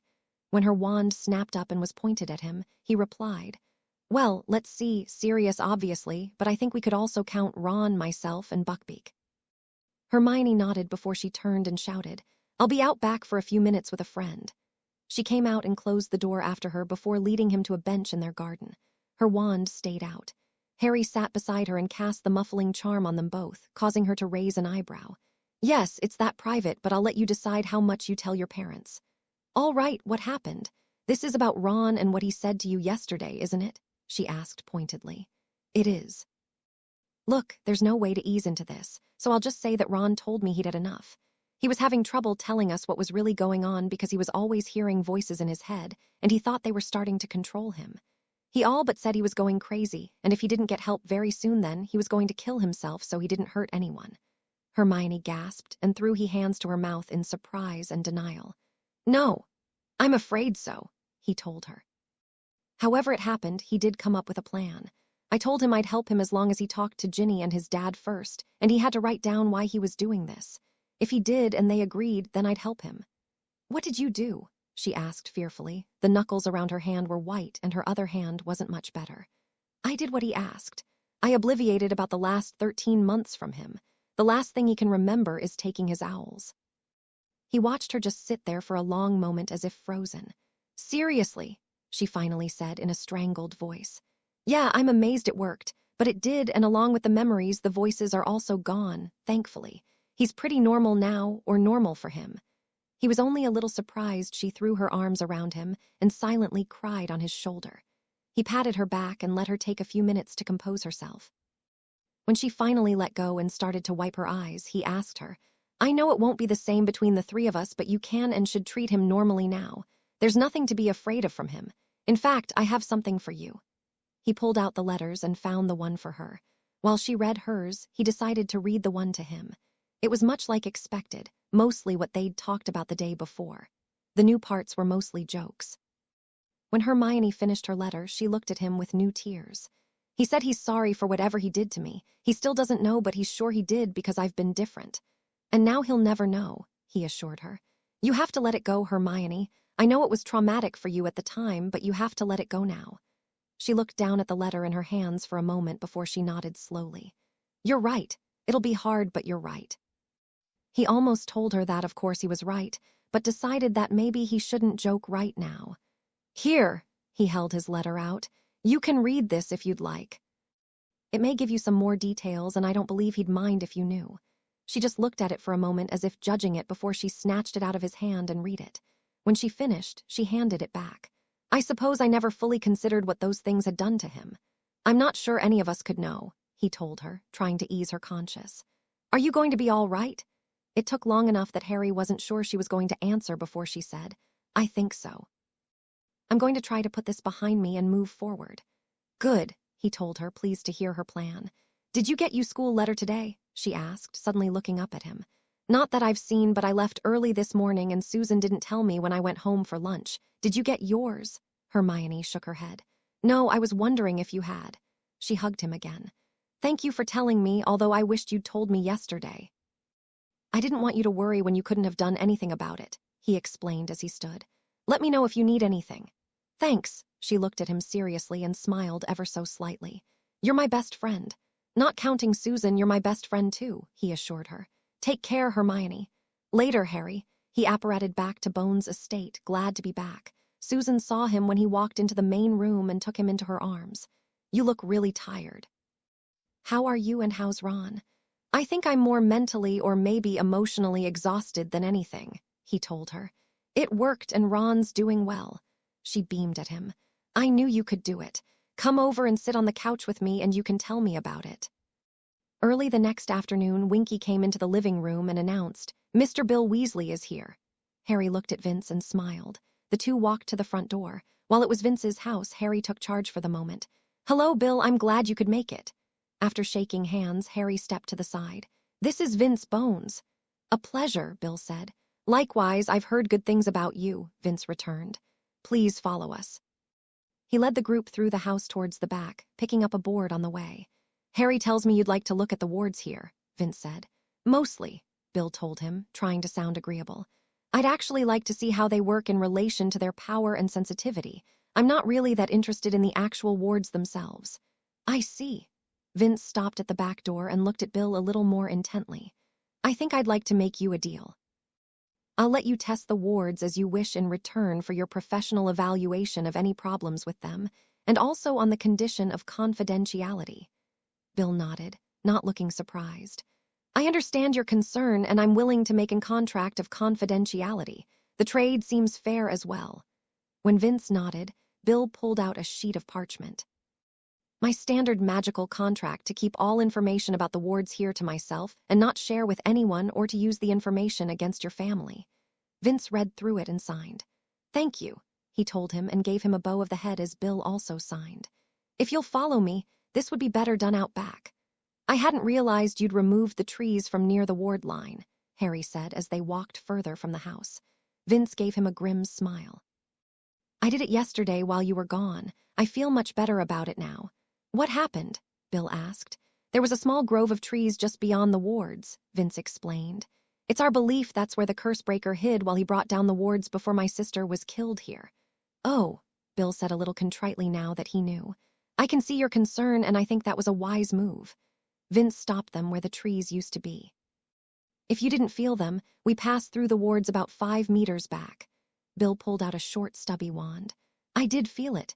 You might want to stand back a bit for your own safety. Why the short wand? Harry asked as Bill readied himself. Bill held the wand up so they could get a better look. This is a wand for a cursebreaker. It's not fully attuned to me on purpose, so magic is less likely to come back at me if I tap into a ward incorrectly. Also cheap, so not much is lost if it gets destroyed. Vince and Harry nodded in understanding as they moved back to be just inside the wards. On Bill's second spell, the board in Vince's hand gave a small chirp. All of them looked at it and saw a rune light slowly dim and go back off. Wow, Bill said as he looked at it and then at Vince. You have the wards set to be very sensitive. No, actually I don't, Vince replied. This is normal for them. Seriously? Bill asked with incredulity. At Vince's nod, the cursebreaker shook his head. I think that answers most of my questions on sensitivity and power then. It would be exceedingly difficult for me to take these down and not set off one of your alarms. That test shouldn't have triggered anything. Vince and Harry looked at each other and grinned. That's good news, Vince said. So, ignoring the sensitivity, how do the wards look for vulnerabilities? This is going to set off your alarms for certain, so be ready for that. Bill moved a little further back and bent his knees a little, looking like he was ready to jump or something. He did several other spells, and each set the alarms off for a little longer each time. He did yet another, and the wards flared a light blue where his spell had hit. Harry felt magic suddenly build like a static charge when walking on a wool rug in the winter. Bill jumped to the side as a white bolt of magic leapt from that spot on the wards towards the wand Bill had dropped as he had practically dived away. When they all could see again after blinking the spots from their eyes, they saw that Bill's special wand was now a burnt, smoldering twig. Bill stood up from the spot he had jumped and rolled to, brushing off the dirt and grass. Shaking his head, he said, That is why this is a dangerous profession, and why I don't use my good wand when doing tests like this. Holding his hand over the charred wand for a second, he pulled back and pulled out a normal-looking wand which he used to vanish the remains of the destroyed one. Vince, in my professional opinion, I wouldn't worry about living here. Bill put his normal wand away. If I were hired to take these wards down, and I don't do that on residences, I can say that you'd have ample warning that someone was trying to take your wards down. I'm reasonably certain you could get help here long before I could take them down, and I'm honestly not certain I could take them down without getting myself killed. Is it safe for me to assume you have the family death wards here also? Vince shrugged slightly. Let's pretend I do. Bill smiled, understanding the game. You'd have time to bring them up before I could weaken them enough for a normal attempt to overload them would be successful. If it makes you feel better, I wouldn't mind living here with these wards to protect me. Thank you, that does make me feel better, Vince said. Shall we return to the house? As they started walking, he asked, Do you have an opinion on how they might have been taken down when Amelia lived here? Without looking at the ward stone, which I wouldn't expect you to show me. Bill received a nod from Vincent. My guess is that they were weakened very slowly over a couple of weeks until they were to the point that they could be overloaded quickly. I don't believe that could be done now because they are too sensitive. That tells me about how much power they have behind them and why I wouldn't want to try to take them down. My guess is that they are about 4 times more powerful than normal, which is what increases their sensitivity. Makes sense, Vince said as he led them into the house. Thank you, Bill. He held out his hand and they shook. I believe Harry has the rest of your time. My pleasure, and thank you for the opportunity, although Harry may not appreciate how much I pester him about how that was done since he said he had a hand in it, Bill said with a grin. Vince chuckled and took a seat in the living room, returning to the day's daily profit. I thought my room would be the best place to discuss this, Harry said, leading him in that direction. Oh, I thought we'd have to go to your house, Bill told him, very surprised. Harry just smiled and led him to the room. Inside, he called Winky. The elf popped in and handed him 2 bottles of cold butterbeer. As you requested, Mr. Harry. Thank you, Winky, Harry told her as he took the bottles and allowed her to pop away. As he handed one of the bottles to Bill, he was surprised to see Bill take it and then immediately stick out his hand. Before we start, I want to tell you thank you for what you did yesterday. Harry took the proffered hand, which Bill shook and then held onto. Dad called me over last night and told me everything, not only the state Ron was in, but especially what you did for him. Thank you for saving my brother. Bill shook his hand one more time before letting go. Harry felt a little embarrassed but thought he understood. I was glad to try and even gladder it worked. I understand. Bill held up his bottle. To Ron, may he have a long life. Harry tapped Bill's bottle with his own. To Ron and long life. As they each took a drink for the bottle, he started to feel real friendship with the oldest Weasley son as they worked together, and he understood why Ginny referred to him as the coolest brother. Now, how did you want to do this? Bill asked. Harry gestured at the pensive on the table to the side. Ah, Bill said with a grin. I would have given a lot to have had one of those when I worked in Egypt. Are we going in? Probably best, Harry said, draining the bottle and setting it down. When Bill did the same, the two entered. It was as Harry had set it up. There was a version of Harry standing back and looking at the ward stone opened up. The 2 real people walked through Memory Harry and knelt down in front of the ward stone. Yeah, they definitely overloaded it, Bill said, pointing to the scorch marks over many of the runes. Do you know how?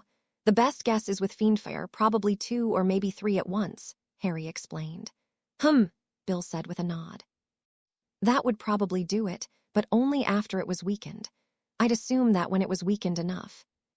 They overloaded it quickly, and then came en masse before the defenders could call for help. That's the normal way it's done, along with anti-portkey and anti-apparition wards to contain the victims. Do you have a memory of it cleaned up so we can see the runes that are there? Yeah, Harry said, thankful for the change of topic, not really wanting to consider what it must have been like for his grandparents when they were attacked.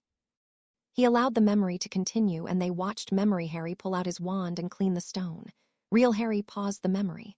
Bill studied what was there for a moment. They really did a number on this. See this section here? It's so burned the runes are gone, and that caused a cascading failure for the rest of them. A few of these others are barely readable. Too bad we don't know what these runes did. How do the rest look? Harry asked. Well, I like what I see in general. This is an older scheme.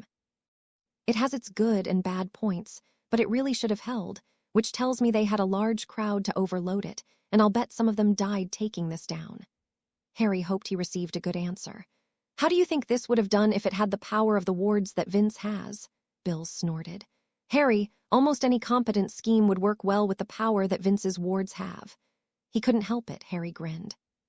So I just need to fix the damaged runes, put in the new power sequence I have, and I'm good to go. Yeah, but that's going to be a problem. Bill pointed to the stone. You don't really have room here to add in a new power sequence. That area is full. Vince had the same problem, and I solved that too. How? Bill almost demanded.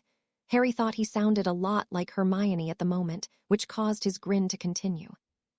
We put them on a new block, cut a hole in the floor to match, fused it to the rock, then fused it to the ward stone half that had the runes before closing the ward stone. Bill blinked slowly and seemed to try to talk for a moment with nothing coming out. When he found his voice, he breathed. That's totally and utterly brilliant. Thanks, Harry preened slightly at the compliment from the professional. I pointed out that the power sequence doesn't need crystal for control, so we used granite for its durability. That worked well too because the floor was also granite. Damn, you're going to do really well in this line of work if you keep this sort of thing up. Bill stood. I can hardly wait to look at your house once it's done. I'll be happy to give you a professional analysis, and for free because I really want to see it. Bill, this is work and I'm willing to pay for it, Harry insisted. The redhead smirked at him. We'll figure out something when the time comes. I guess we don't have anything else to do here. No, but I do have one more thing to show you, Harry told him and cast the trigger to eject both of them back to his room. He pulled out a large rolled-up parchment and spread it on the desk. Bill looked it over and nodded. Nice. This must be the original scheme since I can saw some runes in the memory that aren't shown here. Yes, Harry confirmed. I believe that some changes were made over the years but never documented. Still, he pointed to a spot, this is the place that was burned out and the length looks right, so I think we can know what was burned out. Burned literally, Bill told him with a nod. This part was for fire suppression, so I think the theory on using fiend fire to take the wards down was correct. If I gave them the extra power, how would these have held up? Harry asked, hopping again. Probably fine, but I can give you a sequence that is better for that. In fact, I can give you a book with that sequence and few others you should probably consider if you're going to be making changes. Bill looked thoughtful for a moment. I'm reasonably sure Fleur has the same book too, so I'll give you one of ours. Bill, I can go buy one, Harry told him. Or I might have one in the Black Library. You might find locating one to be harder than you think, as I believe they're out of print and not a book most families would have. But I'll make you a deal, Bill said to stop him. Consider it a loan and you can give it back if you find one yourself or when you don't need it any longer. Well, Harry drawled out as he thought, I guess that will work. Now much do I owe you for the consultation today? Don't worry about it, I didn't do that much, Bill told him. Bill. Consider it my thank you for what you did for Ron. Fleur agrees with this too. Bill, Merlin, Harry, take the gift, Bill told him and slapped him lightly and playfully on the shoulder. If you insist, I'll send you a bill when I owl the book, all right? Harry glared at him a little. He understood what Bill was doing, but he really thought Bill had earned something for this work. He did have an idea, though.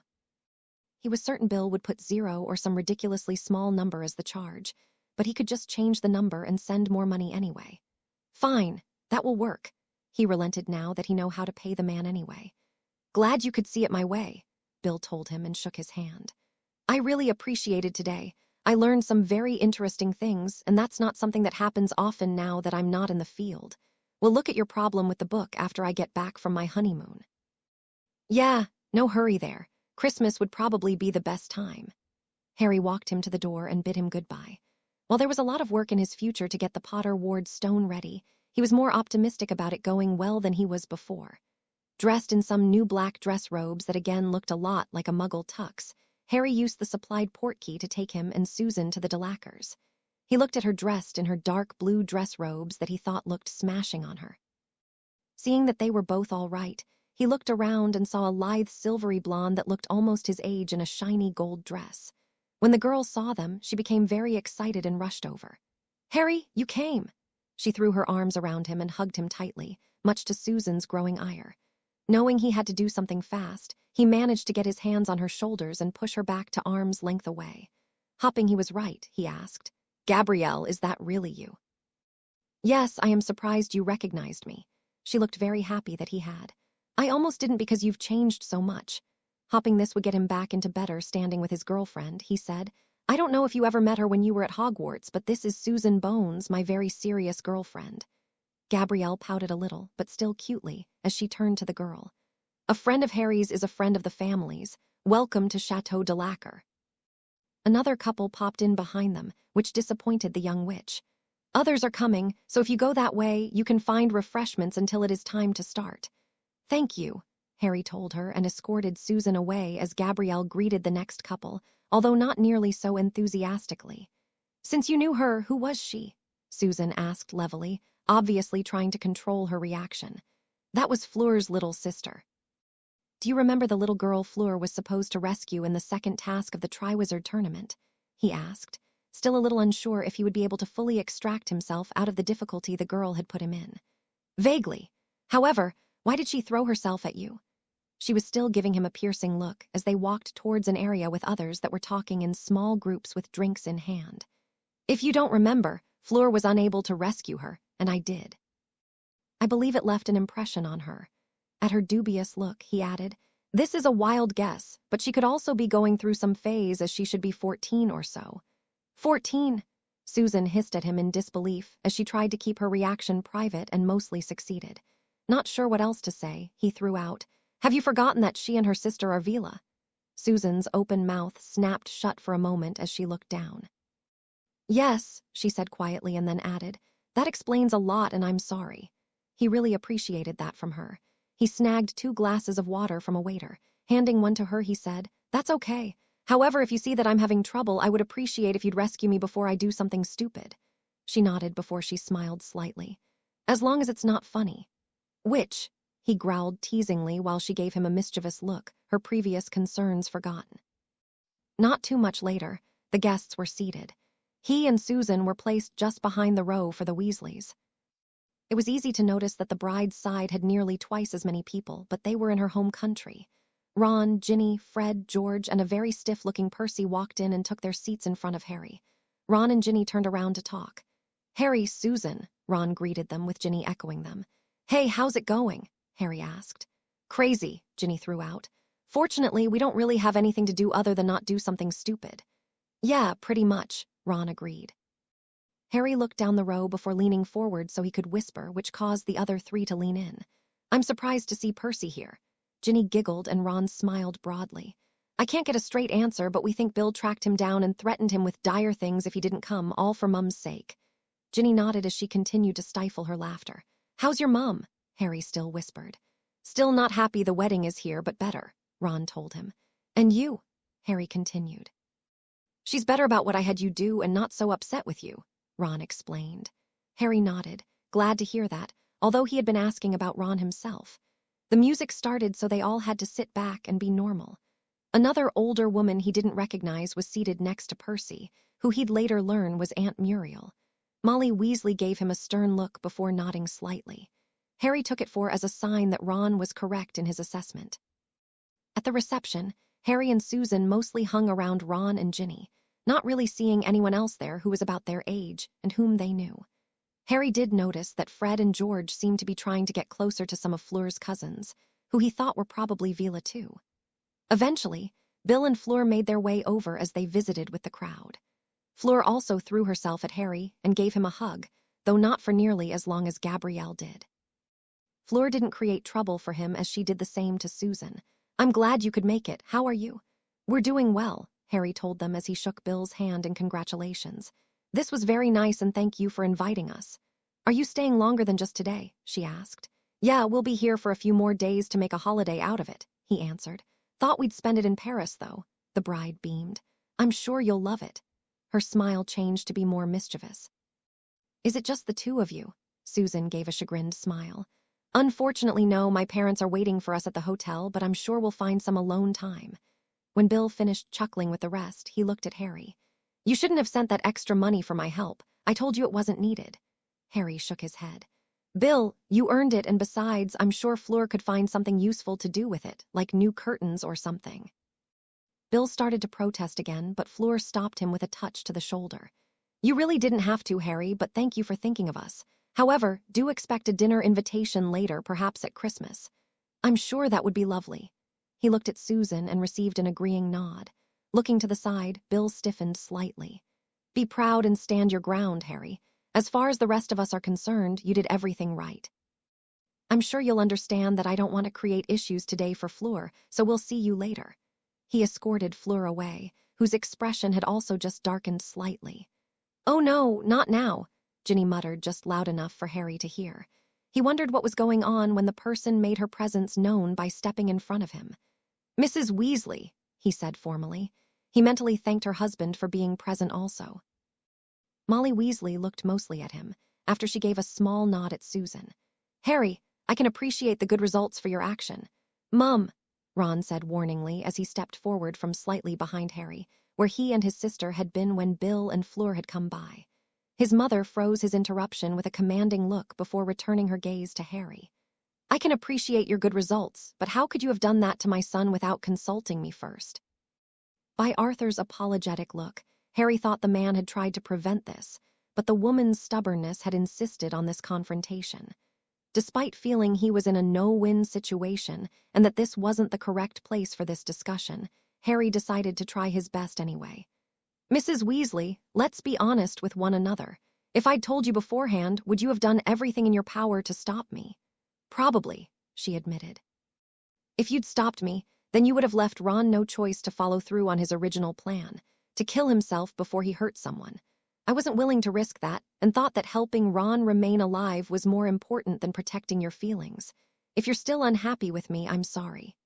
Harry watched her as she studied him, her gaze neutral but penetrating. He did his best not to flinch or look away. After another long moment, she nodded at him. "I still don't like that I was ignored in this." He considered pointing out that her husband had approved, but he really didn't want the confrontation to continue. "I did what I thought was best, and what's done is done, Mrs. Weasley. If you'll excuse us, I wish to tell a few people thank you before we leave." With a bow of his head, he escorted Susan away and in the direction of the Delacour parents, leaving 2 friends upset at their mother and 1 disappointed husband behind. The mother was quiet but still didn't look very happy with him. When the Harry and the Bones returned home from France after being away for nearly a week, Winky greeted them. "Welcome back. The house is safe and the alarms did not make a sound. I have post for you. Newspapers from when you were away are in the living room." The largest stack of post was handed to Vince. Pat and Susan received a few as well. Harry was surprised to receive 2 letters. "Thank you, Winky. Did Dobby help you? I told him to make himself available." "Yes, Mr. Harry, Dobby helped with the grounds," she replied. "I shall have dinner ready in an hour," Winky told everyone before disappearing into the kitchen. They all went into the living room. Harry saw one from Hogwarts but held onto that and opened his other letter first. He was surprised to find it was from Ron and was dated yesterday. "Harry, not sure when you'll get this, but bad news, mate. If you haven't seen the Prophet, it seems the Death Eaters took over the Ministry while we were gone. Worse, they burned down the Burrow while we were gone, probably on the day of Bill's wedding from what we can tell. Thank Merlin we didn't listen to Mum and have the wedding here. We're staying with a relative, the old one you met with us at the wedding. I'm so bored here after 2 days, but as Dad points out, we're safe for now. Dad still has his job at the moment. He said even this ministry needs to keep the Muggles unaware of us, but he's not sure how long he'll get to keep it. Mum created a greenhouse and planted a garden in it in case we need that later. It's all really depressing to think about. Looks like Hogwarts will stay open. We finally got our letters this morning. Dad's worried about us going, but says we have to or it could bring extra attention on the family that we don't want. Be careful, and we'll see you on the train." Ron Harry felt bad for the Weasleys, but at least they had someone to stay with. This also made him rethink his plans on rebuilding Potter Estate. Perhaps he'd put that on hold and Diggle could start when the war was over. Looking up at the others to see they were all reading their post, he reached for the pile of newspapers since no one else had. Sure enough, there was a headline about Scrimgeour being sacked and was now missing while the ministry was under new leadership. "The war has started for real," Harry said quietly, but getting the attention of everyone instantly.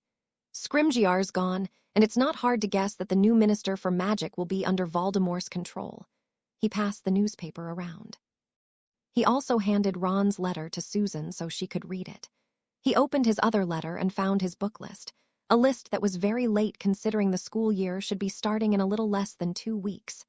In addition, based on what he now knew, he was surprised to see that he still was a prefect. He wasn't sure if that worried him or not, but he did resolve to consider his plans for returning a little more carefully. His last thought was reinforced by the short conversation following everyone reading the newspaper. No one knew what it meant for them, not even Vince, but no one was happy about it. A week before Harry and Susan were to return to school, they went shopping for their school supplies. Deciding safety in numbers was appropriate, they made arrangements and met up with Neville and Hannah in the Leaky Cauldron. The greetings were solemn and names weren't used. "Mate! Hey!" The 4 headed into Diagon Alley. Harry was amazed by what he saw. "This doesn't look normal," he said quietly to Neville, who was walking beside him. None of them were holding hands as each wanted to be able to get to their wand easily if required. "No, it doesn't. It's too quiet," Neville returned just as softly. "Don't see any place closed yet, but I'd guess it's only a matter of time." "I don't like the feel. We should hurry," Susan added, and Hannah nodded her agreement. They skipped Gringotts since each family had a house elf who had retrieved money anonymously for them and went straight to the shops. The bookstore was the last as no one wanted to carry heavy books around everywhere. Susan pointed at Harry's stack as they rang up. "What are the extra books for?" "I'm thinking about asking Professor Babbling for some help in runes," Harry explained. "Thought I might as well pick up the 6th and 7th year books too. Even if I don't use them this year, I think I want to get my Newt in Ancient Runes eventually." She nodded in understanding before paying for hers. When all four were done, they hurried back towards the leaky cauldron. Because they all could apparate, they said their goodbyes hurried and each went home. Susan looked at her boyfriend. "I'm glad we're out of there." Her mother came in and asked, "Why, what happened?" Obviously, she'd heard her daughter's comment. "It was creepy, Mum," the girl replied. "It was really quiet, not anything like it normally was. Very few people were out and it felt like we were always being watched." "I agree," Harry told her. "I kept my hand near my wand the entire time." And ready to use my other powers, he thought but didn't want to say. "Don't go there alone." "I'll order if you can," Susan added. Pat looked grim at hearing that but nodded.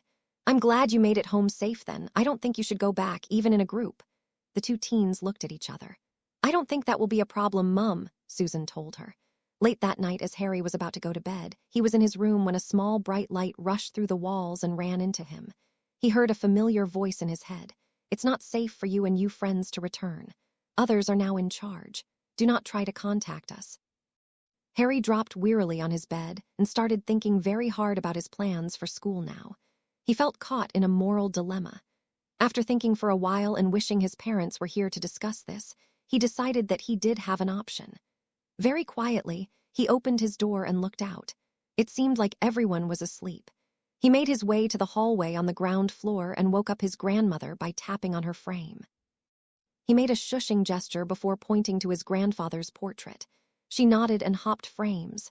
Harry took that frame down and quietly remade his way back to his room. Silencing his bedroom, he propped the picture up on a chair as he sat on the bed. His grandmother had woken his grandfather and they both looked at him in concern. "What's wrong, Harry?" his grandfather asked. "I need some advice," Harry said gravely. "War has restarted, and I just learned it's not safe for me or my friends to return to school, which starts in about a week." "Who told you?" "McGonagall," Harry answered.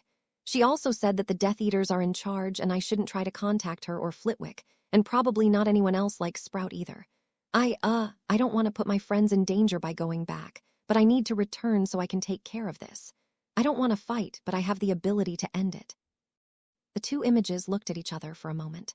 "That's very noble of you, Harry, but you need to preserve the Potters. More importantly, while I think you are probably a good wizard for your age, it's only you against an entire organization. You'd be better following her advice and staying away. You can fight a war against a few at a time better when you aren't stuck at school." He considered his grandfather's advice for a moment before he smiled. "I can see your point, but I've already started that. In July, I killed 10 Death Eaters when they attacked us. That is known. But last June, I've killed 6 others and no one knows about them other than Susan. I also have a plan for returning to school. But Harry, they will send reinforcements and the school may be a castle, but you can't keep them out indefinitely," his grandmother argued. Harry smiled again. "Let me tell you about my plan and a special power I have." They talked for well over an hour. Harry felt better at the end. His grandparents didn't. However, he considered that maybe that was just because they were portraits and weren't real, which showed their limitations. Still, even without them being real, they did leave him with a good suggestion, which he'd carry out on Saturday or Sunday.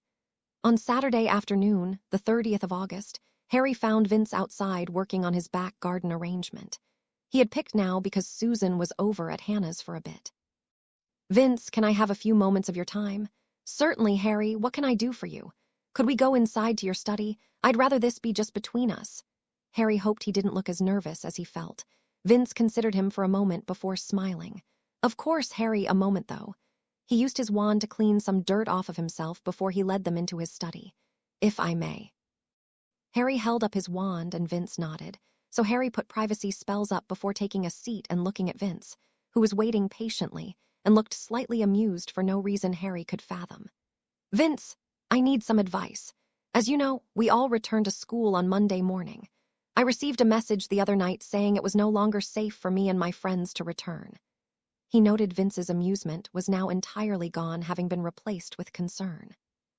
I don't want to put Susan or anyone else in danger with my presence, because I know the Death Eaters will be after me, but I need to return for another reason. I've asked a few people I trust about this and the war in general. All have pointed out the dangers, but all said it would have to be me who made the final decision. I guess I'd like to know what you think, since it would be involving Susan. Vince looked very grave. What exactly are you proposing to do? How great of a danger do you think all of your friends will be in? I trust them to stand with me and guard my back, but it will be me doing as much of the work as possible so they don't have to experience too much danger. Of course, unexpected things can happen. As for what I'm proposing, I plan to clean up the school by removing all of those that support Voldemort. That will bring a number of others from the other side to the castle, and I'll take them out as they come. I'm also thinking that you and Pat, and really anyone at risk, should come to the school for your own safety so they can't get to us through you. With many of the parents there, we should be safe. I think my actions will gather enough attention that they won't wait too long to come after us. In fact, I predict the war will be over in a few weeks, or by Halloween at the latest. Lad, you make me want to take you into work and have you checked out, but I know you well enough to say that I don't think you're crazy unless you've injured your head lately. Therefore, you must have not told me something. Vince studied him carefully, judgingly. This is all in the strictest of confidences, no telling anyone, not even Pat. At Vince's surprised look, he added, Susan is the only other person who knows this. My grandparents' portraits do too, but they can only be forced to answer by me. I will tell Pat if you can convince me it's necessary. You want my healer's confidentiality? Vince asked. Exactly. You'll understand after I tell you. It took a moment, but Vince finally told him, Very well, we'll consider this as a healer-patient discussion, although an alliance between House Bones and House Potter could also cover it. True, and that would have to do for Pat, but for now, I'd prefer to avoid that, as it could also bring Philip into this because he's your heir and I'd prefer not to. Harry grinned. See, I have been paying attention to your lessons this summer. Vince chuckled softly. Yes, you have. I will say again that I appreciate your sincerity and efforts in them. Now, what makes you think you can do this? Harry took a deep breath for confidence before he said simply, I have control over air, sort of like an elementalist. Vince sat there and blinked for several seconds. Really? Harry caused Air to pick up a log sitting next to the fireplace. Set it on its end on the hearth, then split it, all without moving more than his head to look at it. The air axe head had been plainly visible. That's how I defended your house so well. I used what I think of as an air spear on the attackers. It works like a very strong piercing hex, and I can create a few of them at once and send them flying at my target about as fast as I can think of them, and they travel as fast as a spell. Because they work on line of sight, they can go any direction I want and can hit any place I can see, or at least that I can visualize. Basically, air will do anything I imagine, including large and destructive whirlwinds. However, it can be more deadly to simply bump someone's arm who's casting a curse so that it goes the direction I want and not where they want. I can also create shields that can protect from curses, although I've never tested it against the Unforgivables, so I don't know what those will do to our shield. Vince sat speechless for nearly a minute, and Harry let him think it all through before he added, Vince, I don't like killing people and I don't want to do it, but I make an exception for Death Eaters. When I talked to Madame Pomfrey at school, she said she views each person in our society like a patient. She can fix most of them, but some are like a disease and must be removed. She just tries to do as little removal as possible. Since the man was a healer, Harry hoped that helped his argument. Clearing his throat a few times, Vince finally said, Yes, Poppy's view is not too dissimilar to my own for this topic. In addition, I can see why you think you have the power. But Harry, even you can be taken by surprise and enough people can still take you down. Harry explained a little more of his plan, but ended with, That's my plan, but I also recognize that I'm sure things will change along the way. I also will have help, not only from Susan and my other friends, but from most of the professors.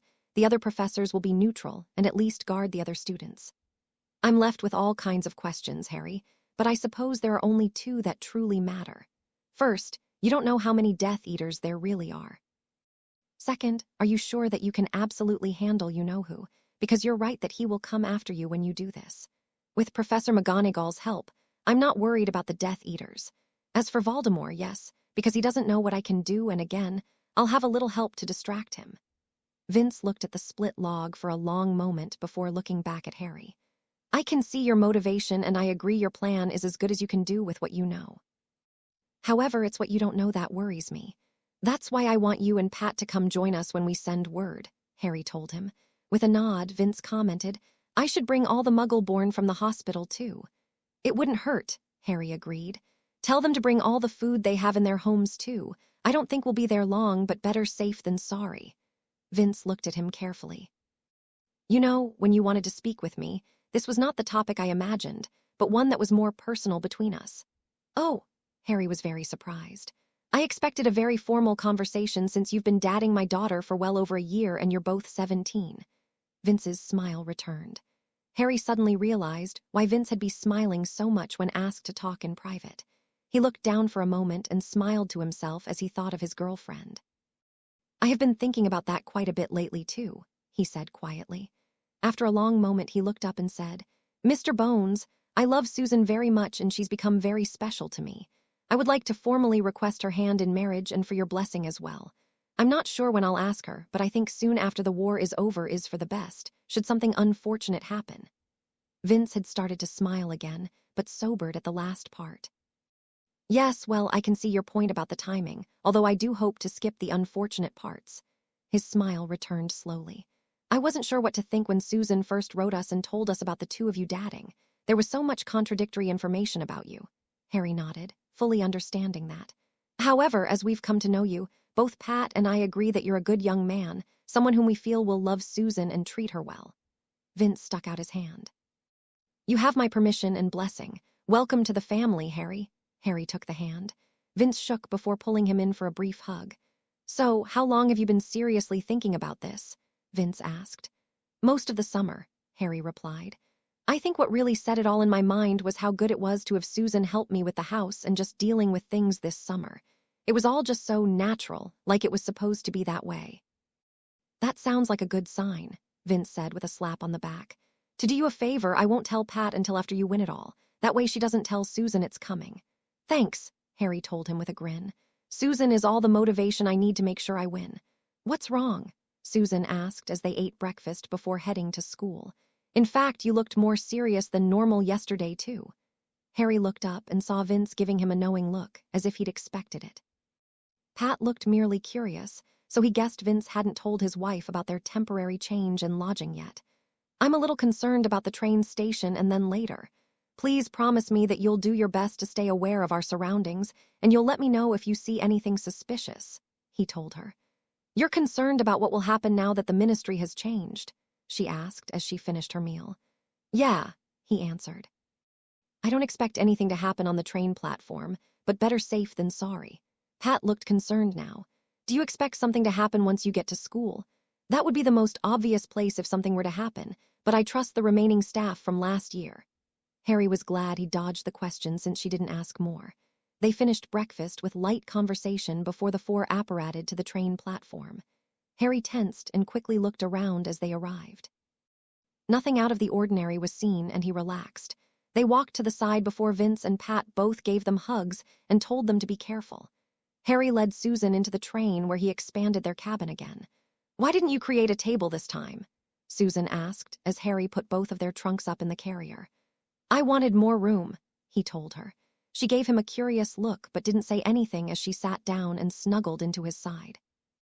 After a moment, Harry pulled his wand out and cast an unbreakable charm at each window. At her quizzical look, he said, Just being cautious because I don't know what to expect. We'll talk about it later when everyone is here. All right, she said acceptingly, but still with a tone that he better not forget. As each friend came, greetings were spread around. Harry noticed that almost everyone looked and acted normal, even Ginny. Hermione was the exception by going straight to his other side and sitting. When the two Weasleys, last as usual, were comfortable, Harry looked at them all. I want everyone to be careful today and this evening. Immediately Hermione asked, You mean because of the change at the ministry? Yes, Harry answered with a nod. There is the potential for a lot of danger, especially if you're near me. He gave a pointed look at Susan, but she didn't flinch. I don't plan to cause trouble if they'll leave me alone, but I don't expect them to leave me alone. Also, if I find there are Death Eaters there, I will take care of them and quickly if possible. Why are you expecting trouble? Luna asked, blinking slowly. Harry looked around again, meeting everyone in the eye to express the importance of this. I received a message the other night saying it wasn't safe for me or my friends to return to Hogwarts. I take that to mean all of you because they might do something to you to get to me. If anyone here thinks it's too much for them, then I'd suggest you return home from Hogsmeade and never go to school. I'll even help you leave if you need it. Who told you? Asked Hannah. McGonagall sent the message, he told her. Several of them muttered to each other and Harry let them. He was surprised he wasn't getting more of a reaction from Ron, but his old friend was just sitting there looking thoughtful. Neville was the first to react after a moment. I'm with you, Harry. Me too. Everyone else chimed in as the train jerked and started moving slowly towards school. Harry was a little surprised that Meghan and Lilith agreed, but they did. Thank you, he told them all sincerely. This means that you need to be very aware and careful of who's around you at all times. I expect them to do something tonight to separate me. If that happens, don't worry about because I have a plan and I'll start it then. But Harry, Susan started to protest. This was the part he knew was going to be the hardest to convince them. No, you have to let me go with them as long as it's not a lot, say more than 5 or 6. Keep your wands hidden and stay aware. I can take care of myself and I'll start the process of securing the castle. It all starts with us and making Hogwarts safe. There will be plenty for all of you to do before this is all over. Susan didn't look happy, but she didn't argue either. Harry, Hermione, it's time to go, Hannah told them. Right, Harry agreed before giving Susan a kiss on her temple and standing. Lock the door behind us and stay aware. The 3 of us will stay together as well. If you have to go to the loo, go in pairs. Well, that'll be awkward, Ron commented sarcastically but still with a hint of a smile, drawing a snigger from Neville. Maybe you could convince one of the girls, Harry quipped back, drawing protests from the girls. Or maybe you could tell them about how your dad found an anonymous healer to heal you this summer, then you won't think about having to go to the loo. Most of the others looked at Ron as the trio of prefects left. That was a little mean, Harry, Hermione told him as the 3 walked down the aisle of the train. Maybe, but it seemed like a good idea to help him get the message across that he's better, he replied. Besides, I'm sure Ginny will help fill in some of the blanks. Hannah gave him a glare. It's not fair that I don't get to hear the explanation, too. Hey, Harry tried to soothe her. Ron can tell you later, or Susan can. The point is that he's like his normal self now and not like last year. Thank Merlin, Hannah murmured as the 3 walked through the last door and into the first passenger car, and obviously into a hostile environment based on the suspicious looks and glares, not only going around the room but directed at Harry when he appeared. He took a seat next to a Ravenclaw 5th year as he looked around more carefully. It appeared as if everything revolved around houses with the Slytherins on one end, the Gryffindors and Hufflepuffs on the other end, and the Ravenclaws in the middle and trying to stay neutral. He also noticed that Pansy Parkinson was head girl, while a Slytherin 6th-year boy, Henderson if he remembered correctly, was head boy. Zabini was still a prefect, though, and Davis had been promoted to the 7th-year female prefect position. Looking back as the last prefects entered the car, he noticed that Parkinson was keeping an eye on him. Harry gave her a passive face of indifference. Surprised to see you here, Potter, Parkinson told him with a smirk. Harry shrugged. Someone has to be prefect, so why not me since I was one last year? Probably not for long, though, she quipped. The head boy chuckled, and it wasn't a pleasant sound. Harry shrugged again and casually said, Maybe, maybe not, but if I'm not, it won't be because of you. Her eyes narrowed as he added, If Malfoy couldn't take me, you sure can't, not that he was much of challenge. If you're still here tomorrow, maybe I'll show you, she said acidly. Shrugging yet again and staying casual, since that approach seemed to be getting to her, he told her, It's good to see that you still have dreams, Parkinson. However, I'm willing to show you how much of dream it is if you think you're better than I am by accepting a challenge to a duel tomorrow morning, if you're at breakfast and willing to make it. By the way, since it seems everyone is here, shouldn't you be starting this meeting, or is this something else you can't really do by yourself? Parkinson glared at him intensely for a moment before she sneered at him and mumbled, We'll see about that, as she pulled some parchments out, split the short stack, and handed half to her left and half to her right before starting her orders on patrols. A glance at Hermione showed her to be pressed back in her seat and giving him incredulous looks at his audacity. Looking at Hannah, he saw she was giving him a thoughtful look. Beside her, Ernie was giving him a surprised look, yet he also seemed to trying to figure him out as Hannah was. Taking a schedule, Harry noticed that names weren't on it at all, just house and year, making them very generic. The head boy and girl from last year had put all of their names on the schedule. That made him wonder if maybe Parkinson wasn't aware of who was going to be a prefect before today. He did receive his badge late in August, so maybe there was more uncertainty that he'd heard. The meeting finally ended without more verbal skirmishes, but it had confirmed a few things for him. Harry and his friends led the exodus from the train car. As they entered the second car on their way to the back, Hermione hissed, "Harry, what did you think you were doing taunting her like that? She's going to come after you now." He smiled pleasantly at her. "She can try, but it's all part of my cunning plan." "A plan that's likely to get you hexed in the back," Hermione retorted. "Probably not, but we'll talk about that in a few minutes," he returned as they exited that car and traversed to the next. It wasn't until Harry reached their cabin that Harry realized that Ernie had followed them. Harry wasn't sure he wanted to include him, but Ernie had been in the DA and shown himself trustworthy, so Harry didn't try to send him away.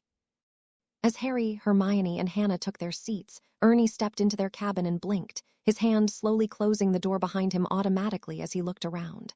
"Well, this is nice. Who did the work? I didn't think this sort of thing was taught until towards the end of the 7th year." "Why are you here?" Ron asked curiously and calmly. Ernie looked at him, surprised by the question. I was following Harry to find why he did what he did." He looked at Harry. "That took some stones, mate, but why?" Susan scowled at her boyfriend and then at Ernie. "What did he do?"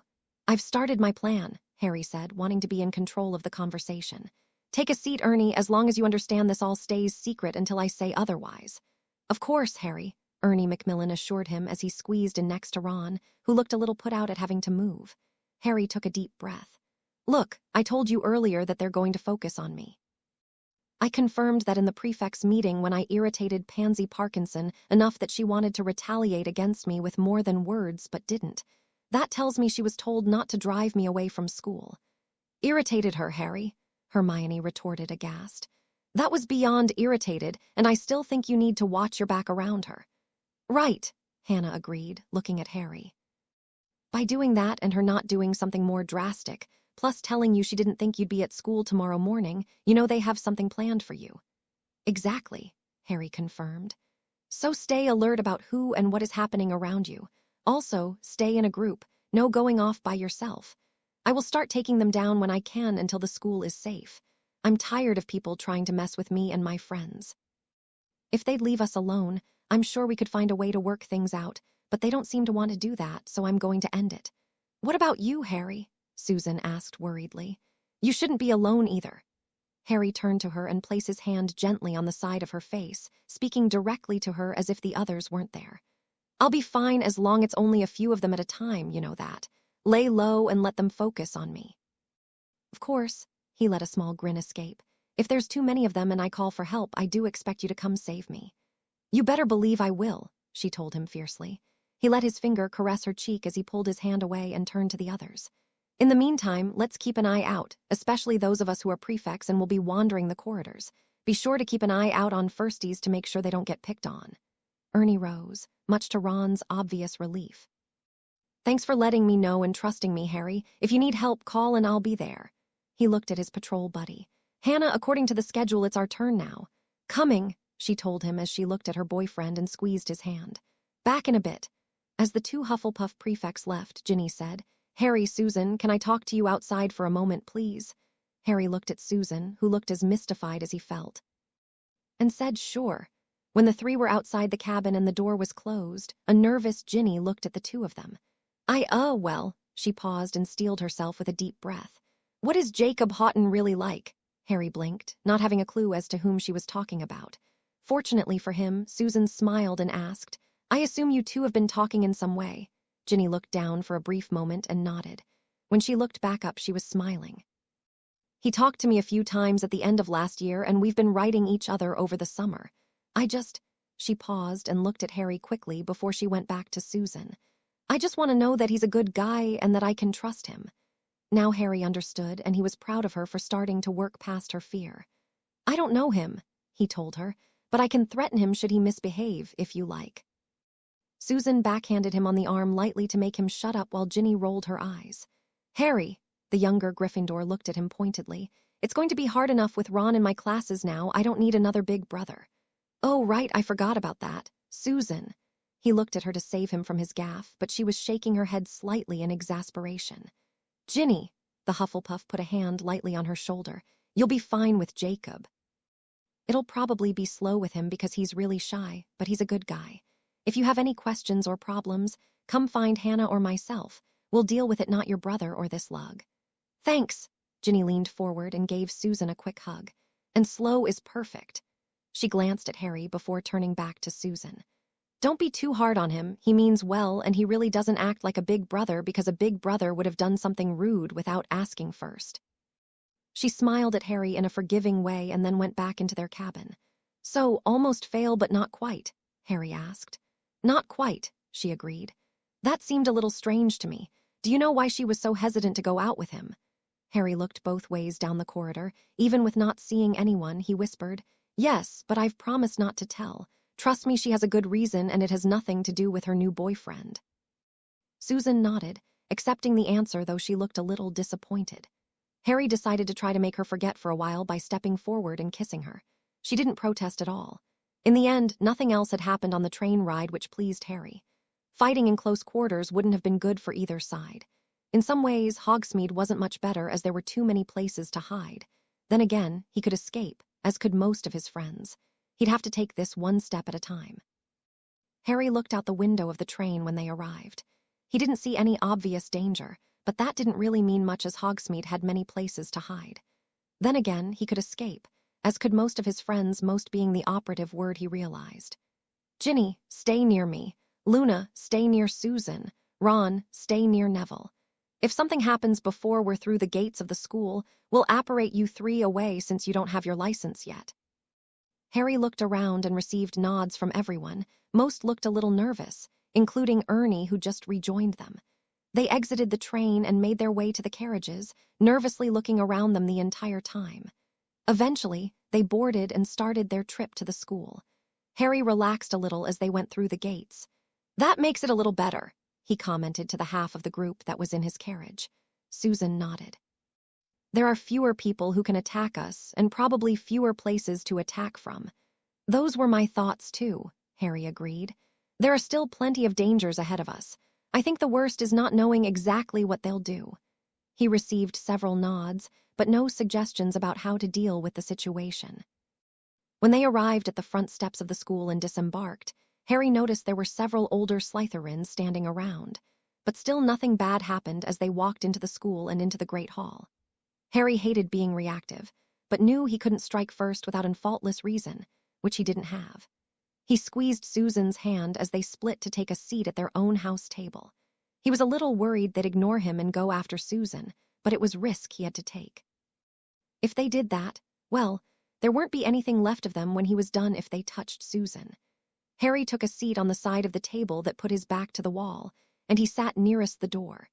He was not surprised when the rest of his friends sat near him, with Neville sitting on his right and Hermione on his left, and Ron across from him. Looking at the head table for more than a glance showed McGonagall in a seat that was not next to the center. So not only was she not in the center golden chair, she wasn't leading the first years in either. The man in the golden chair caused Harry to freeze. "What is it, mate?" Neville asked softly from his right, recognizing his friend's distress. "The one sitting in the headmaster's place," Harry returned just as softly. "He was the survivor from the attack here last June. He should be in Azkaban." Neville put his hand in front of his mouth as if to cover a cough. "Definitely a Death Eater then." "What about the other new one left of McGonagall?" "Never seen him before," Harry answered as the last of the older students took their places. A few minutes later, the main doors opened, and yet another man they'd never seen before led the first years in. Harry listened to the Sorting Hat's song carefully and was surprised. It was the most boring and generic song he'd ever heard. It talked about the 4 founders, the traits of each house, and that was it. There were no warnings or encouragements, as if even the Sorting Hat was treading carefully.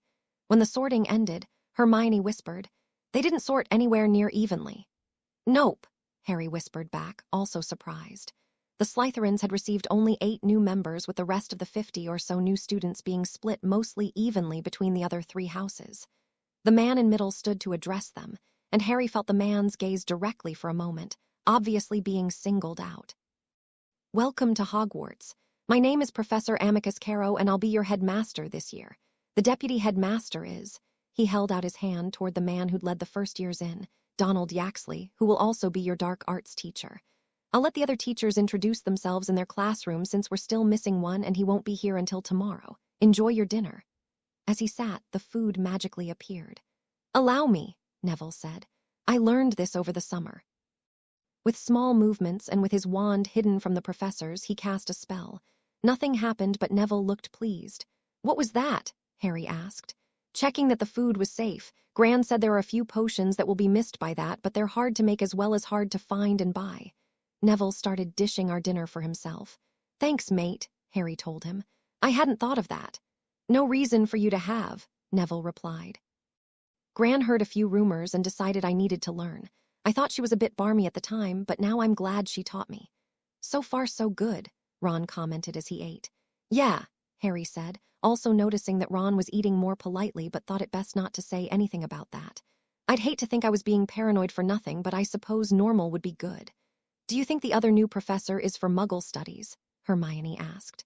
I don't see Professor Burbage. Of course, I don't see Professors Trelawney or Wilkins either, and Hagrid is missing too. I don't really know, but I'd guess the new professor is for potions in place of Professor Wilkins, Harry said as he glanced at the teachers again. Of all the ones missing, that's the most important one. I also wonder who the missing one is. I also don't like the fact that another one is coming tomorrow. Why? Hermione asked. It interferes with my plans, assuming that I get to do any of them tonight, Harry answered vaguely. He looked at Neville. Who's this Yaxley? I thought they were all gone. Neville shrugged. Not sure, probably another cousin from somewhere. As the pudding course started, Headmaster Carrow rose from his place and walked around the end of his table on the Gryffindor side before walking slowly down the aisle between the Gryffindor table and the wall. Harry's heart started to beat faster. This is it, he murmured and hoped for the best. Stay here and stay calm. Neville nodded ever so slightly, while Harry hoped he could spring his trap, all the while wondering what kind of a trap was being sprung on him. A moment later, the new headmaster was standing at his shoulder. Mr. Potter, could you come with me for a moment? There's a bit of confusion about your courses we need to clear up, and then you can return to your friends. Of course, headmaster, Harry replied as he stood to follow the man. He noticed Susan watching them closely, and he smiled at her before he started walking out of the Great Hall. In the corridor, Carrow closed the doors behind him.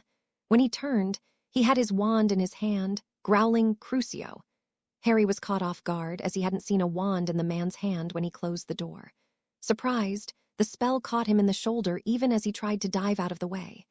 The only response he could muster was to send a blast of air.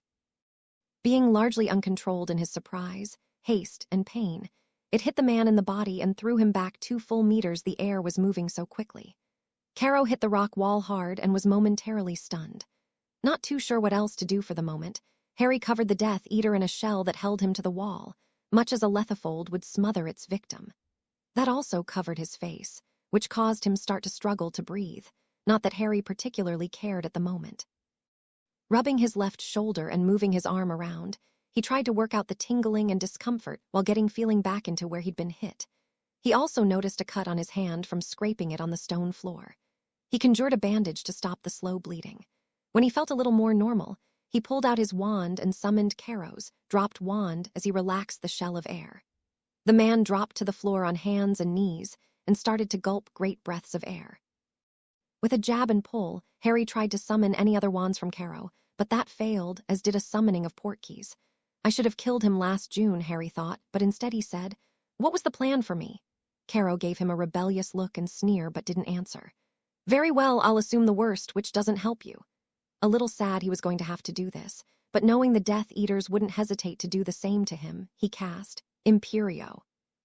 The man struggled for a moment, but eventually became relaxed, looking as if he didn't have a care in the world. "Now, what was the plan for me?" Harry asked in a commanding voice. "If you showed up, I was to capture you and hold you until the Dark Lord came to get you. Harry considered that. He could have Caro send the message to start the final battle, but he didn't think he was ready, and he was also concerned for many others outside of Hogwarts. Is coming tomorrow, and what time is he supposed to be here? Richard Travers is supposed to be here at 8 in the morning. Who on the staff has the dark mark? Harry asked. Myself, Yaxley, and Travers. Now for the question Harry was almost afraid to ask. Are there any marked students? Parkinson and Henderson.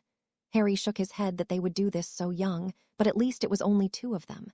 How many sympathizers are there, students you can count on to do things for you? 5.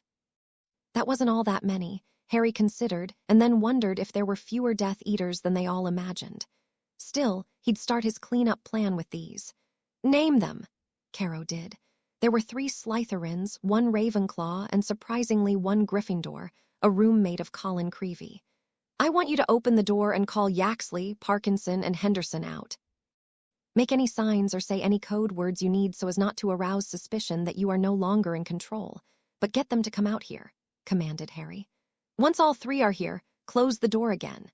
Caro walked over to the door and opened it. He then asked help from the required 3. Harry moved over slightly so he could just see through the door opening and caught Neville's eye.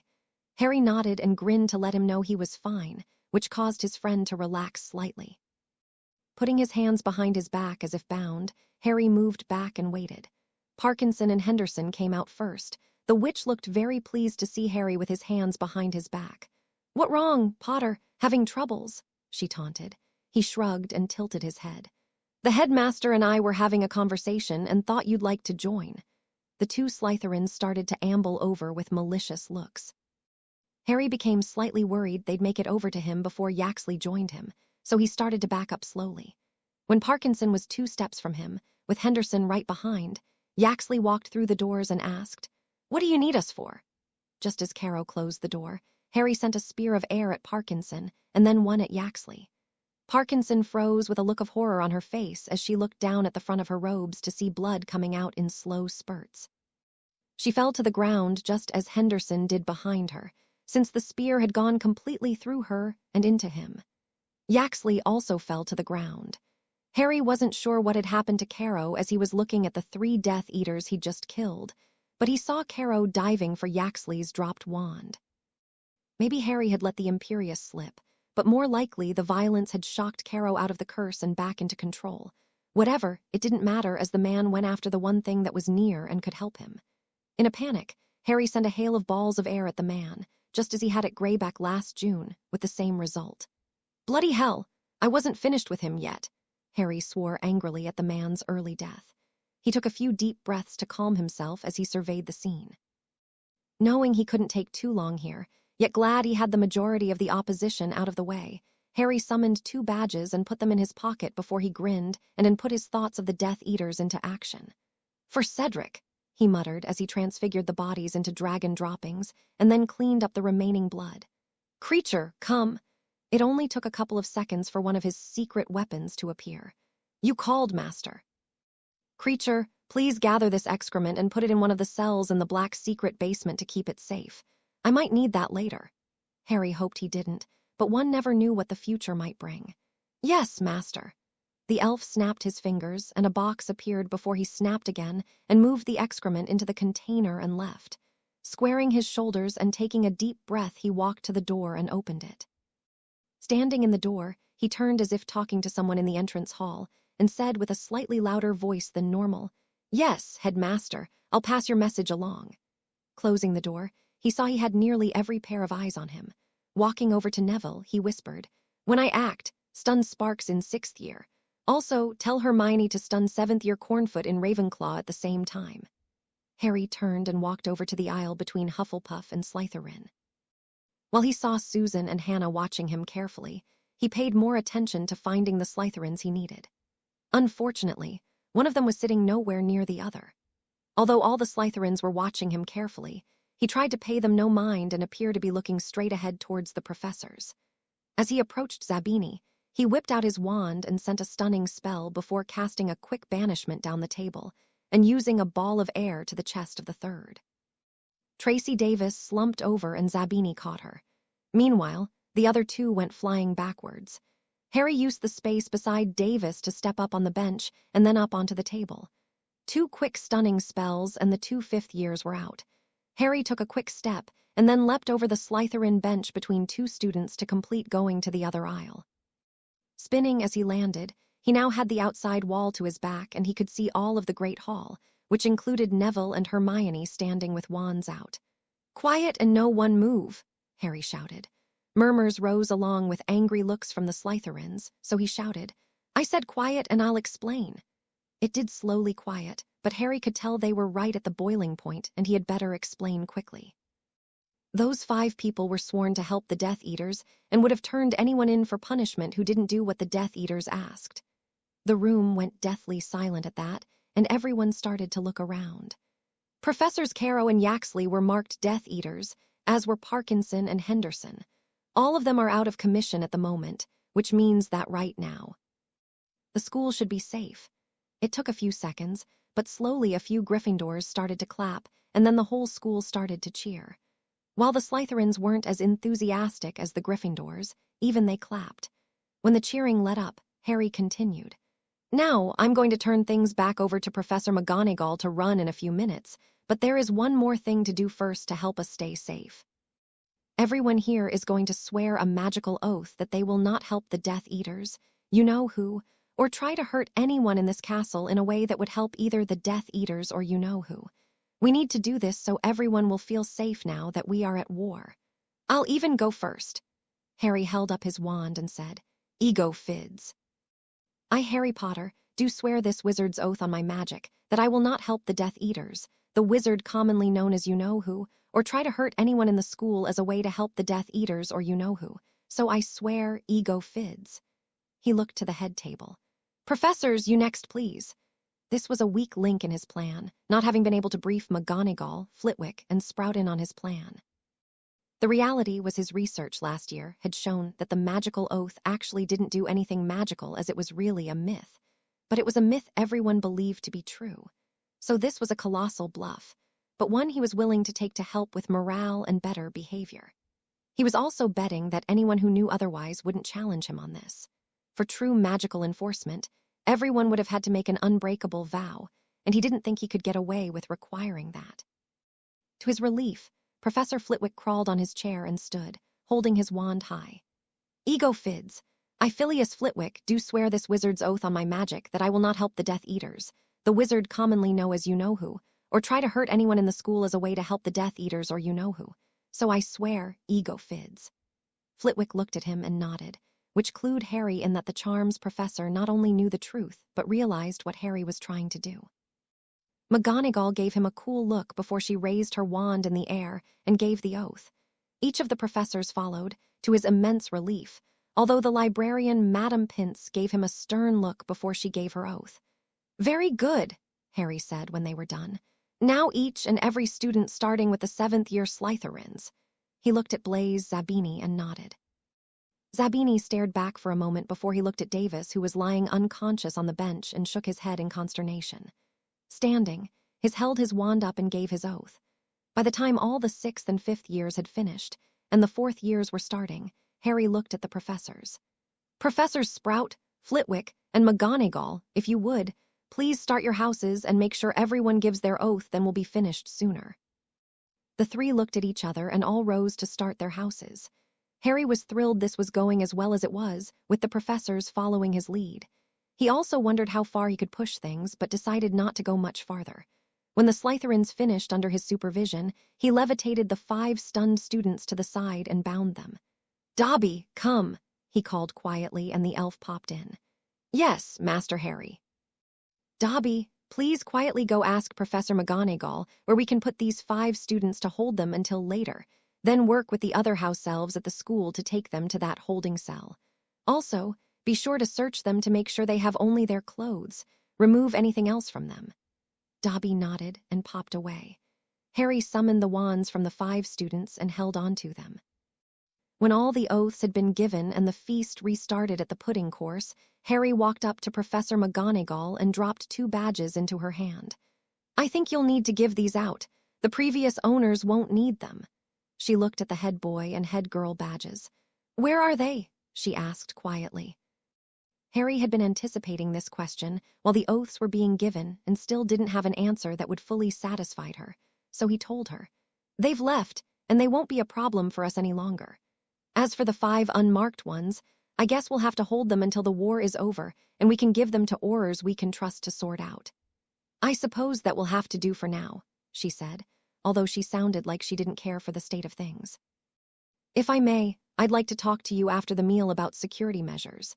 In fact, I'd like to be in charge of security until the war is over, since I'll be leading the defense." McGonagall looked at him intently for a moment. "So you've accepted the prophecy and Albus's plan?"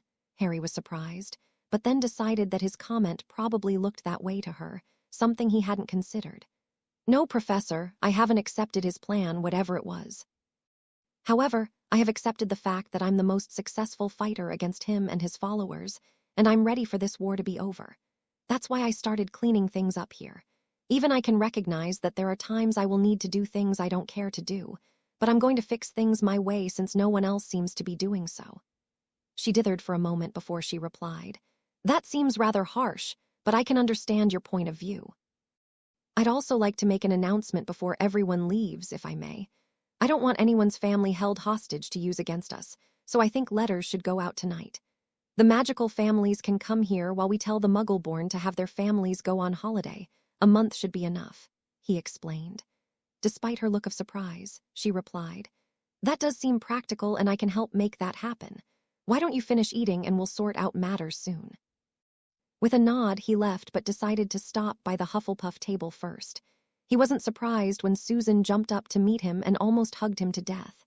"Hey, I'm fine," he told her soothingly as he rubbed her back. Susan finally let go and told him, "We're going to talk later. How's your hand?" She was looking at his bandages. "Fine, I just scraped it when I had to dive out of the way of a spell. Our talk will probably have to be tomorrow as I'll be up late dealing with security, but I promise to tell you all about it, all right?" He hoped that was enough. "Later," she told him pointedly before she sat back down. Not quite sure what else to do, Harry walked back over to his spot, expecting lots of questions from there. As he sat, he noticed Professors McGonagall, Flitwick, Sprout, and Vector all standing together behind the head table and talking. Dropping into his seat, Harry reached for some pie as Hermione asked the first set of questions. "Harry, are you all right? Did they do anything to you besides hurting your hand? What are you going to be doing next?" He took a bite of his pie as he looked around and saw that everyone near him was waiting anxiously for his answers. "I'm fine. I just scraped my hand when I had to dive out of the way of a spell. Caro surprised me a little, but it wasn't anything I couldn't handle, as you can see. So the first part of my plan is going forward much as I'd hoped. As for what's next, I'll make an announcement soon and then tomorrow we start getting ready to defend the school and end the war." "Really, Harry," Hermione harumphed, "it won't be that easy." "I didn't say it would be easy," he replied between bites, "but the basic plan is simple to understand." "That makes sense," Neville agreed. "Now that the school is safe, we work on making that spread. Do you have plans on how to do that?" "Generally," Harry answered with a grin. "Just generally," Hermione shrieked quietly, losing her struggle to contain her outburst fully. "You're taking us into full civil war and you only have a general plan." "Hermione, calm down," Harry commanded her, and then watched as she struggled and mostly tamped down her emotions. "A general plan is about all we can do because we can't control the other side. However, I believe that will be good enough." Harry noticed the teachers were ending their mini-conference. McGonagall walked back to the front and shouted, "May I have your attention?" Everyone quieted quickly and looked at her eagerly. "Very good. I have a few announcements before you all go back to your houses. First, we will send letters out tonight to your families to help them stay safe." It was no surprise to Harry that many of those around him looked relieved to hear that. McGonagall continued as it quieted again. "There will 2 types of letters, if your family is magical. They will be advised to either come here tomorrow morning, or else to go into hiding. If your family is not magical, they will be advised to either go on holiday for a month or else start taking extra precautions. A teacher will come to your house shortly after you and you can take the appropriate version of letter for your family to address it, and will see that they receive it first thing in the morning. Second, there will be a number of tasks which must be done as soon as possible tomorrow. Therefore, there will be no classes as the teachers will not be available. Also, please be available and ready to help when asked. Many things will have to be moved, arranged, and prepared for our visiting families. Third, there will be a few changes and we ask you to be understanding. For example, Miss Abbott and Mr. Potter, please come up to the front. Harry was expecting to be called, but this seemed like it was for something else. When he arrived after Hannah, McGonagall held out her hand. Your prefect badges, please. She took them and handed them new ones as she turned to the student body. Miss Abbott will be head girl this year and Mr. Potter will be head boy. They received loud applause as they pinned their new badges on. The replacements for the empty prefect positions will be filled tomorrow morning. McGonagall looked at Hannah and said quietly, You may take your seat. As the Hufflepuff sat, McGonagall addressed the students again. I would also like to announce that, until the fighting is over, Mr. Potter will be in charge of security due to his experience in fighting Death Eaters and you-know-who. His plans will need to be approved by me, but he will be taking the lead on security while we handle other matters. Now, before you go to your dorms, Mr. Potter has a few words for us. Harry took a deep breath as he looked over the audience. Many students looked uneasy and even scared while they seemed to be looking to him for hope. Or so it seemed to him. Does everyone feel safer now? He asked, trying to project as much confidence into his voice as he could. He heard a number of yesies and saw many nodding heads. Great! Remember this feeling because this is what we're fighting for. We're fighting for a life that can be lived in peace. There will always be disagreements, but we don't have to draw wands to solve them. We can talk and work it out. That being said, if others think that violence is the answer and attack us, then we will vigorously defend ourselves. The letters are the first step to making you feel safer. I know that I have people out there, he waved at Walls, that I care about and I want them to be safe too, just as you care about your family. So we'll bring them here, or for those that can't come, they can flee for a short while. I believe this won't take long and then we can all have peace. Are you with me? Yes. Was shouted back, mostly by the older students. Together, Harry shouted and pumped his arm, buoyant in fervor. Together, everyone shouted back at him. That's right, we'll win together starting tomorrow. Don't forget, a teacher will be along shortly, so don't go straight to bed. Everyone needs to make sure a letter goes out for them. If you have a brother or sister here, there only needs to be one letter for your family, and the oldest one is responsible to make sure that happens. All prefects, be sure everyone makes it back and then to breakfast in morning. We eat at 8. Good night, everyone. There were several enthusiastic shouts as the students started to rise and talk to each other. Harry felt good at the moment, and it seemed like most here felt they had hope. Looking at the Gryffindor table, he caught Neville's eye and pointed to Hermione. Neville nodded and started helping her to get the Gryffindors heading in the right direction before taking up the position at the end of the line with her. Satisfied that Gryffindor was taken care of, he turned to McGonagall, who was looking at him speculatively. What? He asked, very perplexed. She nodded to herself and gave her barest of smiles. I believe we've chosen well with you. Come, Mr. Potter, Professor Flitwick should have the first draft of the letters done by now. She sighed and sounded very tired. There will be much to do tomorrow, but I feel so much better about our situation than I did a few hours ago. Now it was Harry's turn to give a wry smile as he suppressed his initial thought about how much work there would be tomorrow, as the response contained language she wouldn't approve of. Yes, there will be a lot of work, but we all have to start somewhere. Her gaze upon him turned stern for a brief moment. You took a great risk with your demand of a wizard's oath from everyone. A few of the older students from wizarding families might know it's meaningless. However, I can understand that you did that to make people feel safer. I did, Harry shrugged. It was a calculated risk that very few would know the real truth about it. I would have liked to have talked to you about it beforehand so you'd know what I was doing, but I do appreciate you following my lead. It was courageous and cunning. Well done, she told him with a hint of pride. While Flitwick was still writing a letter, the other was on the table in front of him, so Harry picked it up and read. This one was to the parents of Muggleborn.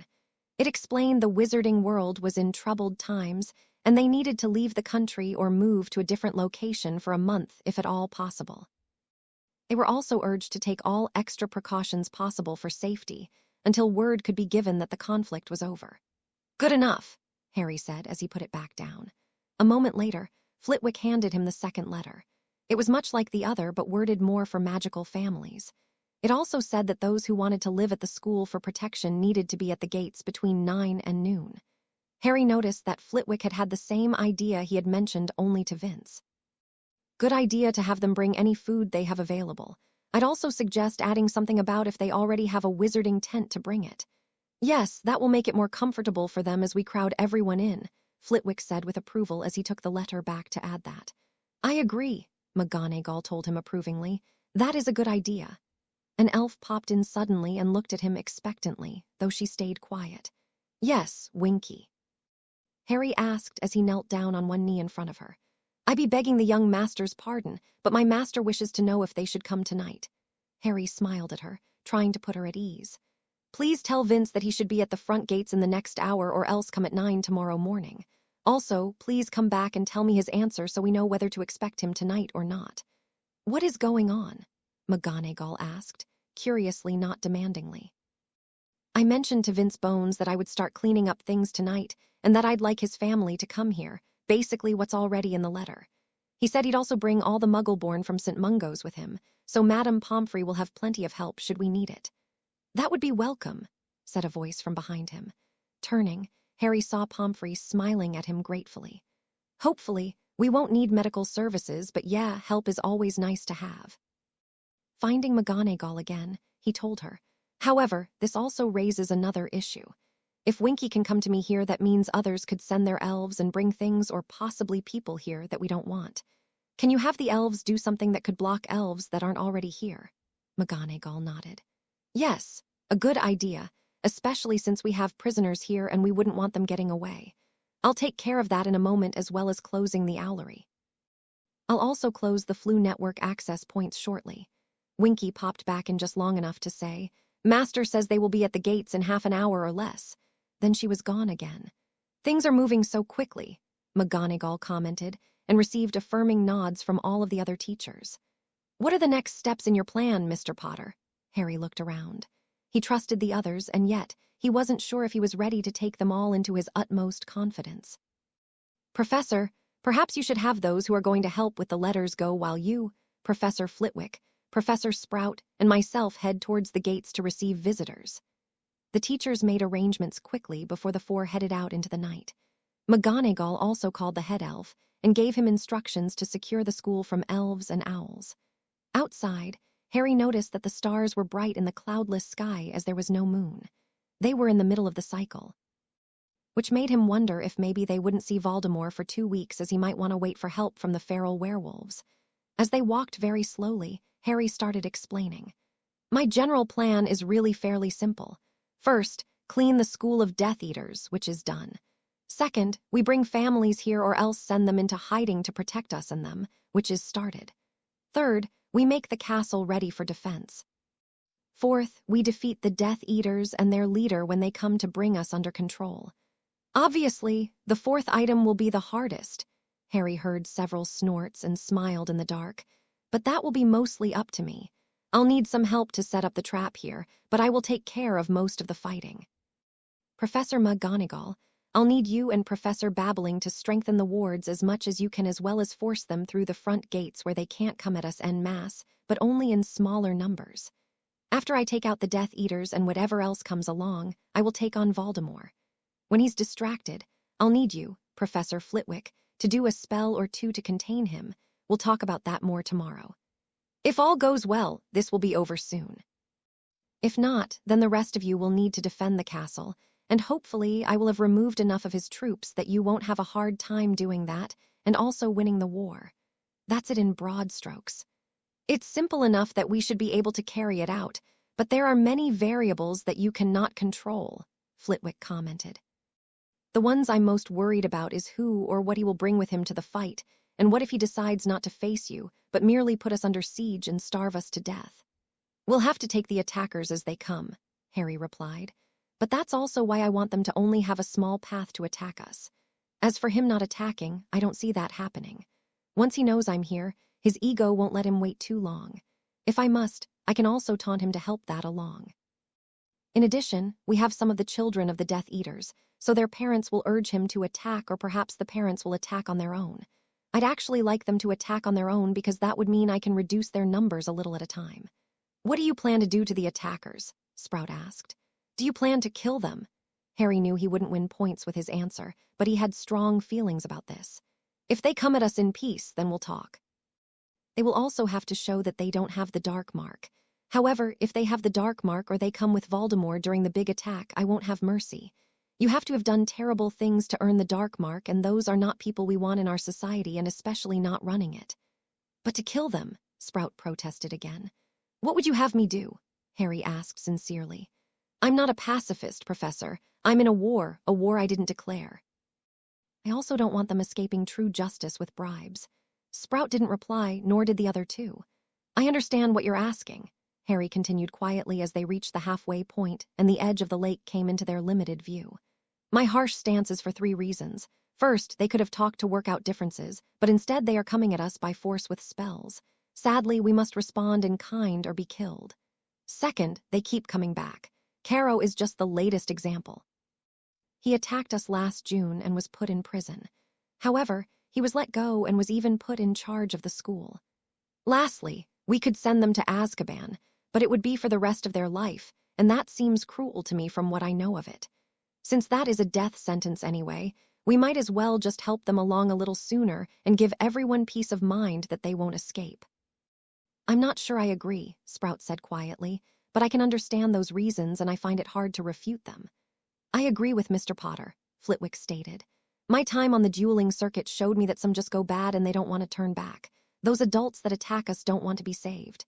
What if they're just coming for their children? McGonagall asked. Except for the 5 that are awaiting a trial, we'll reunite individual parents and children, Harry answered. But I don't believe it will be a question we will have to deal with. No, we'll be attacked by a mob with horrid curses. They will try to kill us and I'll respond in kind. Then when it's all over, I hope I can settle down, have a quiet life, and raise a family. You still don't wish to be an Auror? McGonagall asked. No, Professor. Susan would like me to avoid that kind of excitement. I believe she understands that I must do my part to end the war, but after that.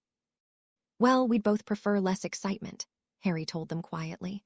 No one said anything else as they finished their slow walk to the gates, each contemplating what was about to come their way. It didn't take long before there were multiple pops on the other side of the gate.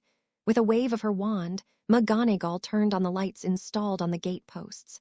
The lights showed a small crowd, led by Vince and Patricia Bones. Merciful Merlin, this must be half of St. Mungo's, she muttered. McGonagall opened the gates and the group slowly walked forward. All were carrying or levitating trunks, except for a few that were levitating a pair of stretchers. Harry, Vince greeted him warmly. I hope it wasn't a problem that we sent Winky, but we were getting worried when we hadn't heard from you. Pat gave him a hug before turning to help someone. Winky was walking beside her and levitating a trunk. It's not a problem, Harry assured them. Everything was under control. We were working on our plan to secure the castle. He looked over the crowd that was mostly through the gates now. Can you vouch for everyone here and everything they've brought? Yes, I can. Vince pointed to the pair of stretchers. That's the Longbottoms. I couldn't leave them there in good conscience once I considered what we were doing. Good idea, Harry said as he realized this was yet another thing he hadn't thought of. What of the others like them? None of the others are connected with those here, so they should be fine. Vince looked pleased as the last were on the school grounds, and McGonagall closed and relocked the gates before extinguishing the post lights, causing a few people to light their wands so those around them could see the path. Flitwick and Sprout led the way with their wands lit. The hospital will be rather short-staffed, Vince continued, but they should make it, especially as more people come here so there will be less need there. As they took the rear position of the procession, he asked, How's Susan taking all of this? She's pleased with the results, but not very pleased with me for putting myself in danger again, Harry answered. Vince chuckled and slapped Harry on the back lightly. You have my sympathy, but I'm not surprised. What do you plan to do about it? I told her we'd talk tomorrow morning and I'd answer all of her questions. I can't think of anything else to do. Other than be completely honest, Vince added. That's all you can do well other than not getting yourself hurt. I definitely don't have any plans for that, Harry quipped, drawing a chuckle from his future father-in-law. What happened to your hand? Harry held it up. I scraped it when I had to dive away from a spell. Let me see it. Vince stopped Harry and looked at it with the light from Harry's wand after the bandage had been vanished. It's superficial. Hold still, please. He waved his wand over the scabbed area, and a moment later the scab was gone and replaced with new skin. Harry flexed his hand. A little tender, but otherwise as good as new. Thanks. My pleasure, and I hope that's the worst we all see, Vince told him as they resumed their walk. I hope so too, Harry said fervently. Inside, McGonagall sent the medical group to an unused wing, where they settled into rooms, conjuring cots or mattresses as needed to hold them for the night until they could do something more permanent tomorrow. With that taken care of, Harry followed Dobby to the room for the head boy, becoming more and more aware of how tired he was with each step. He found that he and Hannah shared a suite. They had a common room which looked like a living room in a house. There were 2 other doors, each had a name on it. Heading into his room, he closed and locked the door before heading to the other door in the room. The bathroom was small, but it had everything he needed. After taking care of his needs there, he undressed and walked into the bedroom in just his boxers. It wasn't until he dropped his clothes on a chair and looked at his bed that he realized he wasn't alone. He almost groaned, but managed to contain that and probably saved himself from more cross words. "Susan, I told you we needed to talk," she said a little pointedly, making him glad he had not groaned out loud. "Susan, we can tomorrow, I promise, but I'm really tired and my shoulder hurts." As that moment of honesty escaped him, he realized he shouldn't have said that, or at least not right then. She jumped up out of bed, which Harry couldn't help but watch her in her overly long t-shirt, and hurried over to him. Realizing he was going to have to explain this, Harry pointed to his left shoulder. "I got hit with a Cruciatus curse for about 1 or 2 seconds. It's really not a big deal as I've had a lot worse. It should be normal by tomorrow morning." Susan looked at his shoulder carefully, the front and the back, before she seemed to be satisfied. "If it's not, you're going to Madame Pomfrey first thing in the morning." "Now go get in bed," she ordered as she turned back to get her wand so she could turn out the light. Harry decided to just go with it for the moment and crawled into bed. The lights went out and Susan crawled in after him a moment later. He did have to admit that it was nice when she snuggled up to him and laid her head on his shoulder as well as draped an arm over him. "Tell me everything that happened tonight," she told him, almost demandingly. Lying there, Harry considered his response carefully. "Susan, I'll happily tell you anything you want to know, but can we please wait until tomorrow morning? I'm very, very tired right now and I can barely stay awake. Also, we both have so much to do tomorrow we need all the rest we can get." It was a long moment before he heard, "Very well, but first thing in the morning." "Yes, dear," he mumbled before adding, "and your parents are here." When she didn't say anything, Harry fell asleep very quickly, never knowing Susan was silent because she was struggling with the situation of her parents finding out she was sleeping with her boyfriend tonight. Sure, she had done so at her home when he'd burned his hands, but she was certain her parents would see this differently as neither of them was injured. Harry was woken by a sharp rap on his door. At first he didn't want to move because he was warm, but he realized after a moment that not answering the door wasn't really an option. Trying not to disturb the covers and his bed partner too much, he got up and found his dressing gown on a chair, next to stacks of clean clothes. As he donned the clothing, he made a mental note to thank Dobby for the laundry service later. Opening the door, but not too much so the view to the bed was blocked, he was a little surprised to see the head mistress there. "Professor, is something wrong?" he asked sleepily. He wasn't sure what time it was, but there wasn't much light coming in his outside window. "Our first guests will be arriving soon, and as head of security you should be there," she told him. He blinked for a moment. Right, you are. If you'll give me a few minutes, I'll join you. Come find us in the Great Hall." "There is an early breakfast available," she said before she turned and left. Harry closed the door and leaned against it, thankful she hadn't asked to come in. Looking over, he saw a head come out slowly from under the covers. Despite messy hair, he thought she was really cute like that. That was close. He walked over and grabbed a set of clean clothes for himself. "I'll give you a few minutes and dress in the bathroom. I think Dobby took care of your clothes." He pointed to the stack before he left the room. When he came out, Susan was dressed and brushing her hair. He pulled out his invisibility cloak and laid it on the bed. "You can use that to get back to your room. Then call Dobby and have him bring it to me, please." Susan smiled at him and gave him a peck on the lips. "Thanks, Harry. I'll see you at breakfast. Maybe, if you're still there, I'll probably be very busy this morning," he explained a little guiltily as he moved slowly towards the door. He really had thought he'd have more time with her this morning. It seemed she hadn't forgotten either because she growled, "Harry, you promised you'd tell me." "I know, but..." The vexed and angry look on her face convinced him that he had to tell her something, perhaps for his own safety. Okay, the very short version is that Caro surprised me and hit me with a cruyatus for a second or two, and I responded by blasting him to the wall. Once I had him in control, I made him tell me a few things, like who the Death Eaters were, called them out in small groups and took care of them. The rest from last night is pretty obvious since you saw it. As for today and tomorrow, we bring our families here and get the castle ready for defense. Then when Voldemort comes, I and a few others take him down permanently. I'll give you details later, but that's the quick version. Susan threw herself at him and hugged him tightly. Stay safe, Harry, and thank you for telling me. I love you. I love you too, he responded before he left to start his day. With her hair now in control, Susan donned the invisibility cloak and left the head boy rooms while nodding that a few noises were coming out of Hannah's room indicating she was up. She hurried through the corridors and arrived at the entrance to the Hufflepuff common room at the same time as Professor Sprout. Taking great care not to make a sound, she hurried in after her professor and was grateful when Sprout stopped for a moment to look at someone sleeping on a couch. Susan took a quick but quiet trip to her dorm room. Inside, she closed the door and was relieved her dorm mates were still asleep. To continue the ruse, she messed up her bed to make it look like it had been slept in before she grabbed her gown and a different set of clothes and hurried into the bathroom. Susan had barely undressed when she heard a noise from her room.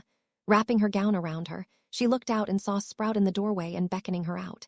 Joining her in the corridor to all of the girls' dorm rooms, she asked, "Is something wrong, Professor? I was looking for you to give you this if you're willing to take the position and duties." Sprout held out a prefect badge.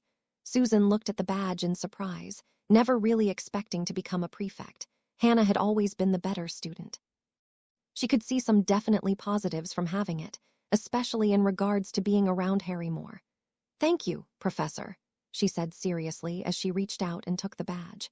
"I'm sure Miss Abbott can help you with questions you may have." Sprout hesitated for a moment before she added, "I'm aware that last night was very unusual with the change in staffing, but I'd suggest that you be a little more aware of curfew if you'd like to keep that badge." It was all Susan could do not to look down or otherwise give herself away. "Of course, Professor." Sprout smiled at her and patted her on the shoulder before leaving. Susan went back inside her room and about wilted with relief at avoiding trouble as she wondered how Sprout knew she hadn't been here last night. Harry grabbed some toast as well as some bacon before following the new headmistress out the front door when requested. "Why are we heading to the gates so early?" "It's only 6:30 and Travers shouldn't be here until 8. There are a few people who will be joining us early so they can help with the families that will be coming," she said a little cryptically. "Oh, who?" he asked. "Those who are left of the Order of the Phoenix." She looked at him. "You didn't mention them, but I thought they should be protected and I'd like their help to protect the school." Harry was chagrined to find another detail he hadn't considered. More allies never hurt. "I'm surprised you were able to get them here so quickly. I've spent a good bit of the night contacting them as well as making various arrangements here. A few of them were difficult to find," she commented. He gave her a good look. "You don't look like you've been up all night." McGonagall chuckled. "Surely you haven't forgotten your second-year potions, Mr. Potter." "Oh," he said sheepishly after a moment. "You took a pepper-up potion." "Most of us did, but I can assure you that I'm looking forward to sleeping tonight. Speaking of sleeping," she gave him a critical look, "there is a rumor among a few of us on staff that Miss Bones was out after curfew." "Oh," Harry forced himself to maintain a neutral expression as he decided to admit nothing. "If you want to keep that head boy badge, Mr. Potter, I would suggest that you make sure I never find that rumor to be true." She fixed him with her patented commanding look. "Of course, Professor, I'll pass the message along to Susan as well," he told her, knowing he couldn't really argue otherwise. McGonagall looked at him for a moment more before nodding. "I have the flu network to the school blocked, which should force Travers to come to the front gate. I hope that is where you had planned to confront him." "Yes," he replied, grateful for the change of topic. "I thought the gate could be left unlocked so he could come in and then we could capture him as he walked to the school. It shouldn't be hard to hide so he can't see us." "Not at all," she agreed as they approached the front gate. Flitwick was already there and looking around. He seemed to be trying to think something through while he took very measured steps between various points for some reason. "Professor," Harry addressed Flitwick, "may I ask what you're doing?" He realized that might be taken rudely, so he hurriedly tacked on, "I'm just curious as it's not immediately obvious." "No offense taken, Mr. Potter," Flitwick returned. Since we're planning on the final attack happening in this area, I'm considering some defenses we could put in place. It's all very interesting in its own way, although it would be much more enjoyable if our lives didn't depend on it. I definitely agree with that, Harry told him. Perhaps we can share ideas later today. Of course, Mr. Potter, I would look forward to that. Flitwick looked up as several people appeared just outside the gates, and then more continued to appear. I presume this is Albus's famous order. Yes, I recognize most of them, Harry answered before looking down at the man beside him. If I may ask, why aren't you in it? I would have thought you would be. Flitwick smiled at him. I was asked, but joining would have broken my neutrality. However, as things stand now, I don't believe neutrality means much anymore, so I have finally chosen sides. Sprout joined them and helped interview the Order members who'd arrived to make sure who they said they really were. They were joined by Remus Lupin, Alastor Moody, Kingsley Shacklebolt, Nymphadora Tonks, Arthur and Molly Weasley, Bill and Fleur Weasley, plus another handful more Harry didn't recognize. After the interviews, all were sent to the castle except for Mad-Eye Moody.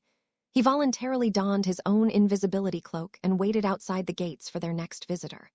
A few minutes after 8, a man apparated to the front gates that were standing slightly open. Harry stood nearby under his recently returned invisibility cloak and listened to the man mutter about having to walk to the castle rather than arrive via the flue. Harry let him walk a few steps past him before he stunned him and watched him drop. McGonagall came out from behind a tree while Mad-Eye walked in and took his special cloak off. Good job, lad. What did you have planned next? McGonagall asked. I'll borrow Hagrid's place to ask some questions to see what he knows. I'll be back before the parents arrive, Harry told her while levitating the man. Mind if I join you? Mad-Eye asked.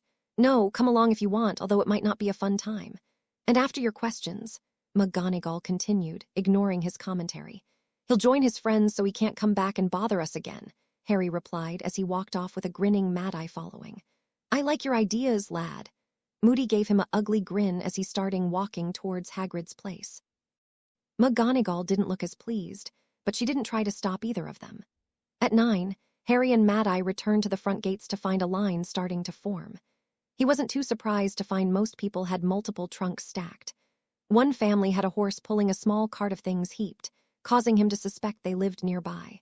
It looked like 2 families had brought livestock, a few goats and sheep for one family and a few cows for the other family.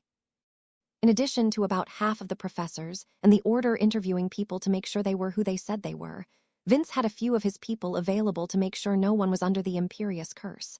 Since it was running well without him, Harry just stood back and watched over it all, playing security to be available if there was any trouble. A few minutes later, his friends walked up. Hey! His girlfriend greeted him for the group before she put an arm around his waist. How's it going? So far so good, but it's just started. Harry pointed to the side. Can you believe some people brought animals? If you have them and can transport them, it's the easiest way to keep meat fresh, Neville pointed out. I'd guess they probably live near here, though. I talked to Mum a few minutes ago and she said they brought their chickens for the eggs, Ginny commented. They put them in a big crate and then port-keyed that here. Professor McGonagall helped with that late last night, she said.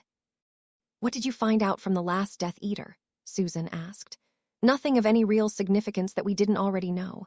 According to him, no one knows we've taken over Hogwarts yet, but I'll bet that won't last too long. He pointed to the animals again, especially with that happening. It might not be so bad, Hannah said. I suppose it really depends on how many people do it. If it's just those 2, then no one else might know. Neville nodded his agreement. Harry watched his transfiguration teacher cast a spell at each of the cows, checking for an animagus he assumed. As the family with the cows had been vetted first, Professor McGonagall called out, Miss Weasley. Ginny hurried down. A moment later, she was leading the family towards the castle. I have to show them to the pens, Ginny called out as she walked by. Someone else needs to go down for the next group. I'll go, Luna said as she walked down towards the family with the sheep and goats. Harry watched over it all and smiled as people were coming together. Just before the last of the families were in, Harry walked over to Tonks. He really didn't want to do this, but she really was the best choice. After a short conversation, Tonks slipped back out the gates and apparated away.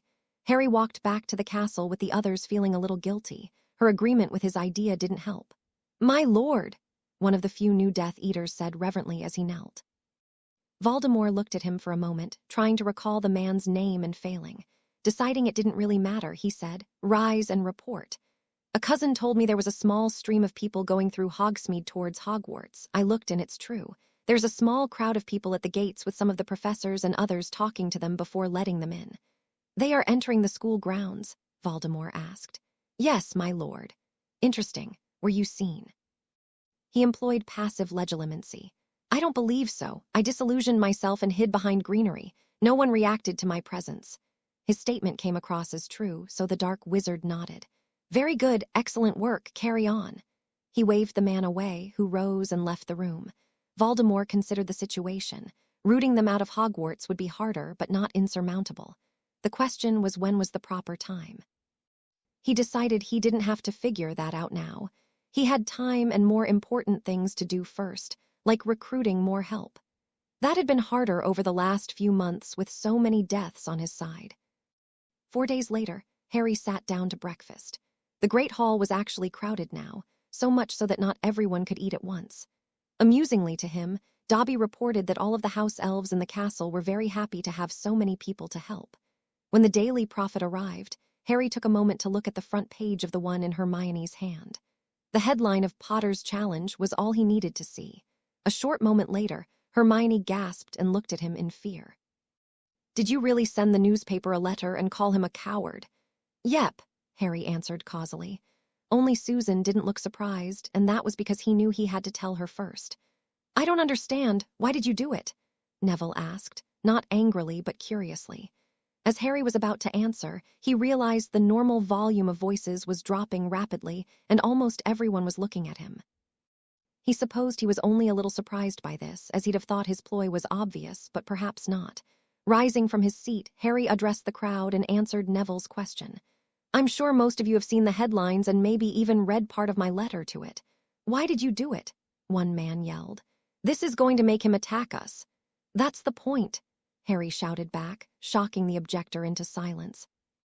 "I thought it was bleedingly obvious that by all of us coming here that Voldemort would attack us eventually." Many looked uncomfortable at hearing that name, making Harry roll his eyes. "I don't know about you, but I'd prefer he do that soon so I don't have to keep waiting and so we don't run out of food. I'm ready for him, so there's no real reason to wait." "But," someone started to object. "Listen, I invited all of you here to be safe, and I meant that. The main reason is that I didn't want you to be used as hostages against your children, so you are all here. Also, I don't expect you to go out and fight. I and a few others will do that. You can stay safe in the castle with your children. So stay here and be a family. If you can teach others about practical magic and how the wizarding world works, then please do so. You don't have to worry about defense of the castle because we have a very good plan for that." Harry sat back down and continued his breakfast.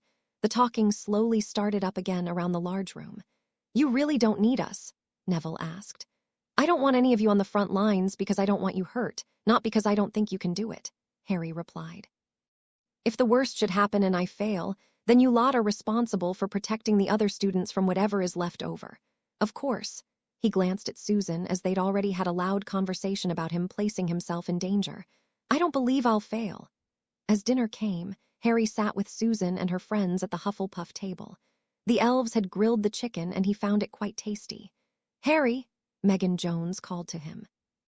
When he looked at her, she said, "I heard from Professor Babbling that you're still taking our accelerated runes class for owls, plus you're also taking 6th and 7th year runes. Is that true?" He noticed the looks he was getting from those around him, mostly expressions of astonishment. "Sort of. I am still taking our class so I can take my owls, so that's true. I did get Professor Babbling to let me sit in the 6th and 7th years classes so I could see the material, but I don't have to do any of the homework or take any of the exams, although I probably will just to see how well I'm doing." By Megan's look, he was glad Ron wasn't hearing the news, as he was sure his friend would proclaim Harry daft and probably very vocally. "Seriously," Megan almost squeaked. "Yeah, I really am. Mostly I'm just doing the reading and listening in class, so it's not all that much extra work and I find it interesting," he explained. Susan chuckled when Megan looked at her. "He really is serious and he seems to be good at runes, so I can sort of understand at least a little." "I'm not sure I understand, but whatever," Megan responded. As Harry was about to reach for dessert, a ghost of a wolf ran into the great hall and jumped into Harry, who sat very still for a moment. "What?" Susan asked, fear edging into her voice as Harry listened to the private message. Harry grabbed her hand and looked at her for a moment, doing his best to ensure he had memorized her face. Turning to the head of the room, he saw McGonagall and Flitwick looking at him. He gave them a nod before standing. Susan jumped to her feet and threw her arms around him, hugging him tightly. "Harry." Despite her having trouble saying what she felt, Harry understood her message anyway, having talked about what he was planning to do. "I'll do my very best to come back to you. Please stay in the castle so I don't have to worry about you." Harry felt 2 more sets of arms go around him. Looking around, he saw Vince and Pat joining the hug. "Thanks," he said quietly. They all let go, Susan the most reluctantly. It wasn't until he was walking away from her that he realized the entire room had gone silent. As he neared the end of the tables, he heard a single voice start the chant of Harai. Harai. He had to smile as the volume grew with Ron leading everyone else. He really should have been a Hufflepuff, Harry thought. At the doorway, he stopped and turned to face the room. McGonagall and Flitwick caught up with him and stood next to him. As the chant died down, Harry raised his voice. "In the castle and stay safe. Hopefully the war will be over soon. Professor Sprout is in charge while we're gone," the headmistress said before the 3 turned and left. In the entrance hall, they found Mad-Eye Moody and Remus Lupin. "Showtime?" the old Auror asked. "It is," Harry said solemnly. "If I should fail, work with Sprout to take care of any who remain. Guarding the front doors is your responsibility." "Aye," Moody said. "Potter, don't forget that this is war. Anything goes, don't hold back." "I've never held back when fighting the Death Eaters, and I'm not starting now. If you'll excuse us, company is coming soon and we need to welcome them properly," he said with slight smirk. "Good hunting, lad. Be safe, Harry," Lupin told him. "As safe as I can be and still get the job done," Harry told him as he led the 3 out. The main doors were sealed after them with a wave of McGonagall's wand. "The alarm on the main wards just sent off. What do we have waiting for us?" According to Tonk's message, only about a dozen Aurors. "That's all?" Flitwick asked in surprise. "That's all she knows about for sure from the Ministry. She also said rumor has it that the Dementors have been moved. McNair was out visiting the Giants, and then there are the unknown number of Death Eaters." Harry looked at the 2 professors, each wore grim expressions. "I truly appreciate your help, but you don't have to stay if things go badly." "But we will," McGonagall told him resolutely. "Yes, we will," Flitwick agreed. Harry was serious they didn't have to, but he was also greatly relieved they weren't backing out. "Any last-minute questions?" Flitwick said stoically. "None that you can answer, Mr. Potter. Don't you forget that no plan really survives first contact with the enemy." "True, but I really don't have much to do other than to kill anyone or anything that comes at us," Harry replied. "I'm more worried about you too, especially you, Professor Flitwick. I really need to you be able to help me at the end since you said that you'll be closer." "I'll be there, and if not, Professor McGonagall can do the task as well as I can," Flitwick told him as they came around the final bend and could see the gates in the distance, gates that were already under attack. "Everyone be safe," Harry told them as he pulled out his invisibility cloak and put it on.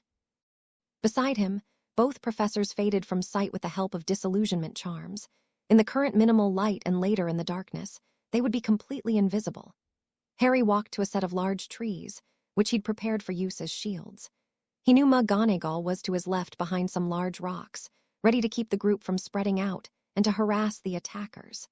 Flitwick was on his right, responsible for slowing the attackers down as well as taking out any that he could while not being seen. That would mostly be done via traps that were in place that the little professor would spring. From their planning sessions, Harry was sure that Flitwick had more traps than they'd originally planned.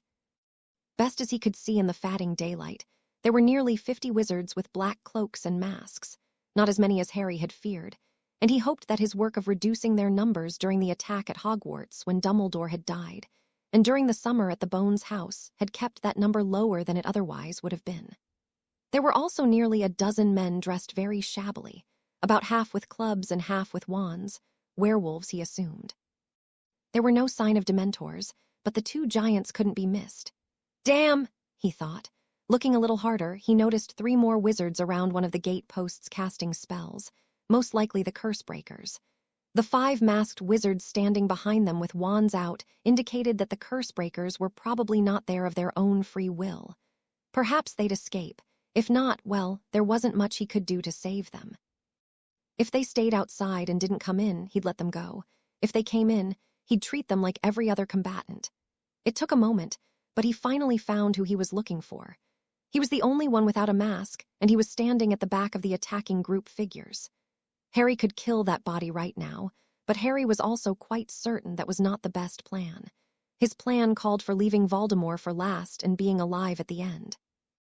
Getting rid of the Death Eaters would help clean up society. Nearly 10 minutes later, the wards protecting the main gate finally came down. They had never been meant to keep the attackers out, merely delay the group until Harry and company could get into position. Looking out from behind a tree, Harry saw a sudden flare and then a ring of light start to expand quickly. He pulled his head back so it was behind the tree and let the magic pass. He hoped the others had done the same. Waiting nearly half a minute more, in case, another human revealing was done. Harry finally stuck his head back out and saw that almost the entire group was inside the gates. It was at that moment that the first unexpected event happened. From out of the trees came a swarm of Dementors rushing at the gate. Not wishing to show his hand just yet, he withheld action and hoped McGonagall responded quickly. Moody and Lupin were the only two outside of the castle, having flown down from the astronomy tower after the main doors had been sealed. They were at the last bend in the road behind a transfigured rock they had raised out of the ground. The two men ducked behind the rock, although Moody's special eye tracked the magic. As the human revealing spell passed overhead, he said, "I hope Potter really does know what he's doing because we're not going to be able to help from here." Lupin growled at the obvious, frustrated he couldn't come up with an idea to help either. McGonagall watched from around the large rock she was behind. As the wave of magic went by her, she eased her head out from behind the rock on the other side. You know who entered the gateway and stopped, preventing her from closing the gates because he had to be on the inside for them to have a good chance of ending this. A rush from hitherto unknown Dementors startled her, but she had to hold her hand no matter how frustrating it was. She had counted 8 Dementors inside before he turned and walked in. The second she could, she triggered the ward to slam the gates shut and then lock with wards that would take him many minutes to take down thanks to some special ward work by Babbling and Potter. She had no idea why Babbling was spun up like a schoolgirl going to her first dance in regard to these wards, but she'd never seen her friend this excited, all because of some power runes Potter had come up with. The gate slamming had kept the remaining 30 or 40 Dementors out. Not being able to come in made them swarm over the curse breakers who'd remained outside. There was nothing to be done for them, she knew. That part of the plan in place, she triggered the gate lights to come on before she reached for a moleskin bag that she'd been carrying around everywhere she went for the last few days. Opening it up, she pulled out the first handful of shrunken toy animals she had created. As the toys grew to full-sized animals and came to life, she smiled as they ran off in the direction she commanded. Flitwick had slid into his illusion-covered pre-made hole and then ran through the tunnel, glad he was as short as he was. At the other end, he clambered up the stone steps, pleased he'd remembered the ways of his ancestors. Poking his disillusioned head through a hole and into an illusion of a very prickly shrub. All was as it should be, and he waited, still trying to decide what order to spring the traps in. When the human revealing spell was cast, he dropped back down in his hole and waited for a moment. When it seemed safe, he rose back up to see what was going on and almost squeaked to give away his position as a foot from one of the giants almost stepped on him, just missing the illusionary shrub. Dropping back down, he waited for a moment again. As he was about to rise again, he felt the Dementors and had to descend his steps back into the tunnel, as casting a Patronus would have given his position away. He mentally cursed for being momentarily taken out of the fight. As the gates slammed shut, causing Voldemort to whip around and look at them, Harry struck. An air spear went into an eye of a giant, causing it to step backwards as it cried in pain. 3 Death Eaters were following that giant a little too closely and were kicked. One ended up being crushed by the giant stepping on him, but the other 2 flew into the small group of Dementors that had made it inside. Unbeknownst to Harry, and luckily for him, the one trampled was McNair, the one who was supposed to be directing the giants. That gave Harry an idea. He used very controlled gusts of air to hit a few other Death Eaters and cause them to fly into the arms of the Dementors. Harry was pleased by the extra chaos. No one knew how this was happening because his air weapons were practically invisible in the fading sunlight and the dim gate lights. Meanwhile, the second giant was watching the first hold his face and shout in his guttural way about being hurt. Not knowing what to do and not finding the wizard who was supposed to help him, the second giant just stood there. One of the Death Eaters tried to cast a spell at a Dementor to defend himself, and Harry saw the spell being cast. Nudging the Death Eater's arm with a block of air, the spell was sent not at a Dementor, but at the second, uninjured giant. To Harry's good fortune, it has been a fireball curse. That enraged the giant and caused him to go after the wizard through the group of werewolves. The werewolves fared no better than the Death Eaters, trampled and kicked through the air without discrimination. With food being thrown at them, the Dementors that were inside and had been promised souls started a feeding frenzy. Chaos increased as multiple wild animals slammed into the group, mauling anyone they could. The group as a whole only survived thanks to quick wand work from a few wizards in the back. Harry still couldn't do a thing about Voldemort yet, despite that he was the one killing most of the animals, but Harry sent an air spear at a tall Death Eater near Riddle. The wizard lost his mask as his magic ended, showing the world that Lucius Malfoy was no more. The next air spear hit a wizard who gave a very brief high-pitched scream, causing Voldemort to look at her as her mask fell off. Harry felt no remorse, only a small flare of satisfaction with killing Bellatrix Lestrange. "Forward!" roared Voldemort, trying to save his group. A few Death Eaters tried to run away when most of them suddenly started to sink to their knees. Harry knew that was Flitwick's doing, although he wondered why the man had taken so long to do that. With most of the group thoroughly slowed down, Harry concentrated on those not in the shallow swamp, sending air spears at each of them, taking them out as fast as he could. The Death Eaters responded by casting curses in random directions, not being able to tell where their adversaries were. None of the spells even came close to Harry's team. Sudden screaming from multiple men grabbed everyone's attention. Harry just grinned as he watched a dozen alligators take to the swamp and start biting. He also mentally vowed to never piss off Minerva McGonagall. The rampaging giants were blasted with 2 hexes and fell, crushing several werewolves in their fall. The swamp also started to reverse itself, all thanks to Voldemort. As the land became dry again, the dozen or so remaining followers suddenly started to howl and dance, thanks to another of Flitwick's surprises, very aggressive fire ants. Harry knew the man was a little hampered, as he had to remain unseen until the end, but even these little things helped to keep the attacking group in place, and not really advancing. Voldemort was waving his wand around and doing his best to do something that made a difference in what was blindingly obvious a trap. "Come out, Potter, and face me like your father," Harry replied by shooting air arrows at the followers as fast as he could. By the time it was down to only 4 Death Eaters who could stand, and another pack of animals arrived on the scene, Harry knew it was time.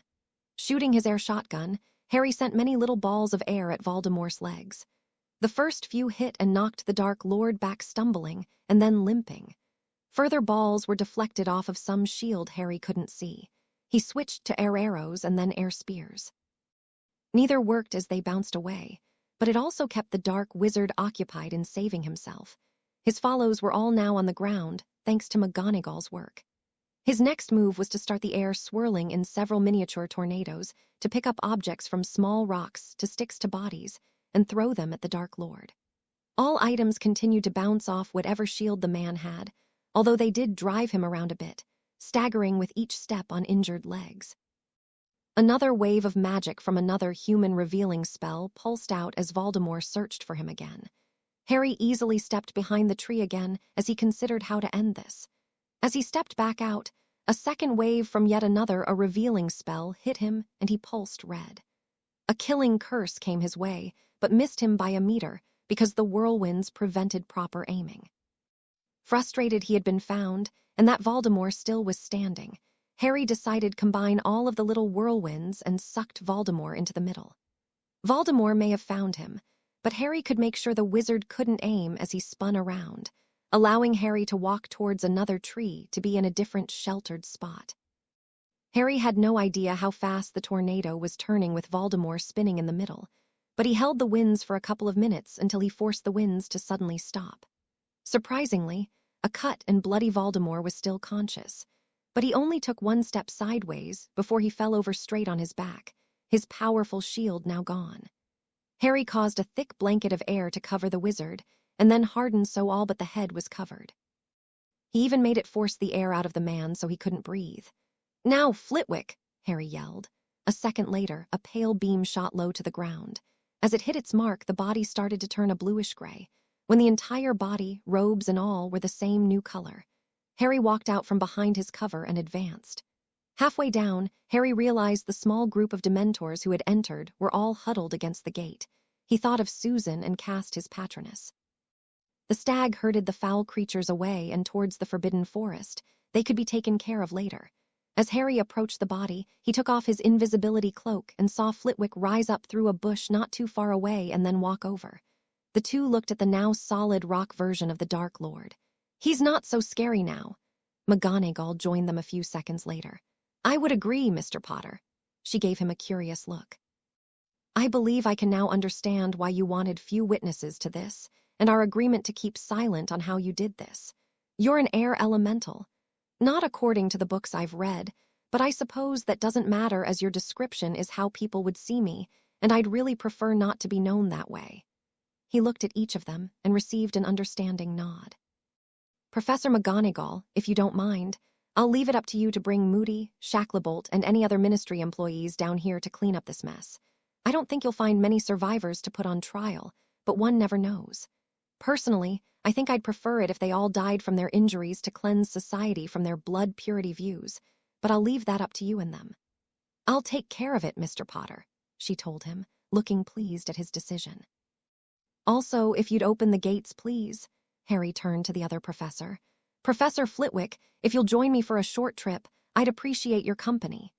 Harry shrank the statue down until it was doll-sized and picked it up. "This needs to go on a very special one-way trip."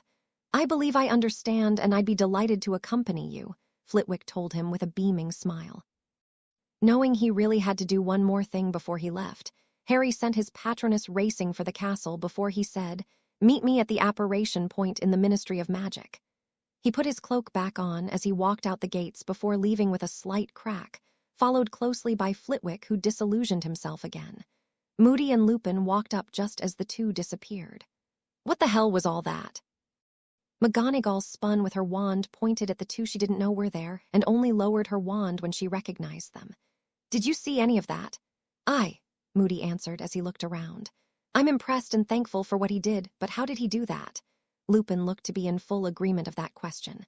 "I'm afraid you're going to have keep that to yourself or else be oblivated," she told them, her wand now pointing at Moody since he had his wand out and Lupin didn't. "Minerva." "Sorry," she told him. "Harry made us give an unbreakable vow, and I know he'll require it of you too as well now that you know." "He's an air elemental, isn't he?" Lupin asked. "The label doesn't matter," she answered. "He protected us all, and I think he deserves to be protected in turn." "Aye," Moody agreed as he slowly put his wand away. "I can understand that. I wished a few others had protected me better years ago. I'll take the vow and keep my memories." Lupin agreed, and between the three of them, the other two completed their vows as a small crowd from the castle came running down the path, led by a teenaged girl with strawberry blonde hair. As they popped into the atrium at the Ministry, Flitwick whispered, "Let me take care of him." Harry walked very slowly and quietly. By the time he was halfway to the guard suddenly slumped over. A few seconds later, Flitwick whispered, "The alarm is off. To the elevators, I assume." "Correct," Harry answered in kind and started walking his normal pace through the atrium of the Ministry that was half lit. The call button seemed to push itself. A moment later, the two were inside and the 10 button lit. "It appears you've guessed as to what I'm doing," Harry said quietly. He realized it would have looked like the elevator was talking to itself and found that amusing. "After you'd given me your clues, it wasn't too hard. It's rather ingenious, actually," Flitwick answered. "Have you been down here before?" "A few times for consultation with the research unspeakables." Flitwick paused. "Just the once for you?" "Yes. I'll handle the spinning room then," Flitwick volunteered. "I'm very pleased and a little surprised the fight went as well as it did. We had surprise and complete control of the battleground." Harry shrugged. "I think he was stupid for fighting me like that, but as I said before, his ego forces him to do stupid things. Perhaps his time without a body did something to make him mentally unstable," the professor suggested. It's as good of an explanation as any I can come up with, Harry replied. A few minutes later, they were standing in front of the Veil of Death. Harry could hear the voices a little more plainly than last time, but he still couldn't quite make out what they were saying, not that it really mattered, he supposed. As he pulled out the little statue, he stopped for a moment, smiling as he had an idea. Professor, would you do me a small favor and throw this through the archway? Harry held out the statue. Me? Flitwick returned in surprise. I thought you'd want to do it, Mr. Potter. He did kill your parents. I know it's odd that I'd ask, but it would mean something to me, sort of on the level of a joke. That's probably not the best reason for me to ask, but it's what I have at the moment. Harry continued to hold out the small statue. With a shrug, Flitwick took the stone object and tossed it through the veil where it disappeared. Anything else you have planned? No, Professor, at least not for tonight. I told my girlfriend I'd be back soon, so I think we should leave. Beyond this, I just want to get back to being Harry and have a normal life, he confessed. That's certainly understandable. By the way, when's your birthday?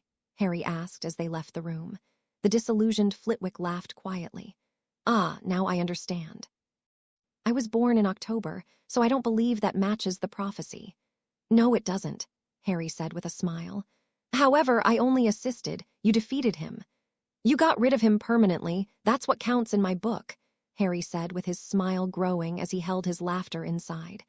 They left the ministry just before the first of several smoky apparitions were pulled screaming into the ministry. The sleeping guard woke as the last one entered the ministry and sped by him, causing him to hit the alarm. The few Aurors who responded found nothing amiss because by the time they had responded, the soul fragments had already disappeared through the veil of death to complete the soul.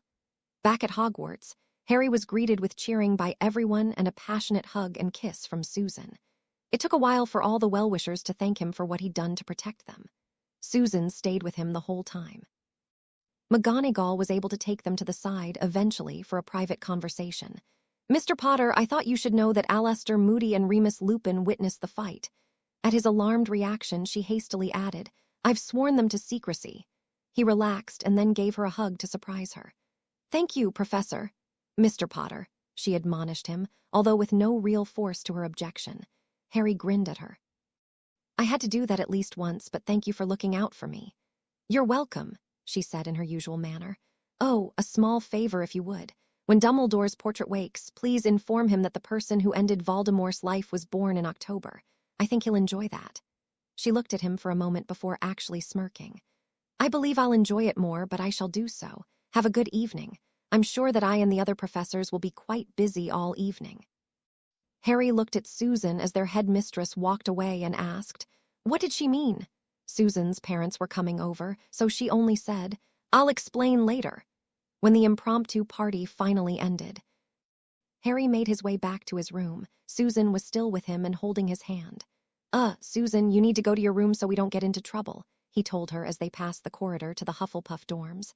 She just smiled at him as she kept walking with him. Actually, I don't, not tonight. Why not? Because McGonagall said so. Again, why?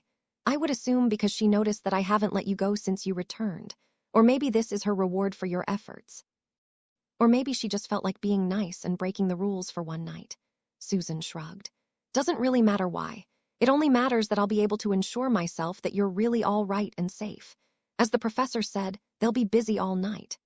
A few minutes later, Harry was again in bed with his girlfriend, again with night clothes. He decided there was now little reason to delay asking her to marry him other than his nerves, and then maybe the night clothes could go away. Epilogue, the aftermath. Harry woke the next morning to find Susan laying on him, one leg hooked over his, an arm across his chest, her hair down and around her face as well as his, staring at him with a relaxed look. He just had to smile contentedly. What? She asked. You look so sexy like that. Me, sexy? She squeaked. Yes, he replied firmly. I'm really lucky you said yes to being my girlfriend. Oh, that's not how I remember it. I remember a shy Gryffindor boy being asked by a brave Hufflepuff girl, she said teasingly. Whatever, Harry said good-naturedly before kissing her. I suppose we have to get up. Sadly. She paused and looked at him for a moment.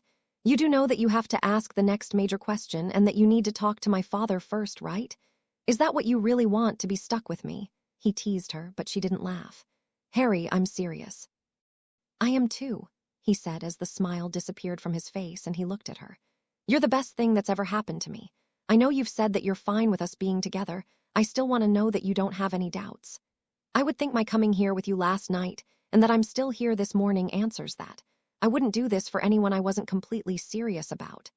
Harry struggled to lay still and not do more to this beautiful girl in his bed. It was a difficult battle. I love you, Susan. And I love you, Harry. A banging on their door interrupted their kiss before a muffled voice shouted, Hey, you two, stop doing whatever you're doing and get out of there before you're found out. Susan broke the kiss with a giggle. If she was a better friend, she wouldn't have done that. Still, she rolled out of bed and grabbed her clothes. I'll take the bathroom and you can assure her we're up. Harry shook his head as he put his dressing gown on. Answering the door, he saw a worried-looking Hannah there, as well as a smiling Neville in the background. Yes, I'm up and I'll be out in a few minutes. Susan better be as well and before any professors come looking. I saw the way you two were hanging onto each other last night and knew she wasn't going to be letting you go anytime soon, Hannah told him. Be out soon, was all Harry said before he closed the door, smiling to himself as he thought of his girlfriend. The only real downside was that he knew he had to plan something special for her, and he hadn't a clue as to what that would be. As the four walked into the Great Hall, they found a loud and happy group. One glance at the newspaper explained it. There was a photo of Harry and the proclamation of you-know-who gone forever. Classes were canceled for the day as the families would start leaving for their homes, and many goodbyes would be said. Susan jumped up when her parents came over and gave them a hug. Harry stood and gave them a hug also. Thanks for coming and bringing so much help, though I'm glad we didn't need it, he told Vince. He couldn't help but notice Vince giving him a pointed look as Susan was talking to Pat. He understood the silent question and softly said, Soon. Vince gave a nod and said, You're welcome and I'm glad you didn't need us either. He started the medical team, along with Neville's parents, moving to return to St. Mungo's. Harry then sought out Professor McGonagall, who he found talking to Kingsley Shacklebolt. Professor Kingsley, may I interrupt and ask a few questions since I believe one of you should know the answers? Of course. Certainly, both had answered at once. Considering the recent Minister of Magic's behavior, Pugh's thickness, I believe, Harry started, is it safe for me to assume he will be replaced? Yes, I believe that's a safe assumption, Shacklebolt answered. While I'm quite sure he really was under the Imperious curse, he'll still have to resign. The political baggage will be too great for him to stay. Excellent. Harry felt a little better, but there was still so much more to do. Do either of you know who is likely to be the next minister? The two traded look, but it was Shacklebolt who answered again. I plan to run for that position, and I don't believe I will have any serious competition. Ah, Harry said with a slight smile. You've saved me the effort of having to find you then. There are a few things I'd like to know. First, will all the laws from the last, 3 years be examined and possibly thrown out? That was about when Voldemort returned to the country and started manipulating the Ministry through Malfoy and Fudge. I'd like to see everything for the 6 months tossed for cert. He saw Shacklebolt give McGonagall a surprised look, which she just smiled ever so slightly at. Yes, Shacklebolt said after a moment of hesitation. The laws from the last 6 months will probably be summarily rescinded, and we'll give a hard look at those from before. Very good, Harry told him. Not quite a definitive as he would have liked, but it would have to do for now. Second, is it safe to assume that anyone who supported Voldemort and especially his Death Eaters will be questioned with Veritaserum to ensure no one escapes justice for what they've done to our country? There are only 2 known survivors, but yes, Harry, that is a very safe assumption, Shacklebolt assured him. I have no more desire to have to fight them again later than you do. I appreciate that, Kingsley. Harry looked him right in the eyes. Lastly, we need to get rid of the root problem, and that's the bigotry of the pureblood movement. What do you plan to do about that? Shacklebolt now looked a little uncomfortable. Harry, we can't control what people think. I'm not asking for that, but I do believe there are things that can be done, Harry pressed. If I may, McGonagall spoke up. While the changes at Hogwarts have been small over the last year, I plan to increase teacher involvement to help prevent the bigotry you speak of here at the school. I will no longer tolerate terms like mudblood being used here. Bullying will become a suspending offense and possibly even an expellable offense. Also, the Wizarding Studies class that Mr. Longbottom taught for Gryffindor last year will become an official school-wide class taught by his grandmother. Muggle studies will also be brought up to date. I'm sure other changes will be implemented over the next few years. Harry nodded. Excellent news, Professor. He looked at Shacklebolt. That's the sort of thing I'm asking about. I'm afraid I haven't given that topic much thought, the future minister replied. However, I am open to suggestions. Honestly, Harry answered, I haven't given it much thought either, but there are a few obvious actions to consider. Start hearing and promoting more non-purebloods. In fact, why not try to make the number of employees match what's in society? I don't know what the numbers are, but let's assume that each category is 1/3 of the population. That would mean about 1/3 would be Muggle-born, 1/3 half-blood, and 1/3 pureblood, all approximately. We could aim for that, Shacklebolt acknowledged, but that would also put a focus on people's ancestry, which we need to stop doing. I agree it would be good only for the short term, and we should drop that after a time, Harry conceded. But I'd like to hope it would lead us to the point that one day we no longer care what your parents were, only how good you can do the job. I'd like to see that as well. As another idea, and I know this would be harder, change the Wisengamot so that at least half of the seats aren't hereditary and are filled by some sort of general election. Perhaps do that for the seats of those families where the head of the family was just found to be a Death Eater. That would be a punishment for them and a correction for the government, Harry suggested. That would be much harder, Shacklebolt said. But I can see your point. I'll consider that in other ways. Perhaps you and your friends could consider it also and send me your suggestions. We'd be glad to help in that way, Harry smiled and held out his hand. Thank you, Kingsley. My pleasure, Harry, he said as he shook Harry's hand, and thank you very much for your willingness to fight Riddle. Professor, Harry said with a nod and then returned to his friends. What was that about? Neville asked him. His other friends looked curious also. Just trying to help get everything back on track and trying to prevent the next war, Harry answered. Or so I can hope. Harry looked over the crowd in the Great Hall and felt very good about what he saw. Discounting the first couple weeks of the year, this was how he thought school should have been every year. Susan walked up and put her arm around his waist. Ready? I am. He held up his arm and waved at the headmistress, who acknowledged him with a nod. Permission given, he led Susan out. I'm a little surprised that she's letting us leave the school during the Halloween feast, but I guess that's because you ended the war, Susan told him. I'm also surprised she's letting me leave since she hasn't done that before. Possibly, he replied. It might also be just because I asked her very nicely and we're both adults. Harry purposefully left out the real reason that McGonagall had forced out of him, but once heard, the old teacher quickly gave her blessing for his outing. I'm also due to go check on the house, and McGonagall did promise me I could do this on weekends, and it is Friday evening. I can hardly wait to see it, she said excitedly.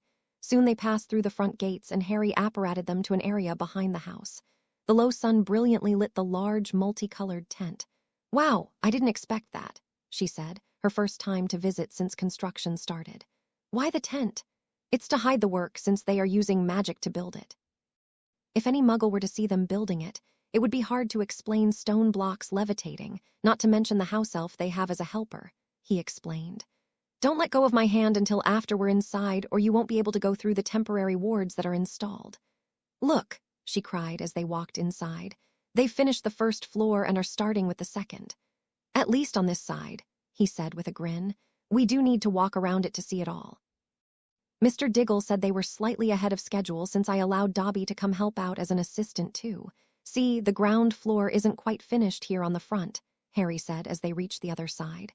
Still, it does look like good progress. Let's go inside. I like it, she told him, her excitement not diminishing. It's becoming easier to visualize the final result. Harry led her into what would be the family room. The room was empty except for the large fireplace and a table with 2 chairs. The table held flowers, 2 candles, and place settings for 2. Susan gave him an appreciative and coy look. I'd wondered if you'd arrange dinner here. You've scored some good romantic points. Thank you, I've had an excellent teacher, he teased her as he helped her into her seat before taking his own. You've been a good student, she teased back. What about the future? She asked, her coy look returning. Dinner suddenly appeared. Thank you, Dobby, Harry said in a normal voice before they each started to eat. I'm very happy with many things right now, which should make for a good future. School is going well, much like I thought it always should be, at least after the first 2 weeks. I'm also very appreciative of no adventures this year, again ignoring the first 2 weeks. Yes, that is good, Susan agreed.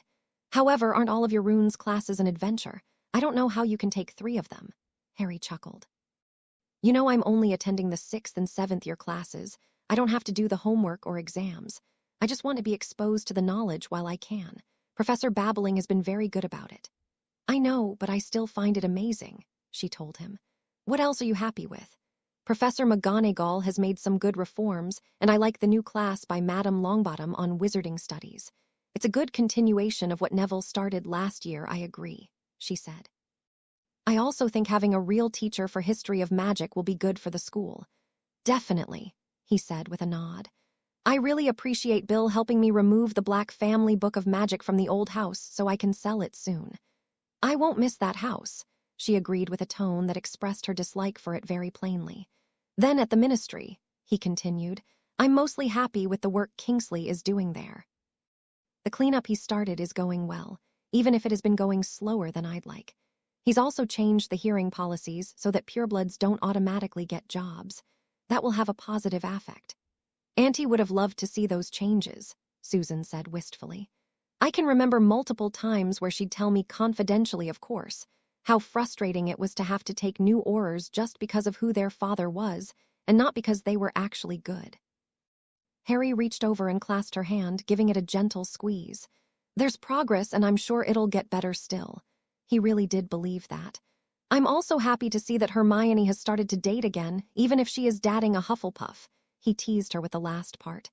Hey, it's worked well for you, she retorted good-naturedly, going along with his humor. It has, he agreed with a smile. Ginny is also dating, though a Ravenclaw now, and Ron's doing well despite having to repeat 6th year. All of our friends are doing well, yours too. She nodded her agreement. Noticing that she had finished her dinner as he had, he knew the moment had come. He had butterflies in his stomach from his nervousness, but he also knew he had to do this. Looking at his girlfriend, he saw her look at him in curiosity. Her blue eyes held their usual mirth that accompanied her relaxed smile. Her hair was pulled back in its usual ponytail. She was just Susan, and yet she was utterly amazing. There is one more thing I'm happy about, actually, more than happy. Susan, you've walked everywhere in this house and we've designed it together. I'd like us to be here together forever. Marry me, Susan Amelia Bones.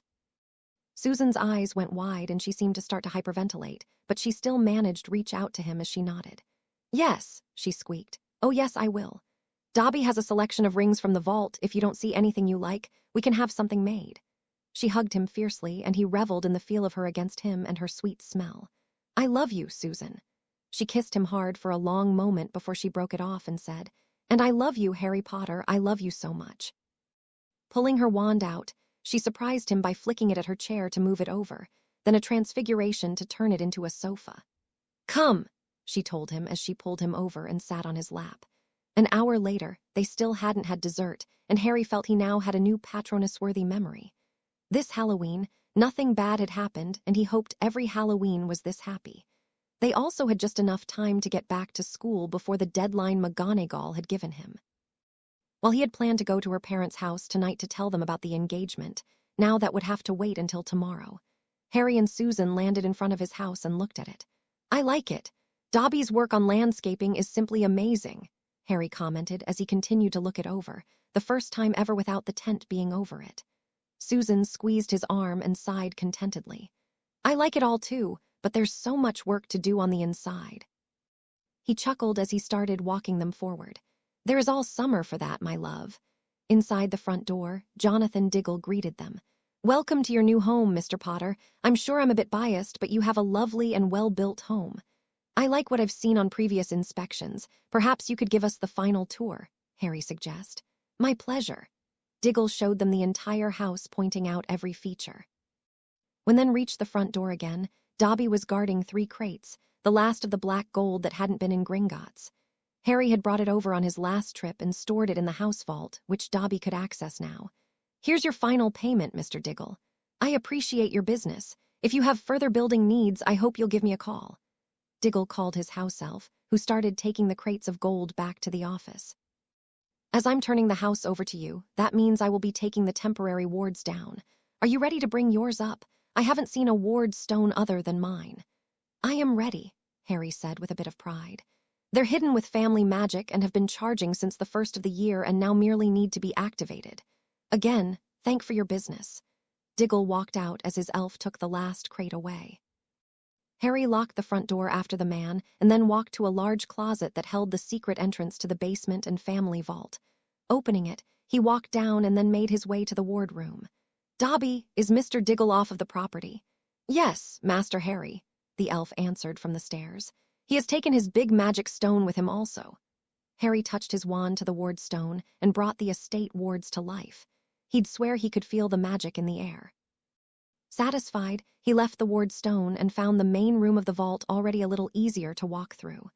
Upstairs, a few pieces of furniture and paintings were already in place, and Susan was directing Dobby where to place each piece as he brought it up.